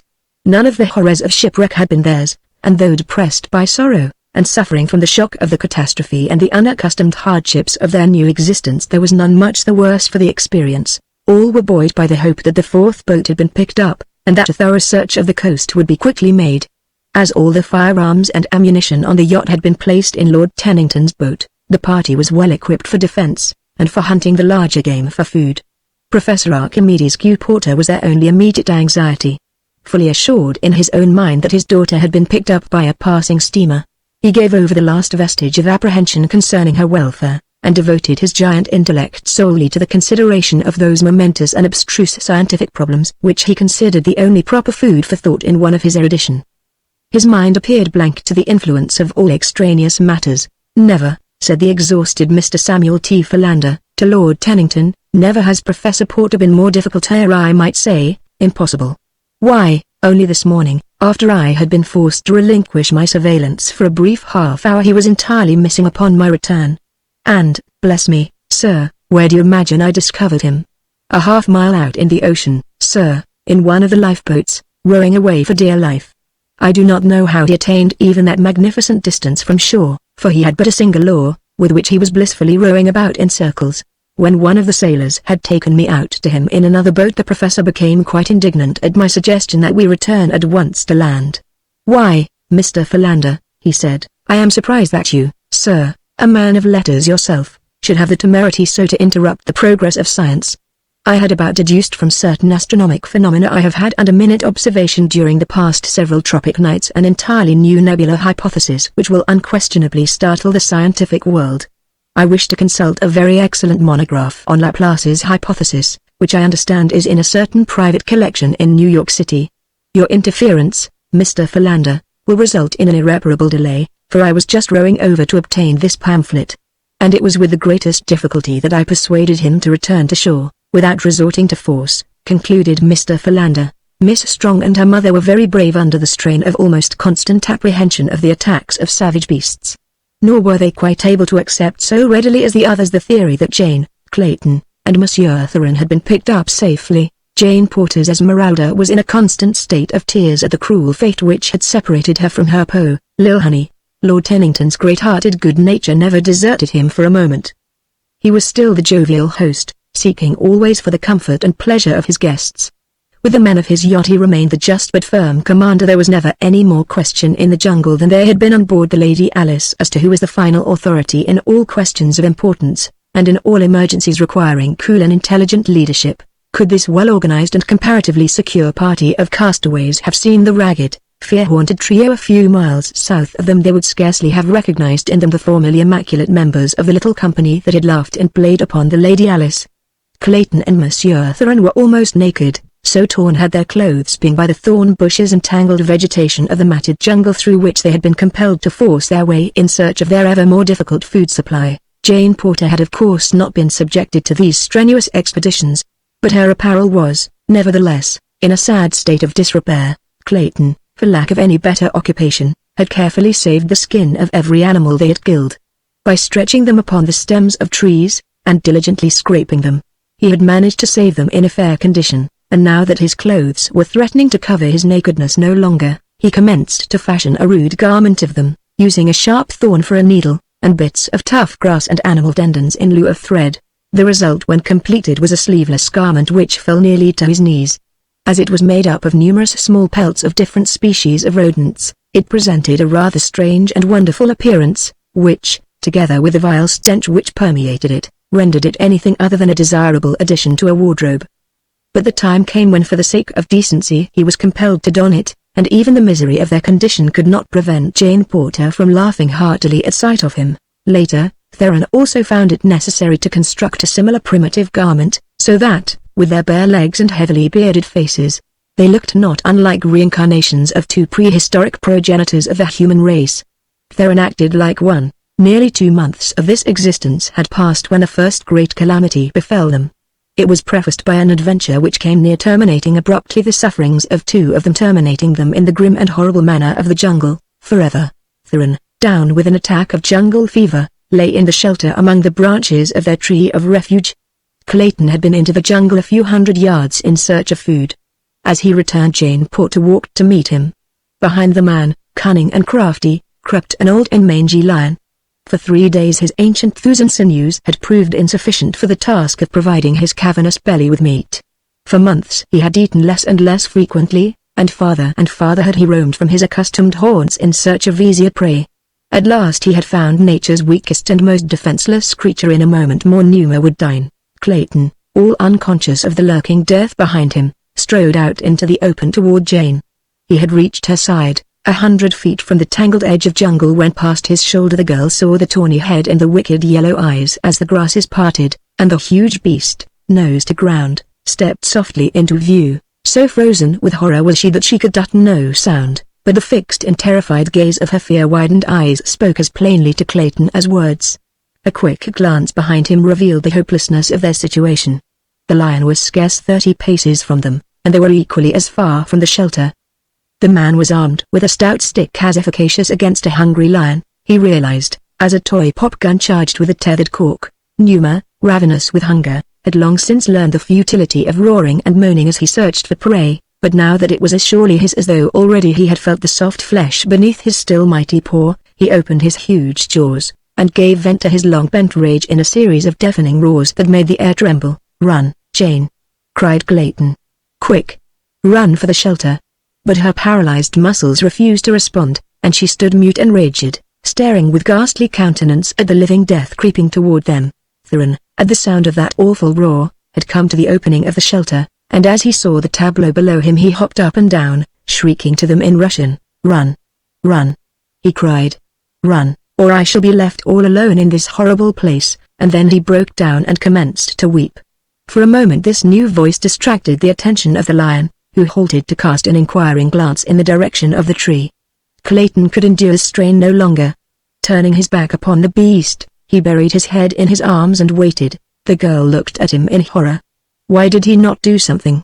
If he must die, why not die like a man bravely, beating at that terrible face with his puny stick, no matter how futile it might be? Would Tarzan of the Apes have done this?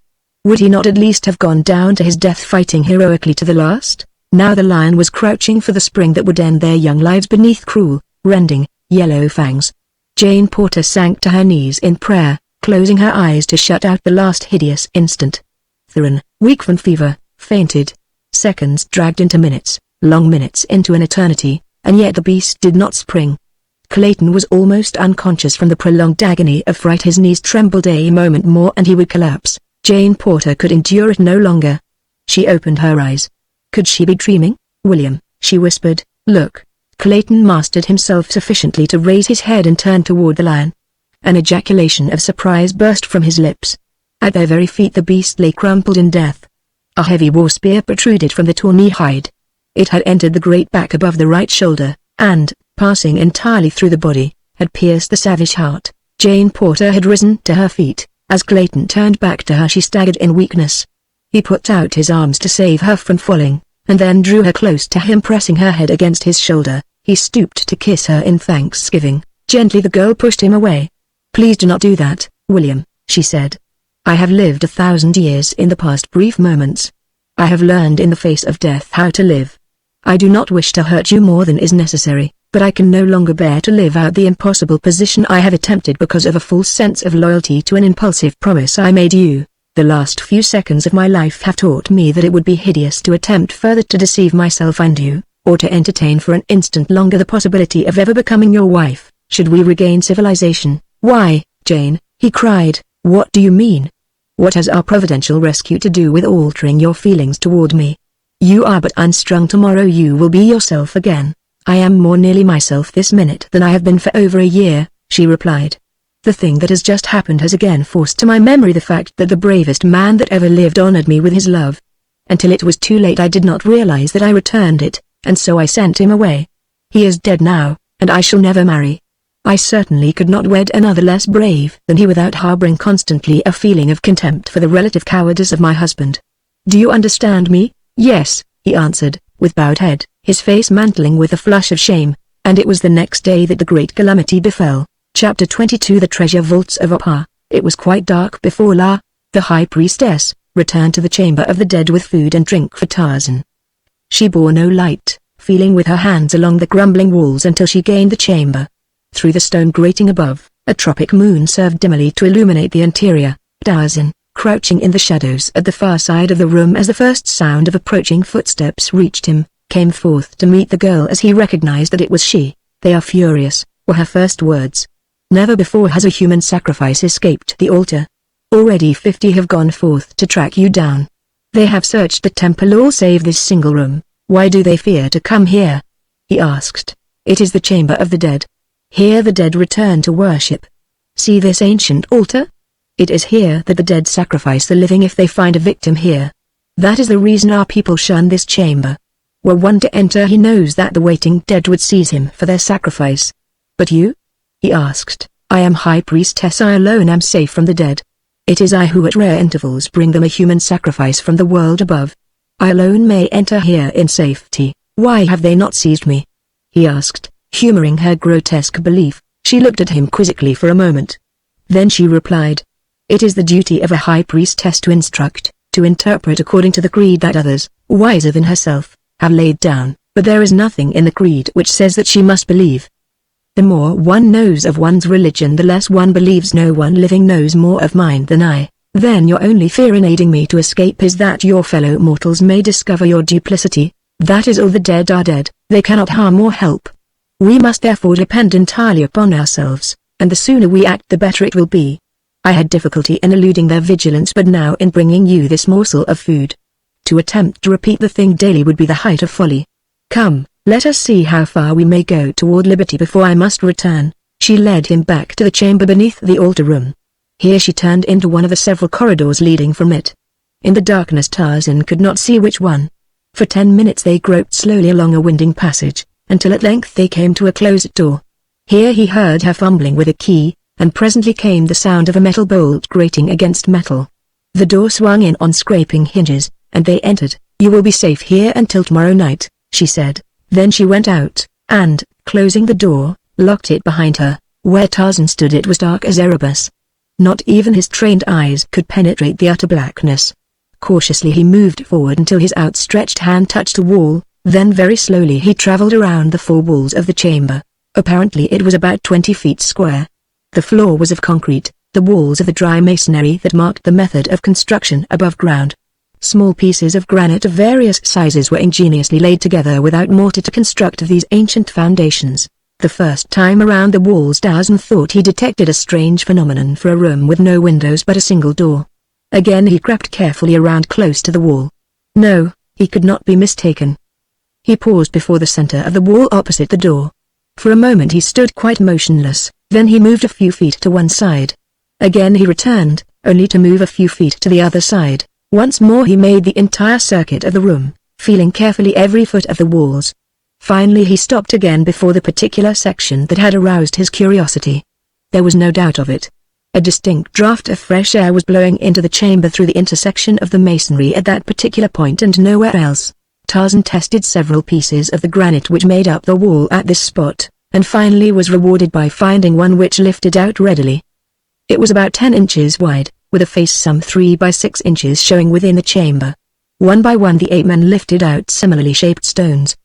The wall at this point was constructed entirely, it seemed, of these almost perfect slabs. In a short time he had removed some dozen, when he reached in to test the next layer of masonry. To his surprise, he felt nothing behind the masonry he had removed as far as his long arm could reach. It was a matter of but a few minutes to remove enough of the wall to permit his body to pass through the aperture. Directly ahead of him he thought he discerned a faint glow scarcely more than a less impenetrable darkness. Cautiously he moved forward on hands and knees, until at about 15 feet, or the average thickness of the foundation walls, the floor ended abruptly in a sudden drop. As far out as he could reach he felt nothing, nor could he find the bottom of the black abyss that yawned before him, though, clinging to the edge of the floor, he lowered his body into the darkness to its full length, Finally it occurred to him to look up, and there above him he saw through a round opening a tiny circular patch of starry sky. Feeling up along the sides of the shaft as far as he could reach, the ape-man discovered that so much of the wall as he could feel converged toward the center of the shaft as it rose. This fact precluded possibility of escape in that direction. As he sat speculating on the nature and uses of this strange passage and its terminal shaft, the moon topped the opening above, letting a flood of soft, silvery light into the shadowy place. Instantly the nature of the shaft became apparent to Tarzan, for far below him he saw the shimmering surface of water. He had come upon an ancient well, but what was the purpose of the connection between the well and the dungeon in which he had been hidden? As the moon crossed the opening of the shaft its light flooded the whole interior, and then Tarzan saw directly across from him another opening in the opposite wall. He wondered if this might not be the mouth of a passage leading to possible escape. It would be worth investigating, at least, and this he determined to do. Quickly returning to the wall he had demolished to explore what lay beyond it, he carried the stones into the passageway and replaced them from that side. The deep deposit of dust which he had noticed upon the blocks as he had first removed them from the wall had convinced him that even if the present occupants of the ancient pile had knowledge of this hidden passage they had made no use of it for perhaps generations. The wall replaced, Tarzan turned to the shaft, which was some 15 feet wide at this point. To leap across the intervening space was a small matter to the ape-man, and a moment later he was proceeding along a narrow tunnel, moving cautiously for fear of being precipitated into another shaft such as he had just crossed. He had advanced some 100 feet when he came to a flight of steps leading downward into Stygian gloom. Some 20 feet below, the level floor of the tunnel recommenced, and shortly afterward his progress was stopped by a heavy wooden door which was secured by massive wooden bars upon the side of Tarzan's approach. This fact suggested to the ape-man that he might surely be in a passageway leading to the outer world, for the bolts, barring progress from the opposite side, tended to substantiate this hypothesis, unless it were merely a prison to which it led. Along the tops of the bars were deep layers of dust, a further indication that the passage had lain long unused. As he pushed the massive obstacle aside, its great hinges shrieked out in weird protest against this unaccustomed disturbance. For a moment Tarzan paused to listen for any responsive note which might indicate that the unusual night noise had alarmed the inmates of the temple, but as he heard nothing he advanced beyond the doorway. Carefully feeling about, he found himself within a large chamber, along the walls of which, and down the length of the floor, were piled many tiers of metal ingots of an odd though uniform shape. To his groping hands they felt not unlike double-headed bootjacks. The ingots were quite heavy, and but for the enormous number of them he would have been positive that they were gold, but the thought of the fabulous wealth these thousands of pounds of metal would have represented were they in reality gold, almost convinced him that they must be of some baser metal. At the far end of the chamber he discovered another barred door, and again the bars upon the inside renewed the hope that he was traversing an ancient and forgotten passageway to liberty. Beyond the door the passage ran straight as a war spear, and it soon became evident to the ape-man that it had already led him beyond the outer walls of the temple. If he but knew the direction it was leading him. If toward the west, then he must also be beyond the city's outer walls. With increasing hopes he forged ahead as rapidly as he dared, until at the end of half an hour he came to another flight of steps leading upward. At the bottom this flight was of concrete, but as he ascended his naked feet felt a sudden change in the substance they were treading. The steps of concrete had given place to steps of granite. Feeling with his hands, the ape-man discovered that these latter were evidently hewed from rock, for there was no crack to indicate a joint. For 100 feet the steps wound spirally up, until at a sudden turning Tarzan came into a narrow cleft between two rocky walls. Above him shone the starry sky, and before him a steep incline replaced the steps that had terminated at its foot. Up this pathway Tarzan hastened, and at its upper end came out upon the rough top of a huge granite boulder. A mile away lay the ruined city of Opar, its domes and turrets bathed in the soft light of the equatorial moon. Tarzan dropped his eyes to the ingot he had brought away with him. For a moment he examined it by the moon's bright rays, then he raised his head to look out upon the ancient piles of crumbling grandeur in the distance. Opar, he mused, Opar, the enchanted city of a dead and forgotten past. The city of the beauties and the beasts. City of horrors and death, but city of fabulous riches. The ingot was of virgin gold. The boulder on which Tarzan found himself lay well out in the plain between the city and the distant cliffs he and his black warriors had scaled the morning previous. To descend its rough and precipitous face was a task of infinite labor and considerable peril even to the ape-man. But at last he felt the soft soil of the valley beneath his feet, and without a backward glance at Opar he turned his face toward the guardian cliffs. and at a rapid trot set off across the valley. The sun was just rising as he gained the summit of the flat mountain at the valley's western boundary. Far beneath him he saw smoke rising above the treetops of the forest at the base of the foothills. "Man," he murmured. "And there were 50 who went forth to track me down. Can it be they?" Swiftly he descended the face of the cliff, and, dropping into a narrow ravine which led down to the far forest, he hastened onward in the direction of the smoke. Striking the forest's edge about a quarter of a mile from the point at which the slender column rose into the still air, he took to the trees. Cautiously he approached until there suddenly burst upon his view a rude boma, in the center of which, squatted about their tiny fires, sat his 50 black waziri. He called to them in their own tongue, "Arise, my children, and greet thy king." With exclamations of surprise and fear the warriors leapt to their feet, scarcely knowing whether to flee or not. Then Tarzan dropped lightly from an overhanging branch into their midst. When they realized that it was indeed their chief in the flesh, and no materialized spirit, they went mad with joy. "We were cowards, oh, Waziri," cried Buzuli.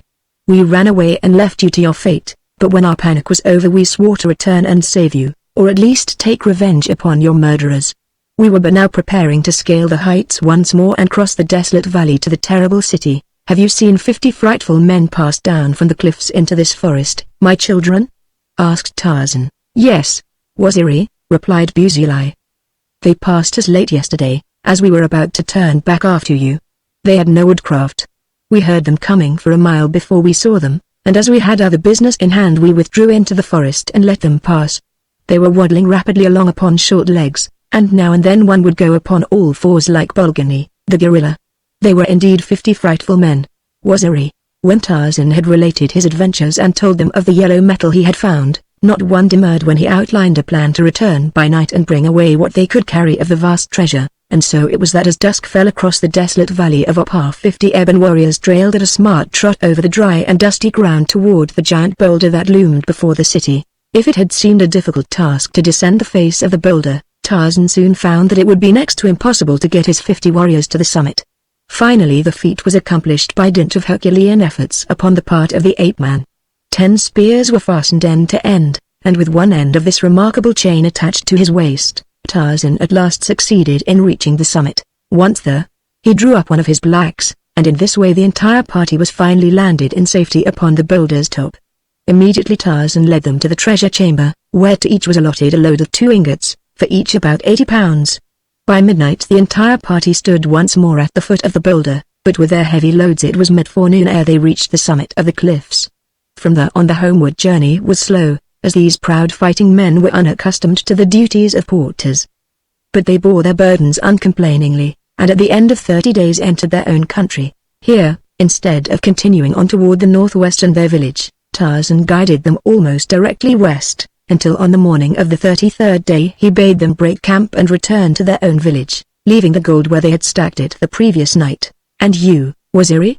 they asked. "I shall remain here for a few days, my children," he replied. "Now hasten back to thy wives and children." When they had gone Tarzan gathered up 2 of the ingots and, springing into a tree, ran lightly above the tangled and impenetrable mass of undergrowth for a couple of 100 yards, to emerge suddenly upon a circular clearing about which the giants of the jungle forest towered like a guardian host. In the center of this natural amphitheater, was a little flat-topped mound of hard earth. Hundreds of times before had Tarzan been to this secluded spot, which was so densely surrounded by thorn bushes and tangled vines and creepers of huge girth that not even Sheeta, the leopard, could worm his sinuous way within, nor Tantor, with his giant strength, force the barriers which protected the council chamber of the great apes from all but the harmless denizens of the savage jungle. 50 trips Tarzan made before he had deposited all the ingots within the precincts of the amphitheater. Then from the hollow of an ancient, lightning-blasted tree he produced the very spade with which he had uncovered the chest of Professor Archimedes Q. Porter which he had once, ape-like, buried in this selfsame spot. With this he dug a long trench, into which he laid the fortune that his blacks had carried from the forgotten treasure vaults of the city of Opar. That night he slept within the amphitheater, and early the next morning set out to revisit his cabin before returning to his waziri. Finding things as he had left them, he went forth into the jungle to hunt, intending to bring his prey to the cabin where he might feast in comfort, spending the night upon a comfortable couch. For 5 miles toward the south he roamed, toward the banks of a fair-sized river that flowed into the sea about 6 miles from his cabin. He had gone inland about half a mile when there came suddenly to his trained nostrils the one scent that sets the whole savage jungle aquiver. Tarzan smelled man. The wind was blowing off the ocean, so Tarzan knew that the authors of the scent were west of him. Mixed with the man's scent was the scent of Numa. Man and lion. I had better hasten, thought the ape-man, for he had recognized the scent of whites. Numa may be hunting. When he came through the trees to the edge of the jungle he saw a woman kneeling in prayer, and before her stood a wild, primitive-looking white man, his face buried in his arms. Behind the man a mangy lion was advancing slowly toward this easy prey. The man's face was averted. The woman's bowed in prayer. He could not see the features of either. Already Numa was about to spring. There was not a second to spare. Tarzan could not even unsling his bow and fit an arrow in time to send one of his deadly poison shafts into the yellow hide. He was too far away to reach the beast in time with his knife. There was but a single hope, a lone alternative. And with the quickness of thought the ape-man acted. A brawny arm flew back for the briefest fraction of an instant. A huge spear poised above the giant's shoulder, and then the mighty arm shot out, and swift death tore through the intervening leaves to bury itself in the heart of the leaping lion. Without a sound he rolled over at the very feet of his intended victims dead. For a moment neither the man nor the woman moved. Then the latter opened her eyes to look with wonder upon the dead beast behind her companion. As that beautiful head went up, Tarzan of the Apes gave a gasp of incredulous astonishment. Was he mad? It could not be the woman he loved. But, indeed, it was none other. And the woman rose, and the man took her in his arms to kiss her, and of a sudden the ape-man saw red through a bloody mist of murder, and the old scar upon his forehead burned scarlet against his brown hide. There was a terrible expression upon his savage face as he fitted a poison shaft to his bow. An ugly light gleamed in those grey eyes as he sighted full at the back of the unsuspecting man beneath him. For an instant he glanced along the polished shaft, drawing the bowstring far back, that the arrow might pierce through the heart for which it was aimed, but he did not release the fatal messenger. Slowly the point of the arrow drooped, the scar upon the brown forehead faded, the bowstring relaxed, and Tarzan of the Apes, with bowed head, turned sadly into the jungle toward the village of the Waziri. Chapter 23 The 50 Frightful Men. For several long minutes Jane Porter and William Cecil Clayton stood silently looking at the dead body of the beast whose prey they had so narrowly escaped becoming. The girl was the first to speak again after her outbreak of impulsive avowal. Who could it have been? She whispered, God knows. Was the man's only reply. If it is a friend, why does he not show himself? Continued Jane. Wouldn't it be well to call out to him, and at least thank him? Mechanically Clayton did her bidding, but there was no response. Jane Porter shuddered. The mysterious jungle, she murmured. The terrible jungle. It renders even the manifestations of friendship terrifying. We had best return to the shelter, said Clayton. You will be at least a little safer there. I am no protection whatever. He added bitterly. Do not say that, William, she hastened to urge, acutely sorry for the wound her words had caused. You have done the best you could. You have been noble, and self-sacrificing, and brave. It is no fault of yours that you are not a Superman. There is only one other man I have ever known who could have done more than you. My words were ill-chosen in the excitement of the reaction. I did not wish to wound you. All that I wish is that we may both understand once and for all that I can never marry you, that such a marriage would be wicked. I think I understand, he replied. Let us not speak of it again, at least until we are back in civilization. The next day Theron was worse. Almost constantly he was in a state of delirium. They could do nothing to relieve him, nor was Clayton over-anxious to attempt anything. On the girl's account he feared the Russian. In the bottom of his heart he hoped the man would die. The thought that something might befall him that would leave her entirely at the mercy of this beast caused him greater anxiety than the probability that almost certain death awaited her should she be left entirely alone upon the outskirts of the cruel forest. The Englishman had extracted the heavy spear from the body of the lion, so that when he went into the forest to hunt that morning he had a feeling of much greater security than at any time since they had been cast upon the savage shore. The result was that he penetrated farther from the shelter than ever before, to escape as far as possible from the mad ravings of the fever-stricken Russian. Jane Porter had descended from the shelter to the foot of the tree. She dared not venture farther. Here, beside the crude ladder Clayton had constructed for her, she sat looking out to sea, in the always surviving hope that a vessel might be sighted. Her back was toward the jungle, and so she did not see the grasses part, or the savage face that peered from between. Little, bloodshot, close-set eyes scanned her intently, roving from time to time about the open beach for indications of the presence of others than herself. Presently another head appeared, and then another and another. The man in the shelter commenced to rave again, and the heads disappeared as silently and as suddenly as they had come. But soon they were thrust forth once more, as the girl gave no sign of perturbation at the continued wailing of the man above. One by one grotesque forms emerged from the jungle to creep stealthily upon the unsuspecting woman. A faint rustling of the grasses attracted her attention. She turned, and at the sight that confronted her staggered to her feet with a little shriek of fear. Then they closed upon her with a rush. Lifting her bodily in his long, gorilla-like arms, one of the creatures turned and bore her into the jungle. A filthy paw covered her mouth to stifle her screams. Added to the weeks of torture she had already undergone, the shock was more than she could withstand. Shattered nerves collapsed, and she lost consciousness. When she regained her senses she found herself in the thick of the primeval forest. It was night. A huge fire burned brightly in the little clearing in which she lay. About it squatted 50 frightful men. Their heads and faces were covered with matted hair. Their long arms rested upon the bent knees of their short, crooked legs. They were gnawing, like beasts, upon unclean food. A pot boiled upon the edge of the fire, and out of it one of the creatures would occasionally drag a hunk of meat with a sharpened stick. When they discovered that their captive had regained consciousness, a piece of this repulsive stew was tossed to her from the foul hand of a nearby feaster. It rolled close to her side, but she only closed her eyes as a qualm of nausea surged through her. For many days they traveled through the dense forest.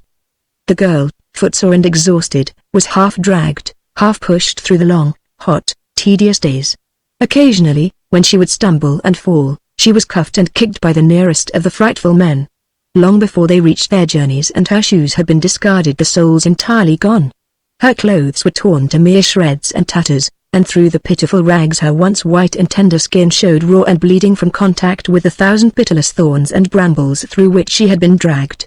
The last 2 days of the journey found her in such utter exhaustion that no amount of kicking and abuse could force her to her poor, bleeding feet. Outraged nature had reached the limit of endurance, and the girl was physically powerless to raise herself even to her knees, as the beasts surrounded her, chattering threateningly the while they goaded her with their cudgels and beat and kicked her with their fists and feet. She lay with closed eyes, praying for the merciful death that she knew alone could give her surcease from suffering, but it did not come, and presently the 50 frightful men realized that their victim was no longer able to walk, and so they picked her up and carried her the balance of the journey. Late one afternoon she saw the ruined walls of a mighty city looming before them, but so weak and sick was she that it inspired not the faintest shadow of interest. Wherever they were bearing her, there could be but one end to her captivity among these fierce half-brutes. At last they passed through 2 great walls and came to the ruined city within. Into a crumbling pile they bore her, and here she was surrounded by hundreds more of the same creatures that had brought her, but among them were females who looked less horrible. At sight of them the first faint hope that she had entertained came to mitigate her misery. But it was short-lived, for the women offered her no sympathy, though, on the other hand, neither did they abuse her. After she had been inspected to the entire satisfaction of the inmates of the building she was borne to a dark chamber in the vaults beneath, and here upon the bare floor she was left, with a metal bowl of water and another of food. For a week she saw only some of the women whose duty it was to bring her food and water. Slowly her strength was returning. Soon she would be in fit condition to offer as a sacrifice to the flaming god. Fortunate indeed it was that she could not know the fate for which she was destined, as Tarzan of the Apes moved slowly through the jungle after casting the spear that saved Clayton and Jane Porter from the fangs of Numa. His mind was filled with all the sorrow that belongs to a freshly opened heart wound. He was glad that he had stayed his hand in time to prevent the consummation of the thing that in the first mad wave of jealous wrath he had contemplated. Only the fraction of a second had stood between Clayton and death at the hands of the ape-man. In the short moment that had elapsed after he had recognized the girl and her companion and the relaxing of the taut muscles that held the poisoned shaft directed at the Englishman's heart, Tarzan had been swayed by the swift and savage impulses of brute life. He had seen the woman he craved, his woman, his mate, in the arms of another. There had been but one course open to him, according to the fierce jungle code that guided him in this other existence, but just before it had become too late the softer sentiments of his inherent chivalry had risen above the flaming fires of his passion and saved him. 1,000 times he gave thanks that they had triumphed before his fingers had released that polished arrow. As he contemplated his return to the Waziri the idea became repugnant. He did not wish to see a human being again. At least he would range alone through the jungle for a time, until the sharp edge of his sorrow had become blunted. Like his fellow beasts, he preferred to suffer in silence and alone. That night he slept again in the amphitheater of the apes, and for several days he hunted from there, returning at night. On the afternoon of the 3rd day he returned early. He had lain stretched upon the soft grass of the circular clearing for but a few moments when he heard far to the south a familiar sound. It was the passing through the jungle of a band of great apes. He could not mistake that. For several minutes he lay listening. They were coming in the direction of the amphitheater. Tarzan arose lazily and stretched himself. His keen ears followed every movement of the advancing tribe. They were upwind, and presently he caught their scent, though he had not needed this added evidence to assure him that he was right. As they came closer to the amphitheater, Tarzan of the Apes melted into the branches upon the other side of the arena. There he waited to inspect the newcomers. Nor had he long to wait. Presently a fierce, hairy face appeared among the lower branches opposite him. The cruel little eyes took in the clearing at a glance, then there was a chattered report returned to those behind. Tarzan could hear the words. The scout was telling the other members of the tribe that the coast was clear and that they might enter the amphitheater in safety. First the leader dropped lightly upon the soft carpet of the grassy floor, and then, one by one, nearly 100 anthropoids followed him. There were the huge adults and several young. A few nursing babes clung close to the shaggy necks of their savage mothers. Tarzan recognized many members of the tribe. It was the same into which he had come as a tiny babe. Many of the adults had been little apes during his boyhood. He had frolicked and played about this very jungle with them during their brief childhood. He wondered if they would remember him. The memory of some apes is not over long, and 2 years may be an eternity to them. From the talk which he overheard he learned that they had come to choose a new king. Their late chief had fallen 100 feet beneath a broken limb to an untimely end. Tarzan walked to the end of an overhanging limb in plain view of them. The quick eyes of a female caught sight of him first. With a barking guttural she called the attention of the others. Several huge bulls stood erect to get a better view of the intruder. With bared fangs and bristling necks they advanced slowly toward him, with deep-throated, ominous growls. "Karnath, I am Tarzan of the Apes," said the ape-man in the vernacular of the tribe. "You remember me? Together we teased Numa when we were still little apes, throwing sticks and nuts at him from the safety of high branches." The brute he had addressed stopped with a look of half-comprehending, dull wonderment upon his savage face. "And Mega," continued Tarzan, addressing another, "do you not recall your former king, he who slew the mighty Kerchak? Look at me. Am I not the same Tarzan, mighty hunter, invincible fighter that you all knew for many seasons?" The apes all crowded forward now, but more in curiosity than threatening. They muttered among themselves for a few moments. "What do you want among us now?" asked Karnath. "Only peace," answered the ape-man. Again the apes conferred. At length Karnath spoke again. "Come in peace, then, Tarzan of the Apes," he said.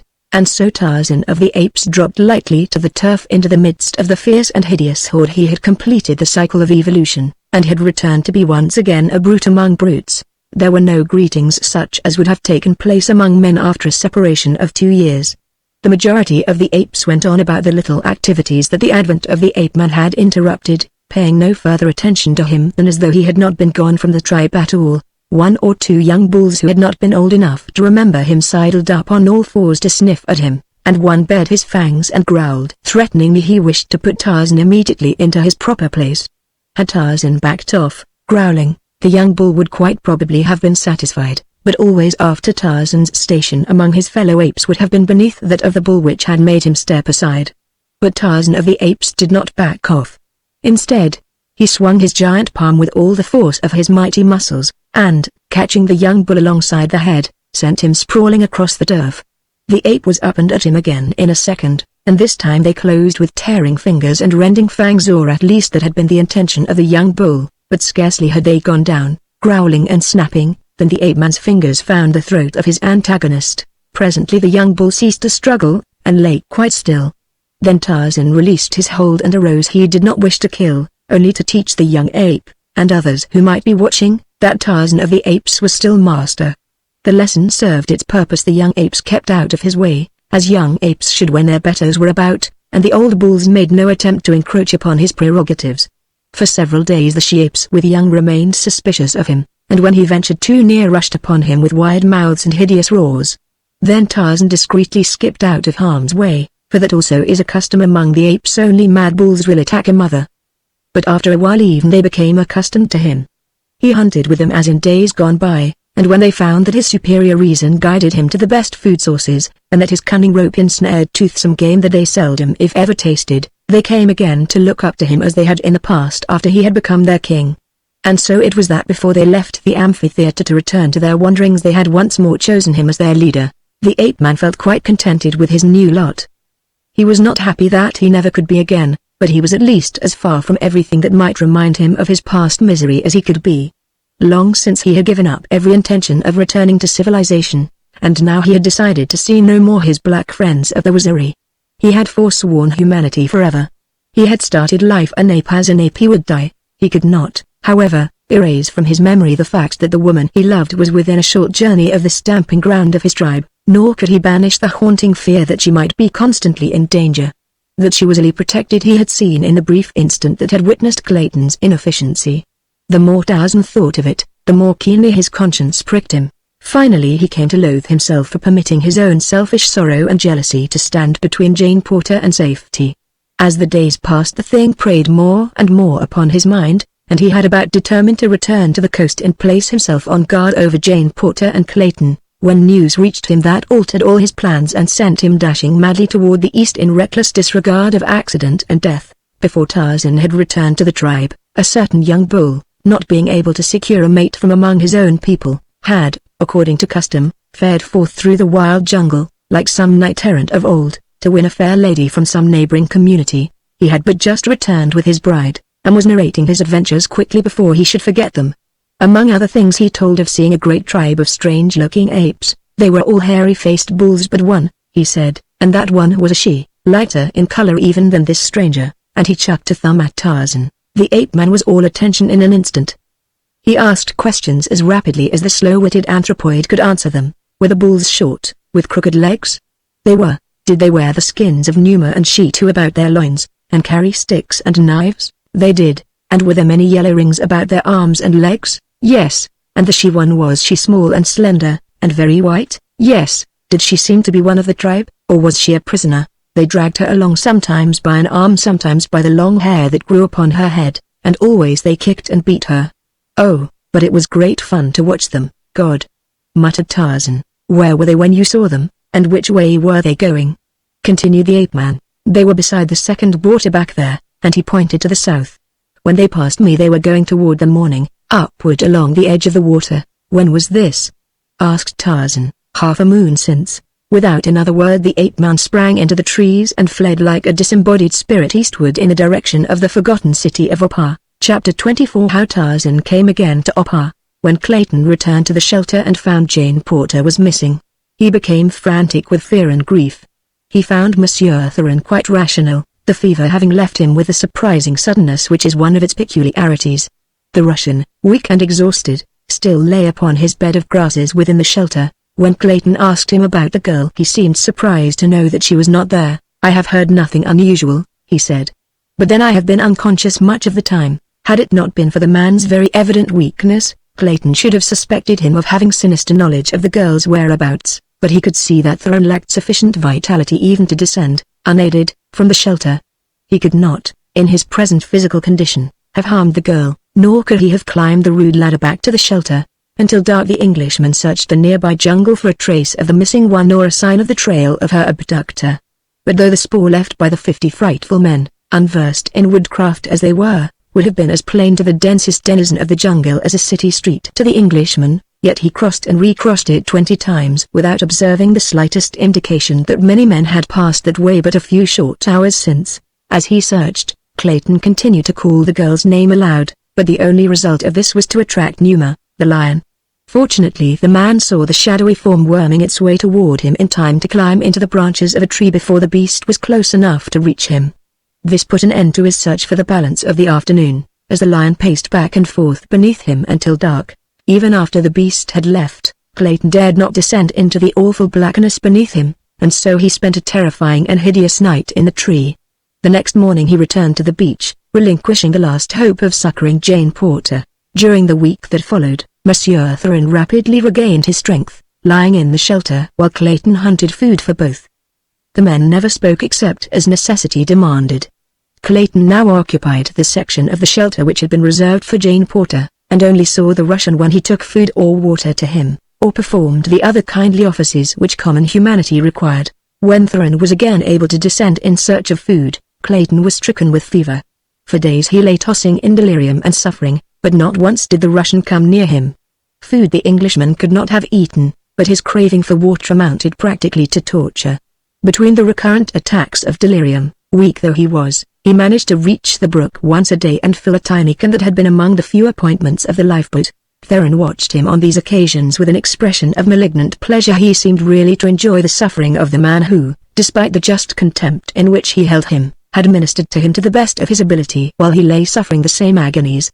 At last Clayton became so weak that he was no longer able to descend from the shelter. For a day he suffered for water without appealing to the Russian, but finally, unable to endure it longer, he asked Theron to fetch him a drink. The Russian came to the entrance to Clayton's room, a dish of water in his hand. A nasty grin contorted his features. "Here is water," he said.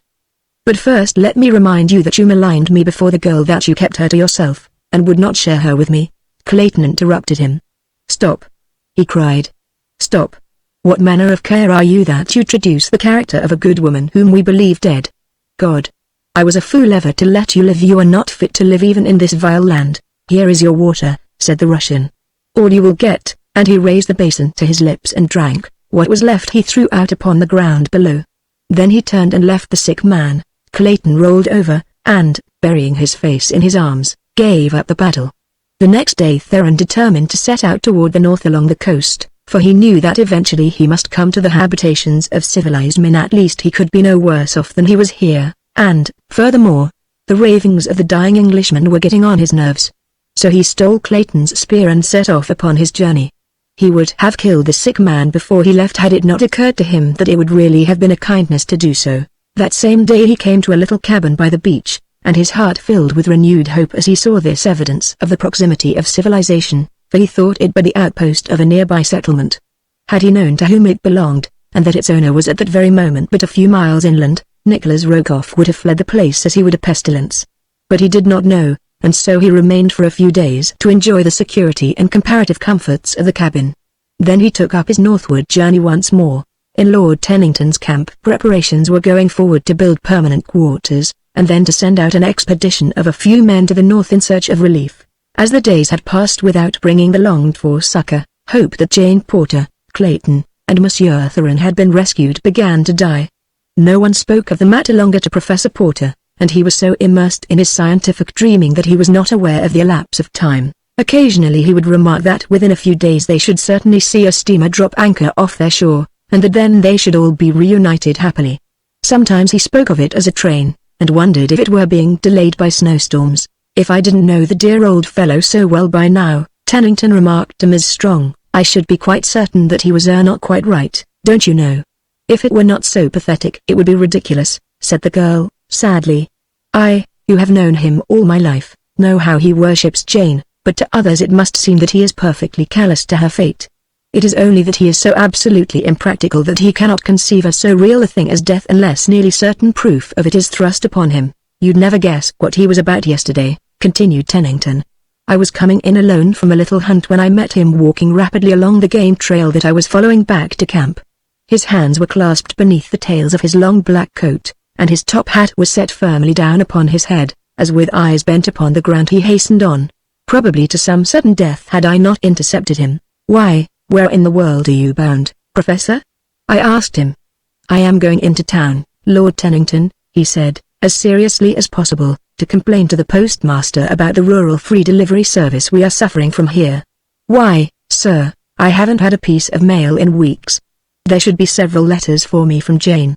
The matter must be reported to Washington at once, and would you believe it, Miss Strong," continued Tennington, "I had the very deuce of a job to convince the old fellow that there was not only no rural free delivery, but no town, and that he was not even on the same continent as Washington, nor in the same hemisphere. When he did realize he commenced to worry about his daughter. I think it is the first time that he really has appreciated our position here, or the fact that Miss Porter may not have been rescued. I hate to think about it," said the girl, "and yet I can think of nothing else than the absent members of our party." "Let us hope for the best," replied Tennington.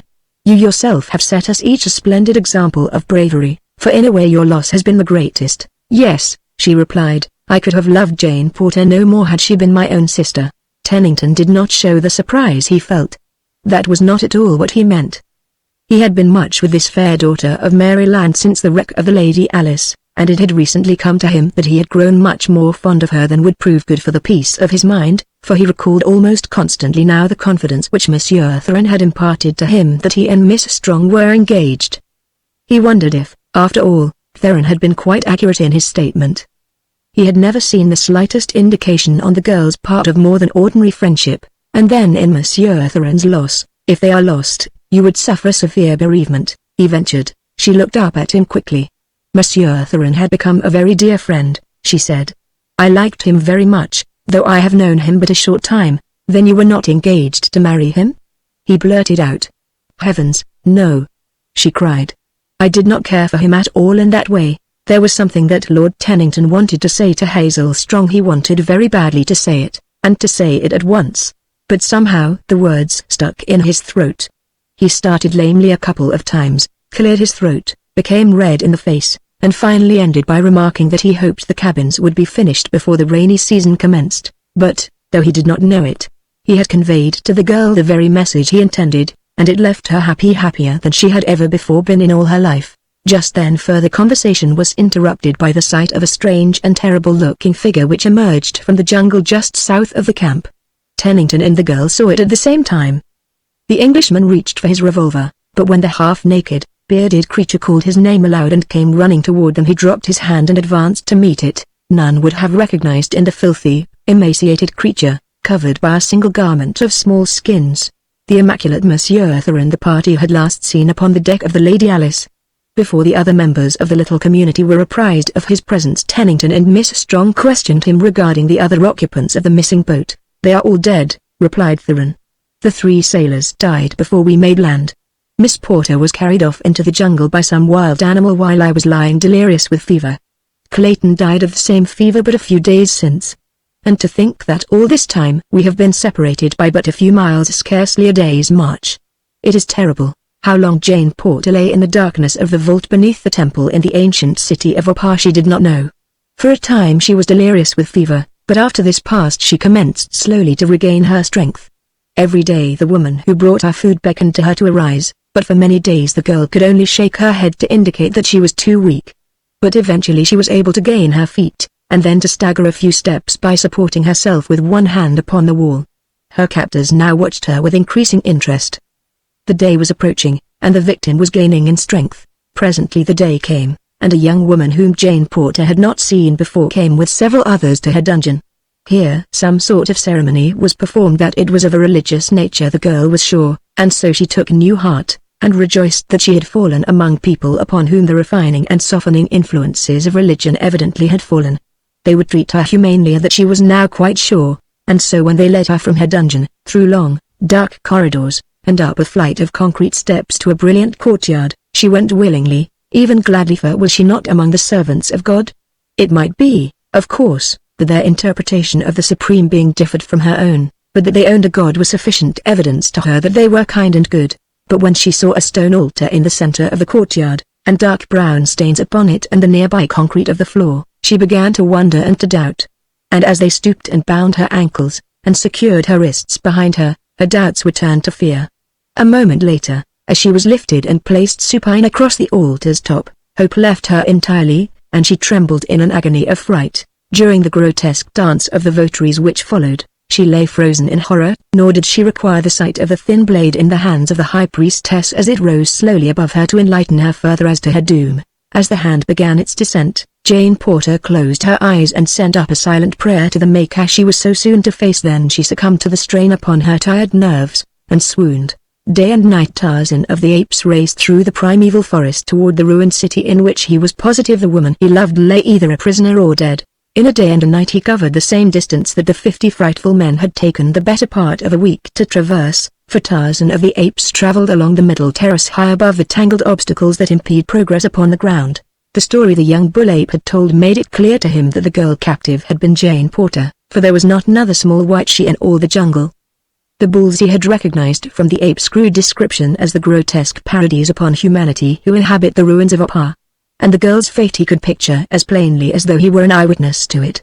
When they would lay her across that trim altar he could not guess, but that her dear, frail body would eventually find its way there he was confident. But, finally, after what seemed long ages to the impatient ape-man, He topped the barrier cliffs that hemmed the desolate valley, and below him lay the grim and awful ruins of the now hideous city of Opar. At a rapid trot he started across the dry and dusty, boulder-strewn ground toward the goal of his desires. Would he be in time to rescue? He hoped against hope. At least he could be revenged, and in his wrath it seemed to him that he was equal to the task of wiping out the entire population of that terrible city. It was nearly noon when he reached the great boulder at the top of which terminated the secret passage to the pits beneath the city. Like a cat he scaled the precipitous sides of the frowning granite cop. A moment later he was running through the darkness of the long, straight tunnel that led to the treasure vault. Through this he passed, then on and on until at last he came to the well-like shaft upon the opposite side of which lay the dungeon with the false wall. As he paused a moment upon the brink of the well, a faint sound came to him through the opening above. His quick ears caught and translated it. It was the dance of death that preceded a sacrifice, and the sing-song ritual of the high priestess.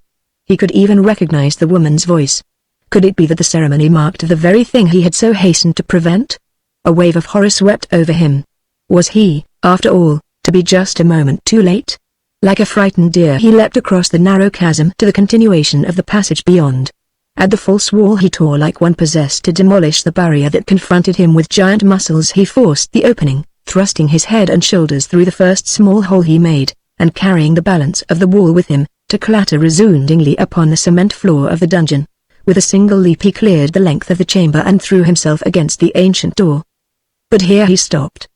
The mighty bars upon the other side were proof even against such muscles as his. It needed but a moment's effort to convince him of the futility of endeavoring to force that impregnable barrier.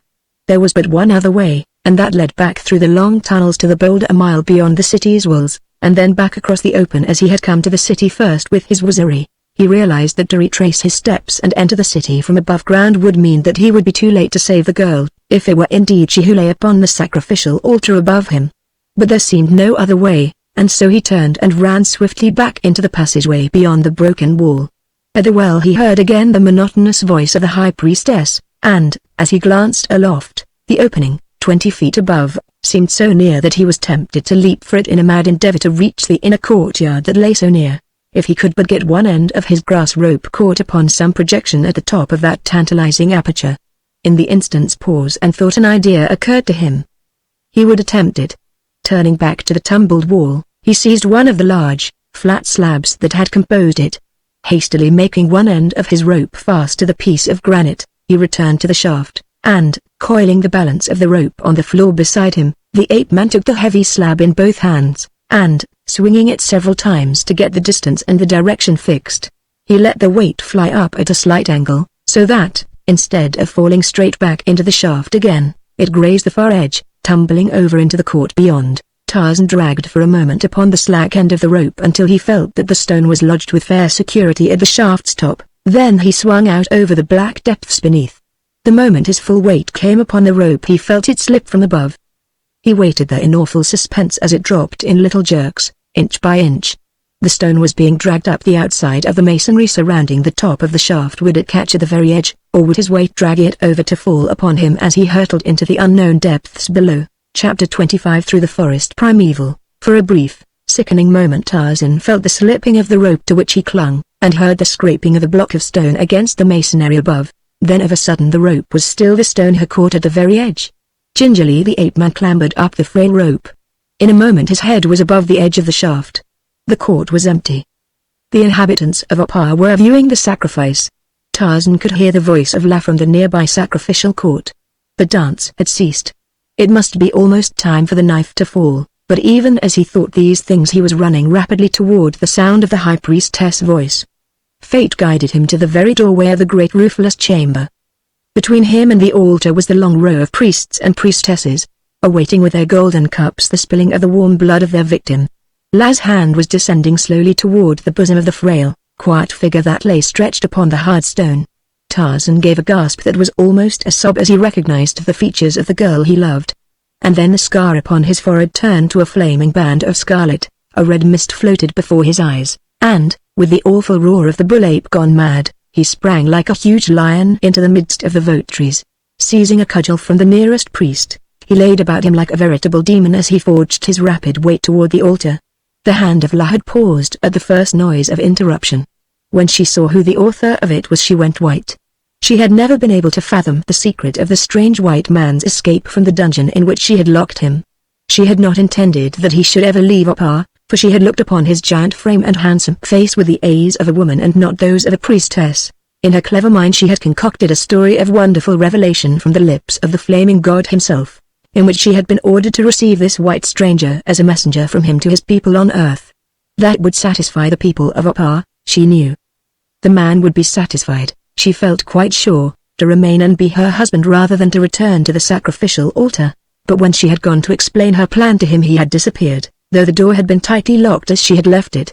And now he had returned, materialized from thin air, and was killing her priests as though they had been sheep. For the moment she forgot her victim, and before she could gather her wits together again the huge white man was standing before her, the woman who had lain upon the altar in his arms. One side, "La," he cried.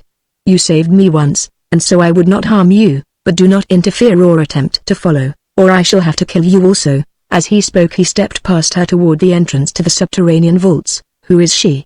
asked the high priestess, pointing at the unconscious woman. "She is mine," said Tarzan of the Apes.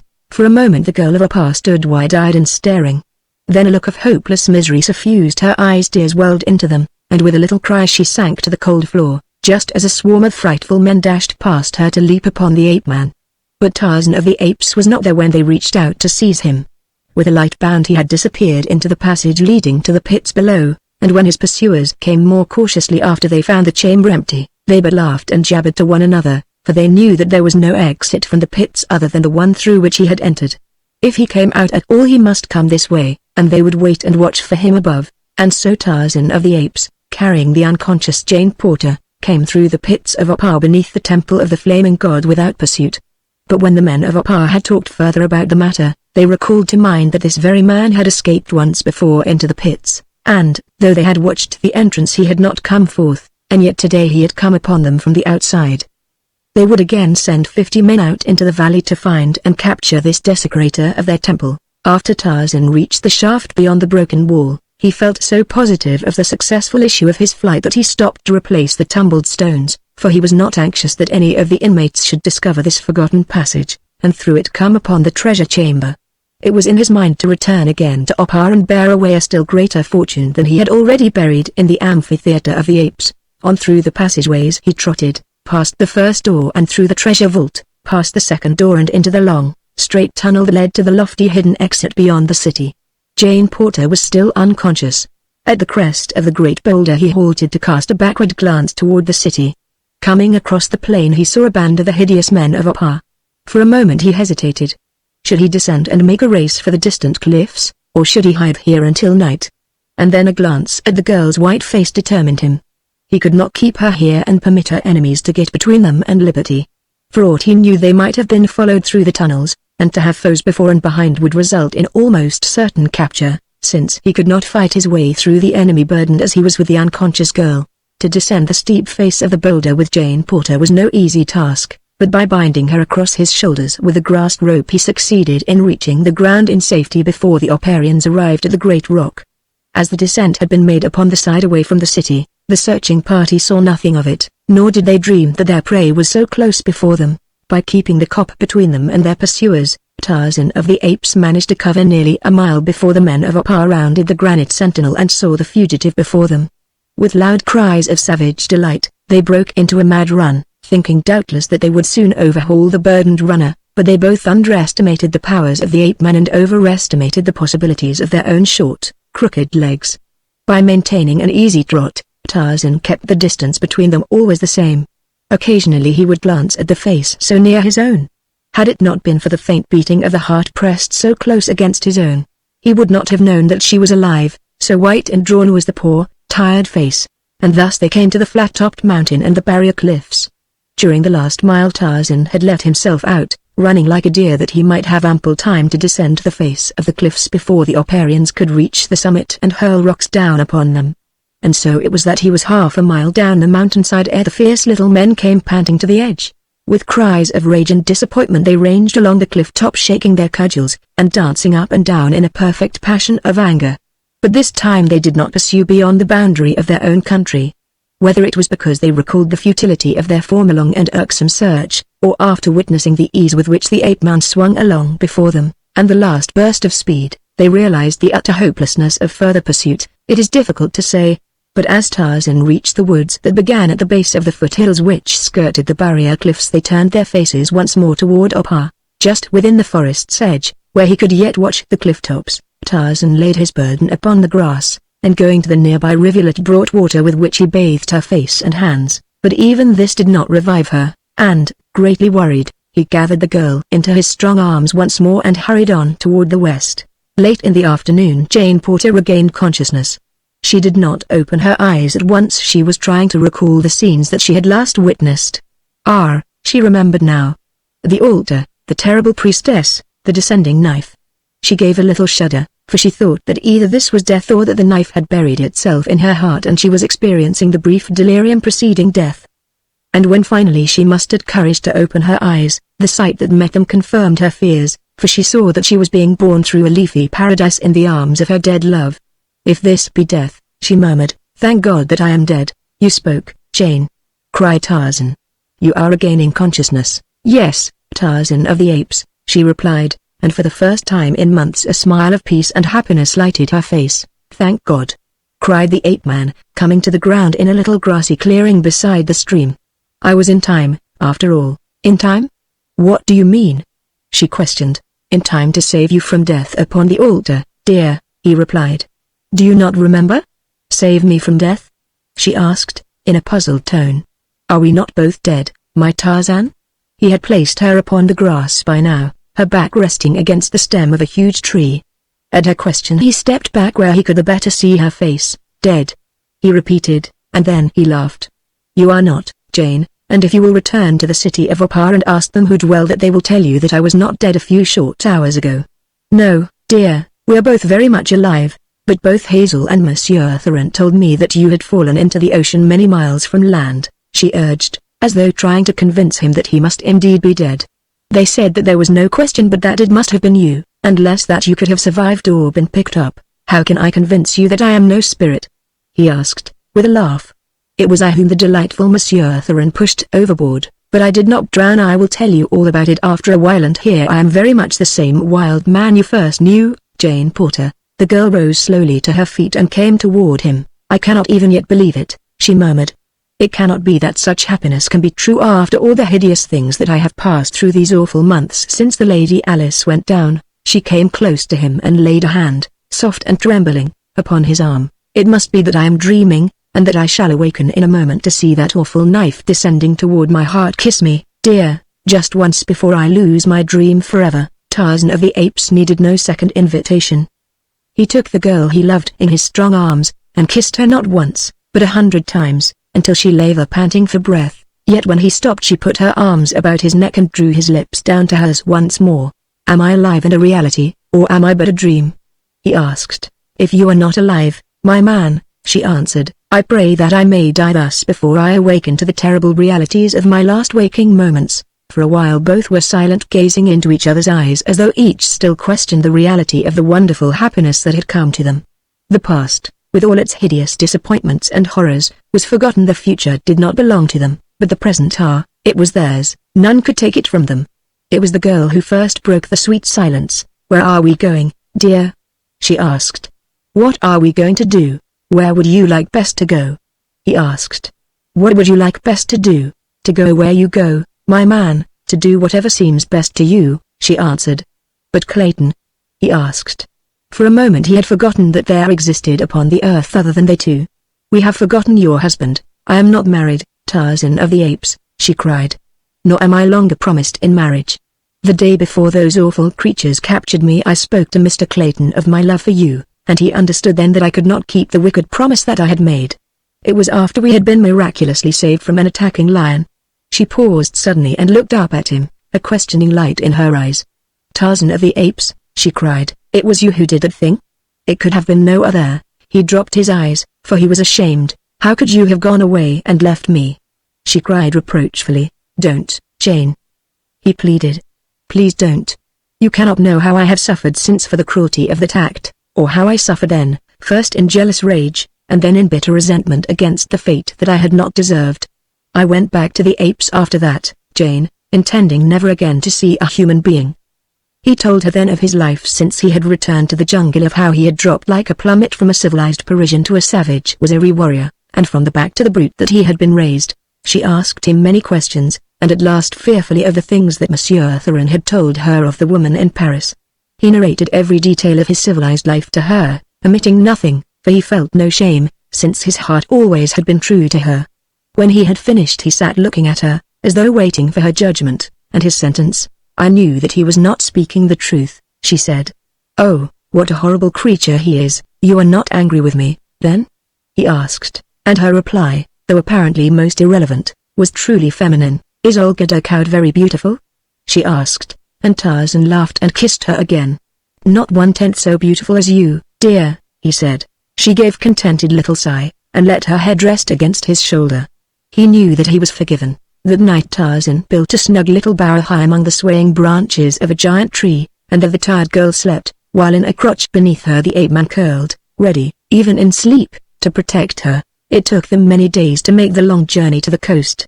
Where the way was easy they walked hand in hand beneath the arching boughs of the mighty forest, as might in a far gone past have walked their primeval forebears. When the underbrush was tangled he took her in his great arms, and bore her lightly through the trees, and the days were all too short, for they were very happy. Had it not been for their anxiety to reach and succor Clayton they would have drawn out the sweet pleasure of that wonderful journey indefinitely. On the last day before they reached the coast Tarzan caught the scent of men ahead of them, the scent of black men. He told the girl, and cautioned her to maintain silence. There are few friends in the jungle, he remarked dryly. In half an hour they came stealthily upon a small party of black warriors filing toward the west. As Tarzan saw them he gave a cry of delight. It was a band of his own Waziri. Buzuli was there, and others who had accompanied him to Opar. At sight of him they danced and cried out in exuberant joy. For weeks they had been searching for him, they told him. The blacks exhibited considerable wonderment at the presence of the white girl with him, and when they found that she was to be his woman they vied with one another to do her honor. With the happy Waziri laughing and dancing about them they came to the rude shelter by the shore. There was no sign of life, and no response to their calls. Tarzan clambered quickly to the interior of the little tree hut, only to emerge a moment later with an empty tin. Throwing it down to Buzuli, he told him to fetch water, and then he beckoned Jane Porter to come up. Together they leaned over the emaciated thing that once had been an English nobleman. Tears came to the girl's eyes as she saw the poor, sunken cheeks and hollow eyes, and the lines of suffering upon the once young and handsome face. He still lives, said Tarzan. We will do all that can be done for him, but I fear that we are too late. When Buzuli had brought the water Tarzan forced a few drops between the cracked and swollen lips. He wetted the hot forehead and bathed the pitiful limbs. Presently Clayton opened his eyes. A faint, shadowy smile lighted his countenance as he saw the girl leaning over him. At sight of Tarzan the expression changed to one of wonderment. It's all right, old fellow, said the ape-man. We've found you in time. Everything will be all right now, and we'll have you on your feet again before you know it. The Englishman shook his head weakly. It's too late, he whispered. But it's just as well.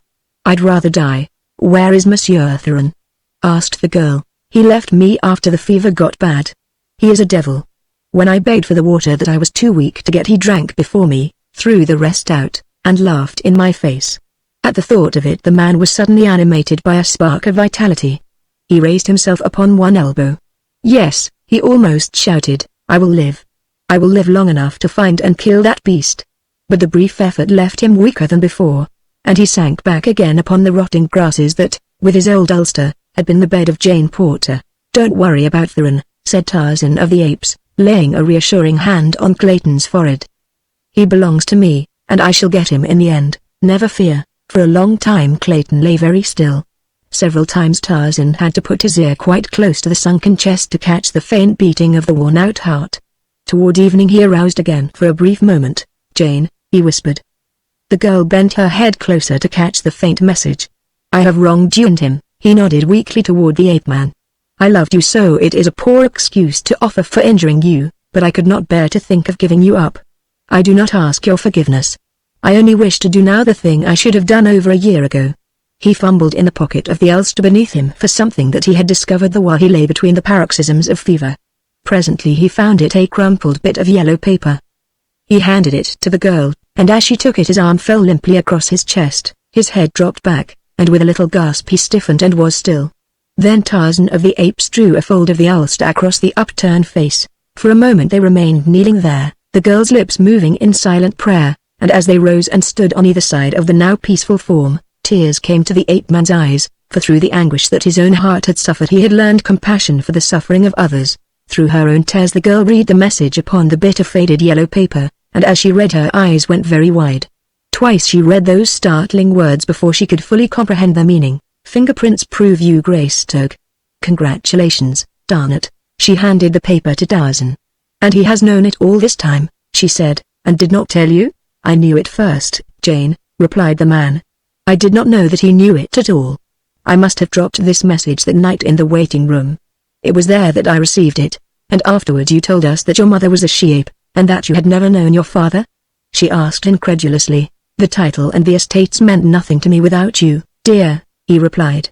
And if I had taken them away from him I should have been robbing the woman I loved, and you understand, Jane? It was as though he attempted to excuse a fault. She extended her arms toward him across the body of the dead man, and took his hands in hers. And I would have thrown away a love like that, she said. Chapter 26 The Passing of the Ape-Man. The next morning they set out upon the short journey to Tarzan's cabin. 4 Waziri bore the body of the dead Englishman.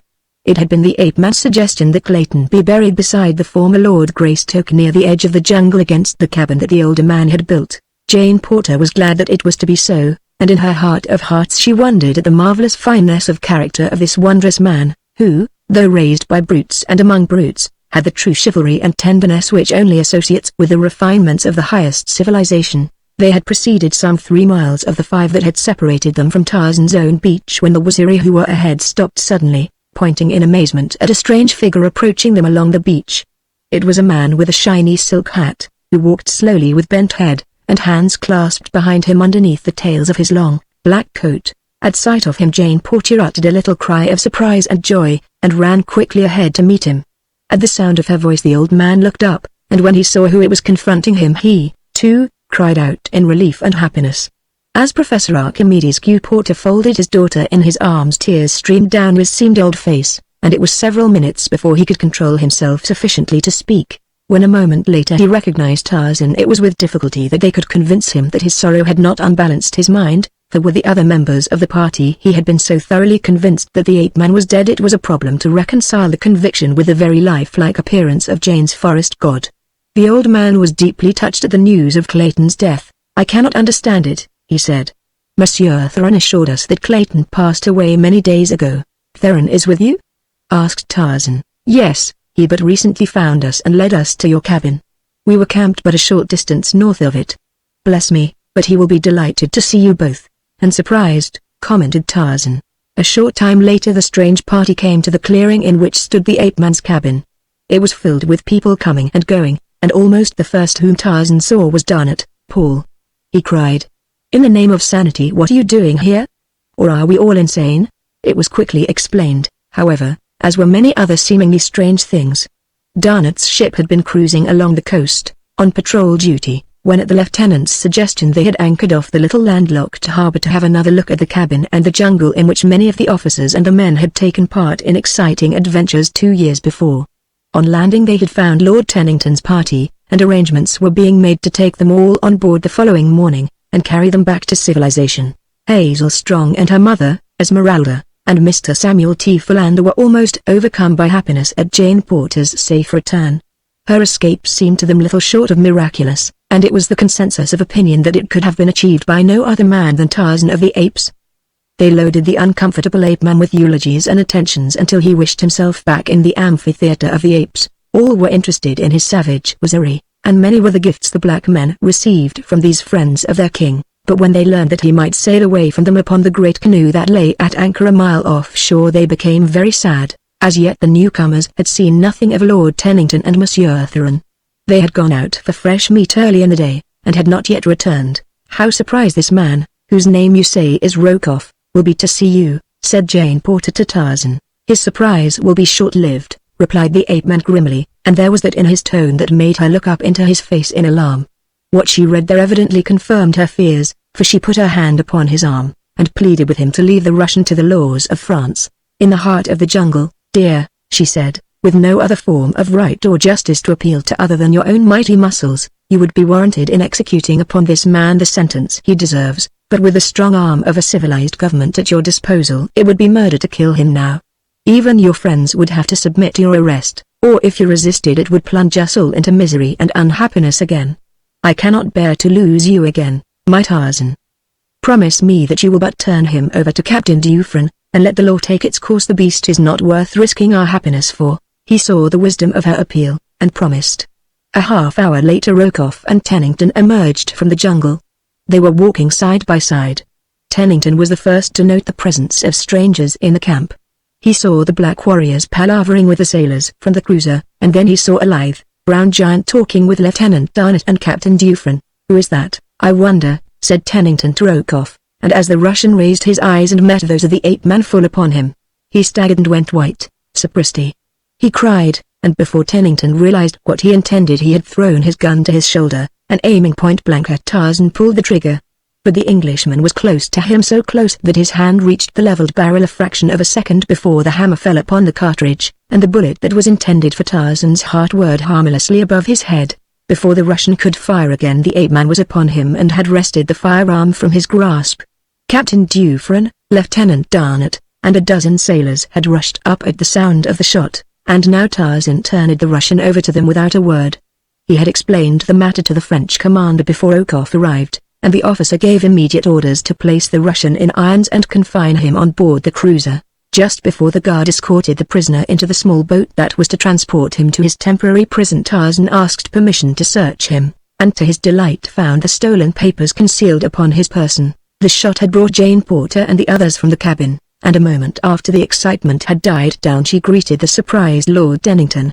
Tarzan joined them after he had taken the papers from Rokoff, and, as he approached, Jane Porter introduced him to Tennington. "John Clayton, Lord Greystoke, my lord," she said.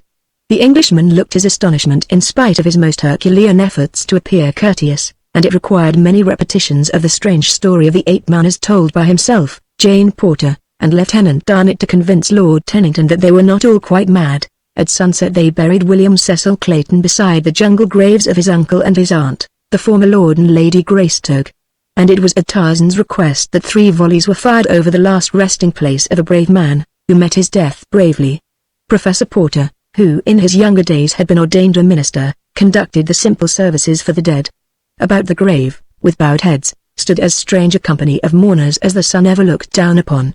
There were French officers and sailors, 2 English lords, Americans, and a score of savage African braves. Following the funeral, Tarzan asked Captain Dufresne to delay the sailing of the cruiser a couple of days while he went inland a few miles to fetch his belongings, and the officer gladly granted the favor. Late the next afternoon Tarzan and his waziri returned with the first load of belongings, and when the party saw the ancient ingots of virgin gold they swarmed upon the ape-man with 1,000 questions, but he was smilingly obdurate to their appeals. He declined to give them the slightest clue as to the source of his immense treasure. "There are 1,000 that I left behind," he explained, "for every one that I brought away, and when these are spent I may wish to return for more." The next day he returned to camp with the balance of his ingots, and when they were stored on board the cruiser Captain Dufresne said he felt like the commander of an old-time Spanish galleon returning from the treasure cities of the Aztecs. "I don't know what minute my crew will cut my throat, and take over the ship," he added.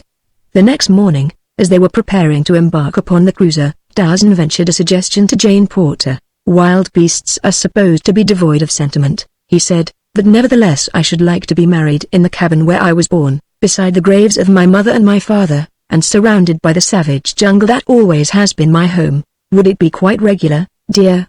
she asked. "For if it would, I know of no other place in which I should rather be married to my forest god than beneath the shade of his primeval forest." And when they spoke of it to the others they were assured that it would be quite regular, and a most splendid termination of a remarkable romance. So the entire party assembled within the little cabin and about the door to witness the second ceremony that Professor Porter was to solemnize within 3 days. Darnett was to be best man, and Hazel Strong bridesmaid, until Tennington upset all the arrangements by another of his marvelous ideas. "If Mrs. Strong is agreeable," he said, taking the bridesmaid's hand in his, "Hazel and I think it would be ripping to make it a double wedding." The next day they sailed, and as the cruiser steamed slowly out to sea a tall man, immaculate in white flannel, and a graceful girl leaned against her rail to watch the receding shoreline upon which danced 20 naked, black warriors of the Waziri, waving their war spears above their savage heads, and shouting farewells to their departing king. "I should hate to think that I am looking upon the jungle for the last time, dear," he said, "were it not that I knows that I am going to a new world of happiness with you forever," and, bending down, Tarzan of the Apes kissed his mate upon her lips.